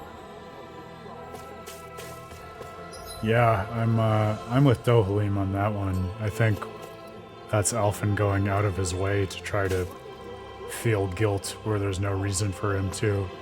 Maybe even to try to release this girl from some of her own pain, to say, look, you don't have to see that there was no rhyme or reason to all of your suffering. You can blame me if that helps you. Because remember, a big part of Alphen's initial journey, and by initial I mean from when we found him at the beginning of the narrative, when he had no access to his memories and he was just trapped as a slave in Orbis Calaglia, was figuring out how to identify and blame particular people for the state of oppression he was experiencing, and thereby rise up by taking on those people. And so perhaps part of what was going on there was he was, seeing someone else who might be suffering from a similar kind of disenfranchisement, saying, look, if you can be helped to find your own identity and force of will by seeing me as someone who's blameworthy for what happened to you, I'm happy to provide that. Because remember, one thing that Alphen did not mention was, yes, he escaped, and that's why the Renans and the Helganquil took on more test subjects, but he escaped because he frenzied in a way that was completely outside of his control while he was being used for the spirit channeling ceremony. And then it was Shionne's ancestor, whose name I'm forgetting right now, embarrassingly, who spirited him away and actually allowed him to escape and put the iron mask on him in order to seal his memories as a gesture of protecting him and trying to save him. So Alphen really had no agency to act in any of those events. And so it strikes me as especially silly that he would be responsible for anything there, which makes it more likely to me that he's trying to express a kindness to this girl in the way that I was talking about.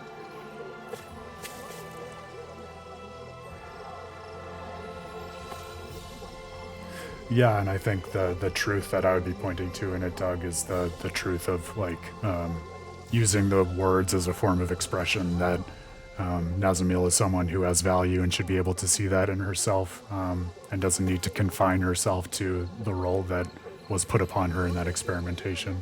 Absolutely. And that can be a powerful speech act all the same.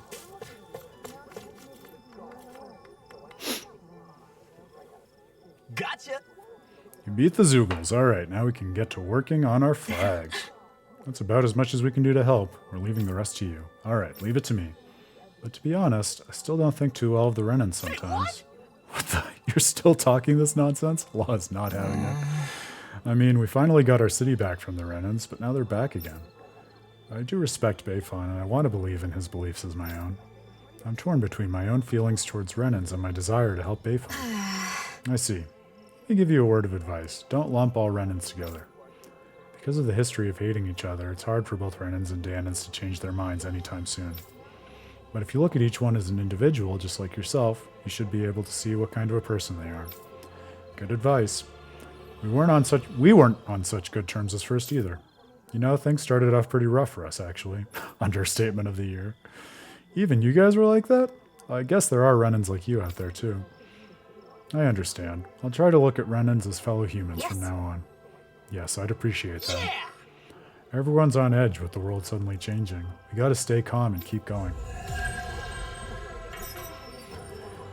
Another aspect of this in terms of skillful means and the lies you might choose to tell in order to try to advance the world in the long run that's interesting to me is, you might remember, one of the other key revelations later in the game, in Tales of Arise's main story, is that actually the people who are called Renans were just people with an aptitude for channeling astral energy, like the mages who were left on Dahna, who are a minority as the result of this.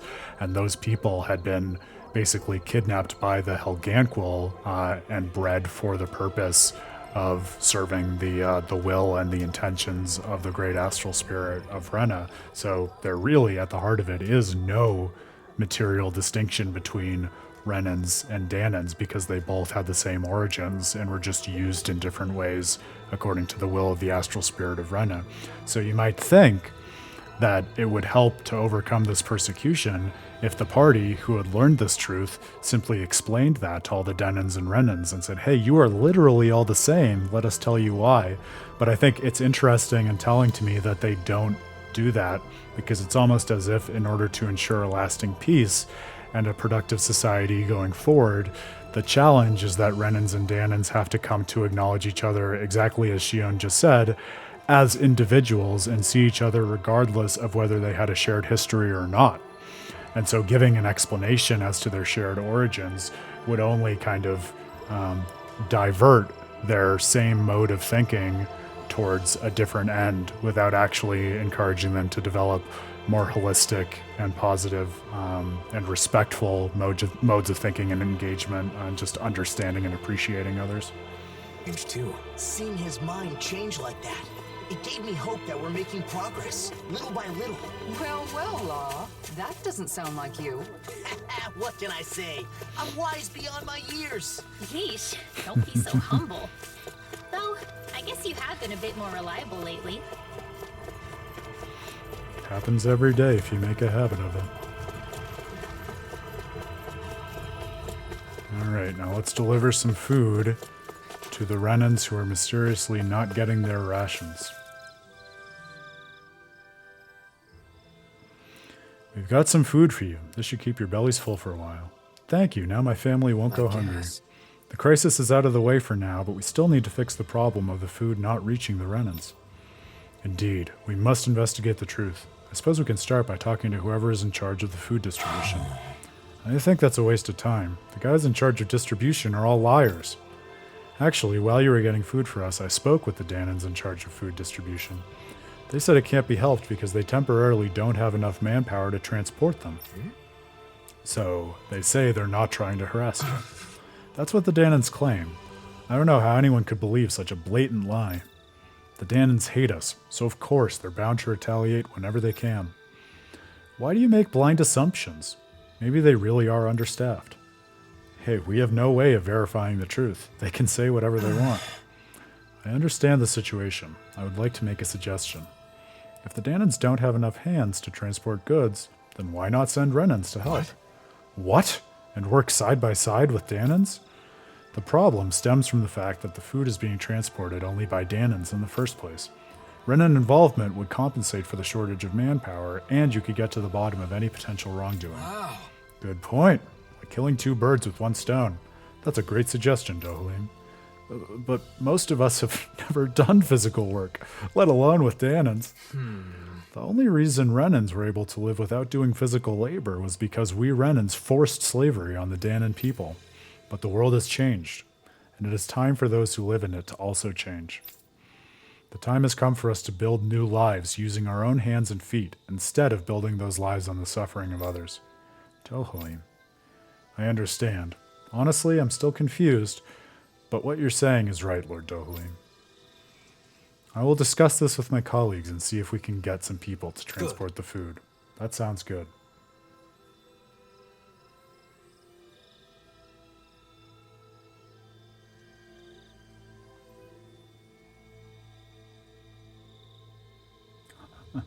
Yeah, I'm glad you're still enjoying it, Doug. Yeah, it's good to know it's something that kind of stands on its own. Definitely worth going back to Tales of Arise, the main story by all accounts, though. It definitely holds up. It is a timeless tale, but one that is definitely applicable and I think useful for a lot of us in the modern day as much as any age. Thank you so much.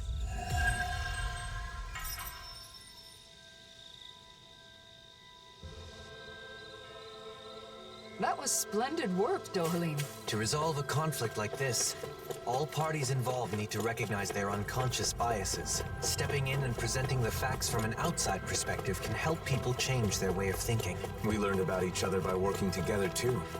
The people of Nies will also see eye to eye someday. We just have to trust in that.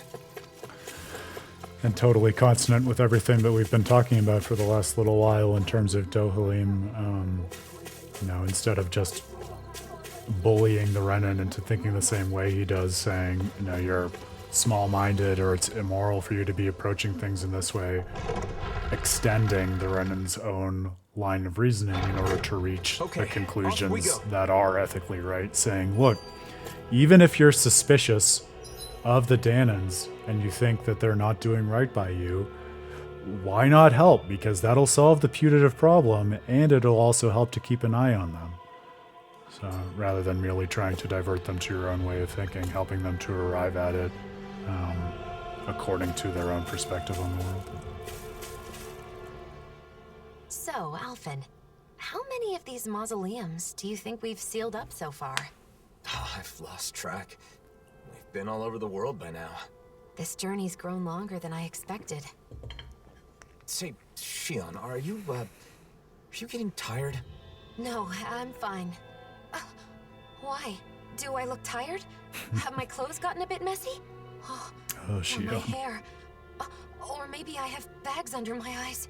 No, not at all. It's just as battle ready as ever. What I'm trying to say is, you're not forcing yourself to do this, are you? He cut himself off from calling her beautiful? Dude, the main game ended with you sharing a kiss that, was the actualization and consummation of your love for each other, following the whole course of the game that was your own love story. I think the cat's out of the bag that you think she's beautiful at this point. What do you mean? Just that maybe you'd rather live a calm life somewhere, away from fighting, where you can wear whatever you like. Alphen, it sounds to me like you're misunderstanding something. I'm not forcing myself to do anything, okay? We're the only ones who can seal the mausoleums, right? I'm doing this because I want to. After all, I could hardly live in peace knowing the world's still in trouble. And these clothes, I wear them because I like them. I chose all of this for myself. This whole journey we're on, I want to be on it with you. To travel with you. That's why even now, Well, that's good then. Sorry for the strange question. Okay then. I guess that's the end of that. Come on, let's go, Alphen. Right. Let's go, Shionne.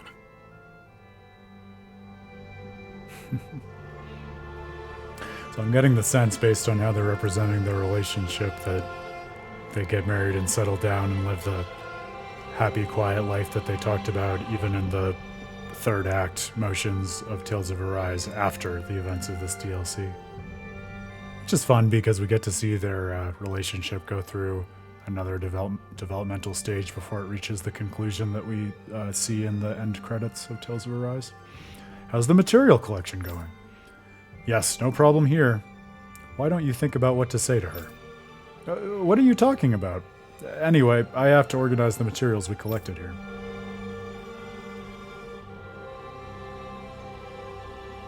Oh, have we not, do we not have everything to resolve this question?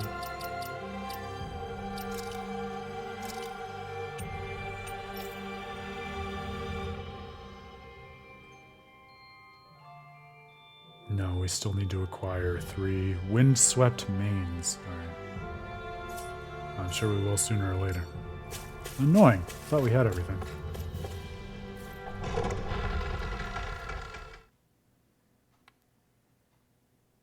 I think it's safe to rest here now.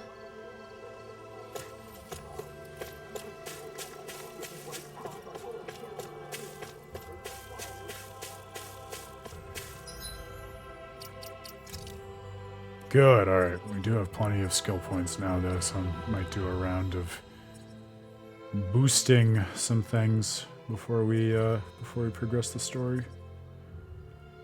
So we have a few ground attacks.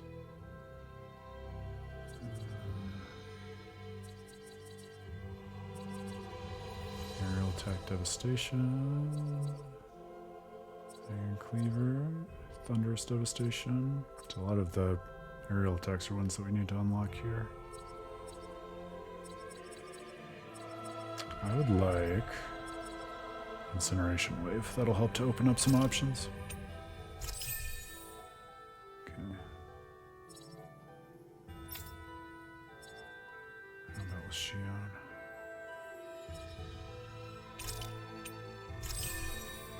Good.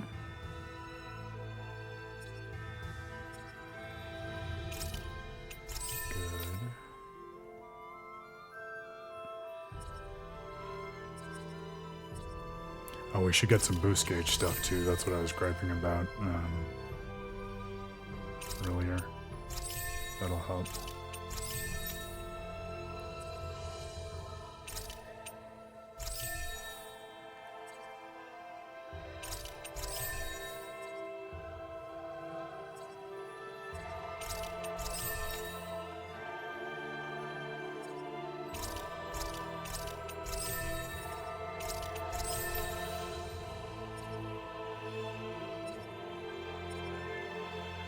It will be nice to rotate in Dohalim and Kisara at some point. So I do want to make use of the whole party, but especially as we are just enhancing them right now, I'll treat them as useful for how we've been using them so far. There we go. Alright. Back to Bayfun.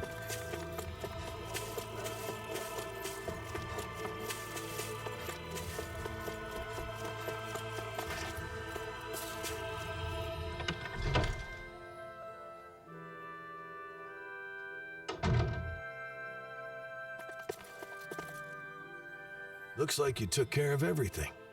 As impressive as ever. Any updates on the situation in town? Yeah, but nothing good. There's no end to the people looking to stir up trouble here. Both Dahnans and Renans alike. Yeah, to be honest, sometimes I wonder if taking in those Renan refugees was the right... No, I can't go thinking like that. Regardless of the difficulties, I want to believe that your decision to not turn the Renans away was the correct one. I want to as well. But at any rate, Nazamil shouldn't stay here.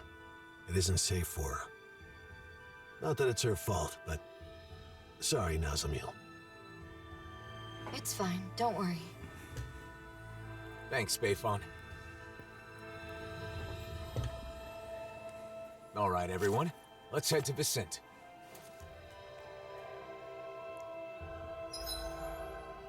Fast travel. I just made use of it, but good to know. Please don't blame Bayfon, Nazamil. Yeah. Him accepting Renans at all is pretty amazing. I doubt that's very consoling, though. It's okay. I'm used to it. At least he's honest about it. He strikes me, especially after he was represented in the main game, as just doing his best as a leader, trying to keep the peace and do what's ethically best in the long run. And also, honestly, probably what's best for Nazamil, recognizing, look, you wouldn't be safe or well looked after here. Whereas he recognizes that even she should be safe in Vicent.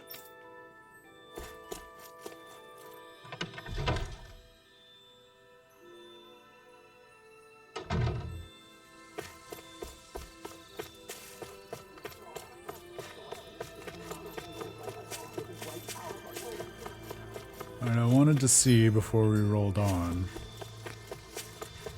is there a way to get those windswept mains at the store, since we can buy Zoogle Are you going to go parts? shopping? I was thinking about it, Nazamil. Dark mains.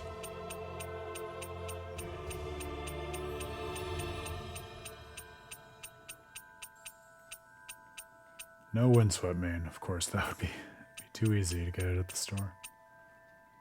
We'll have to hope we run into some Zoogle with it.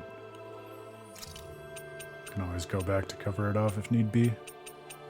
I'm definitely going to max out our life bottles after that last boss fight. Maybe a few more treats also. And orange gels. That feels a little safer. You bought so much. Anything we can craft at this point? Alright. Gladius running. It's a step in the right direction.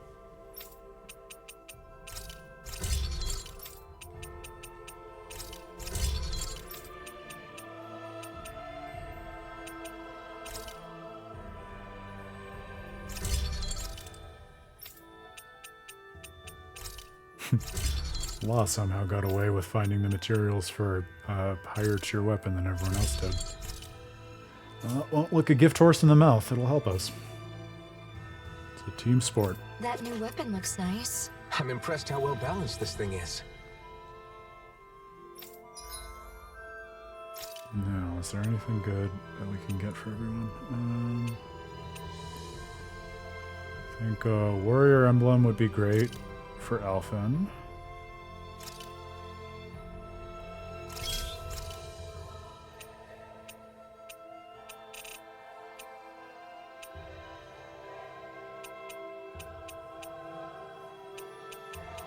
A magic emblem would be great for Rinwell.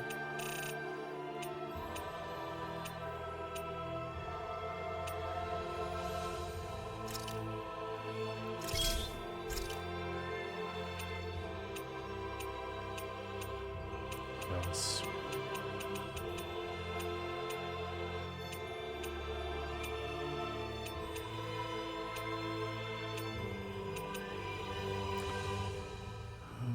I think we have a protect ring already, but maybe one that also improves AG recovery speed for Shionne. That seems useful. Alright. Now can we enhance anything that we have so far? Yes.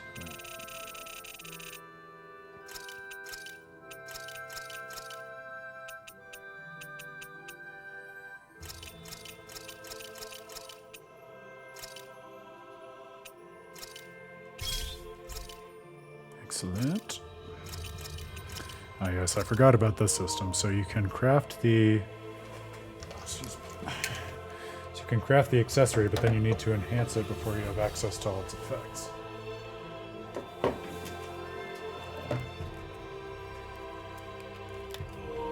I forgot to plug in the controller, since the PS5 controllers have no capacity to retain battery, regrettably.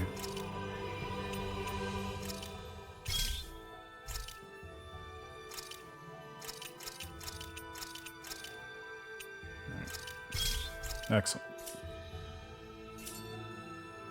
Maybe it's time I try on something new.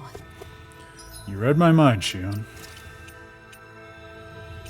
Give everyone a slightly better kit.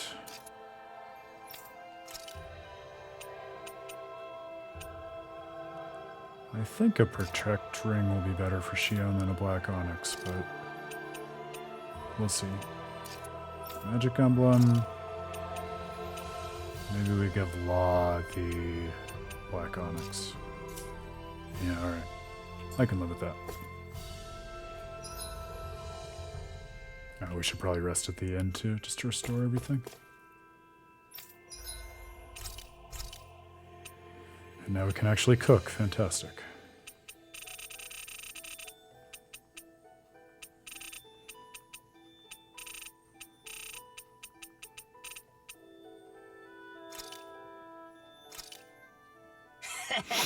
That was nothing.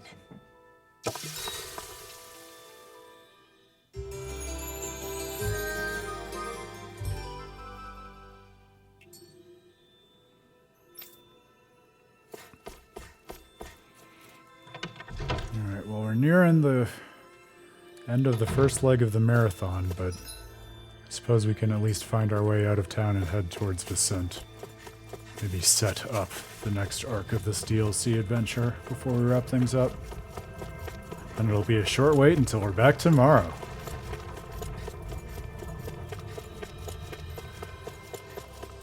One of the things that I'm fond of saying about Arise is I really do think it's a story that goes aggressively and quickly in keeping with a lot of the themes of just rising up and building momentum to liberation. And so it also strikes me as the perfect kind of game to marathon a DLC for, in keeping with that theme.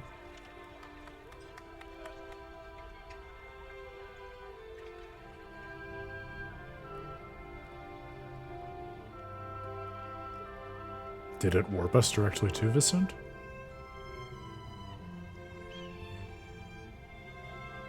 Seems as though that might be the case.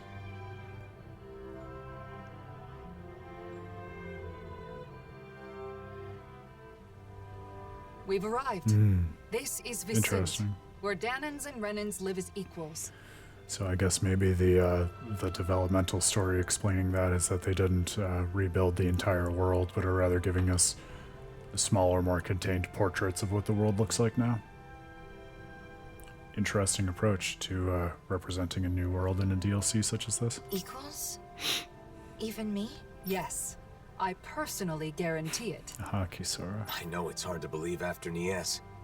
We felt the same way when we first arrived. It may do you some good to observe the city while we're on our way to visit Droshin. Who's that? He looks after everyone who just moved here. He'll help with all the procedures you need to go through. You might as well check the place out. You can decide whether to live here after that. Okay.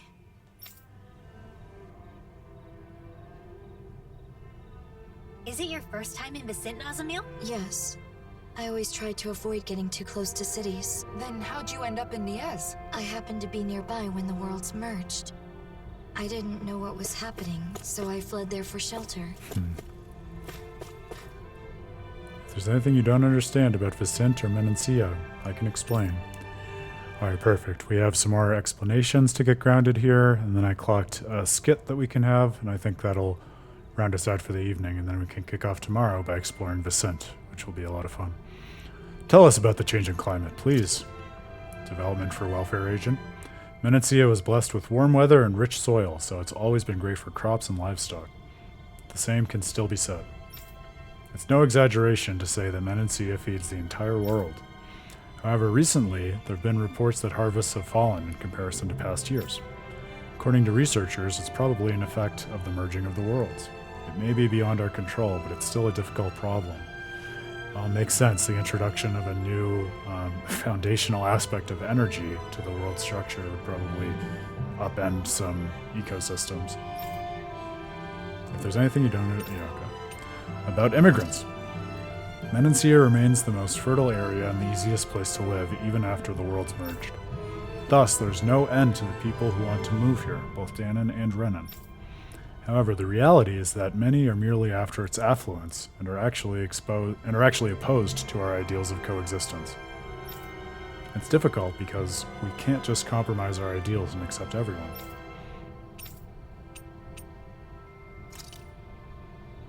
The government is composed of an assembly of citizens of Vicent. Security is handled by the Service Corps with an assembly approval. The laws apply to all, regardless of race. Abilities are recognized as no more than personal traits, after all. We are first and foremost Menancians, not Dahnans or Renans.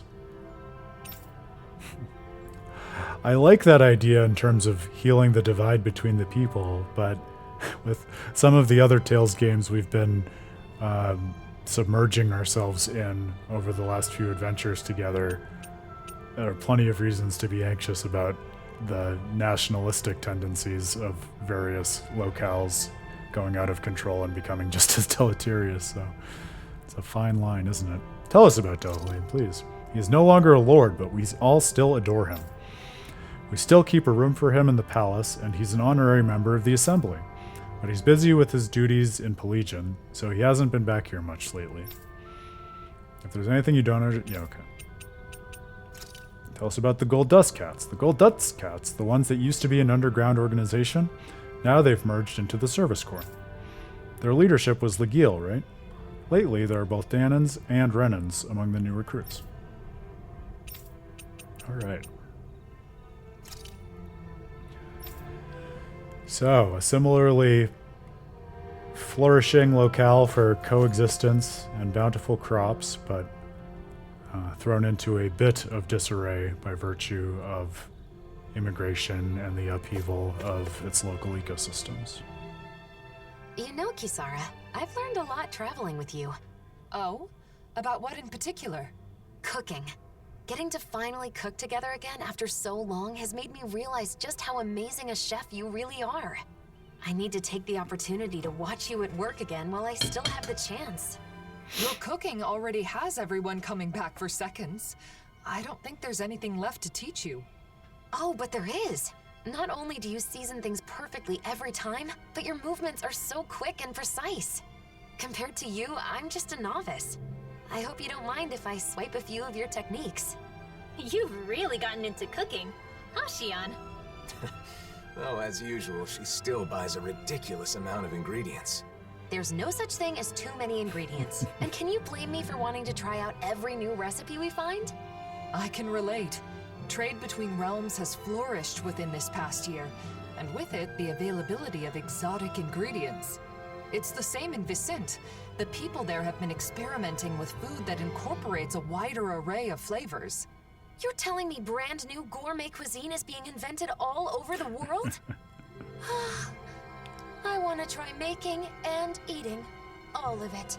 Eating the food is one thing, but isn't it hard finding and learning a bunch of new recipes like that? Yeah, you make a good point.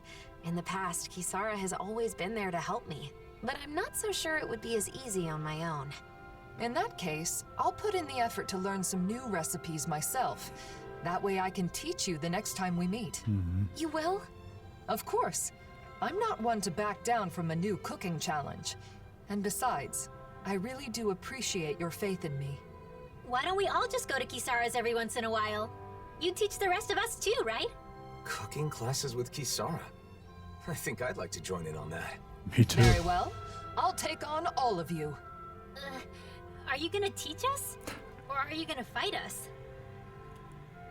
Cooking is a battlefield, after all. Alright, my friends, I love being back in this world. I love getting reacquainted with these characters and seeing what they've been up to over the past year. It occurred to me, too, this is a nice study in terms of revisiting a world and seeing its progress and what still needs to be done in a way that's something between a slice of life and an excavation of further history and a renewed resolve to determine what it takes to build the future together in a way that really nicely parallels in content the form of the DLC, arriving a couple of years after the epic adventure of Tales of Arise was said and done, and we all experienced it and thought about it and probably made our peace with it. So we're kind of revisiting it in a similar way to how the characters are. And look at that. Already in the spirit of the party and what they're bringing to bear in terms of their past relationships on helping to support someone new and build her up truly from nothing and just the abyss of the worst aspects of human experience. Nazamil, in our short first time together with her, has gone from feeling like and being represented as being outside of the party to now being invited to join them around the campfire as a member of their group and as someone who can begin to engage with them and see them as peers and others to whom she can relate and through whom she can feel a little less alone. I can't wait to see where this takes us next. It's nice to be back in a familiar place under different circumstances, and delighted too to see where the mysteries are going to take us in terms of uncovering more of the Helganquil and the various experiments that they ran, and the story of what happened between Alphen and all of the other experimental subjects, and then the current time of the narrative in Tales of Arise. You all know I'm a sucker for that, so I'm sure I'll have plenty to deconstruct and theorize about as we go on as well, and no doubt encounter some more mausoleums along the way. We'll be back at the same time for another 5-hour block tomorrow, starting at 6 p.m. Eastern. It's such a pleasure. I'm loving this new adventure with you. We'll see where it takes us and what insights it gives us into the praxis of the series and our lives and how it thinks about storytelling units such as DLC. And then we'll turn back to the many other adventures in Tales of Praxis and the Tales series and beyond. Until tomorrow, my dear friends, Doug, great to see you. Always a pleasure. Think Mooneko, thanks for stopping by too. I'm Aaron Suduko, the founder of With the Terrible Fate. Think well, game well, and I'll see you again real soon. Cheers.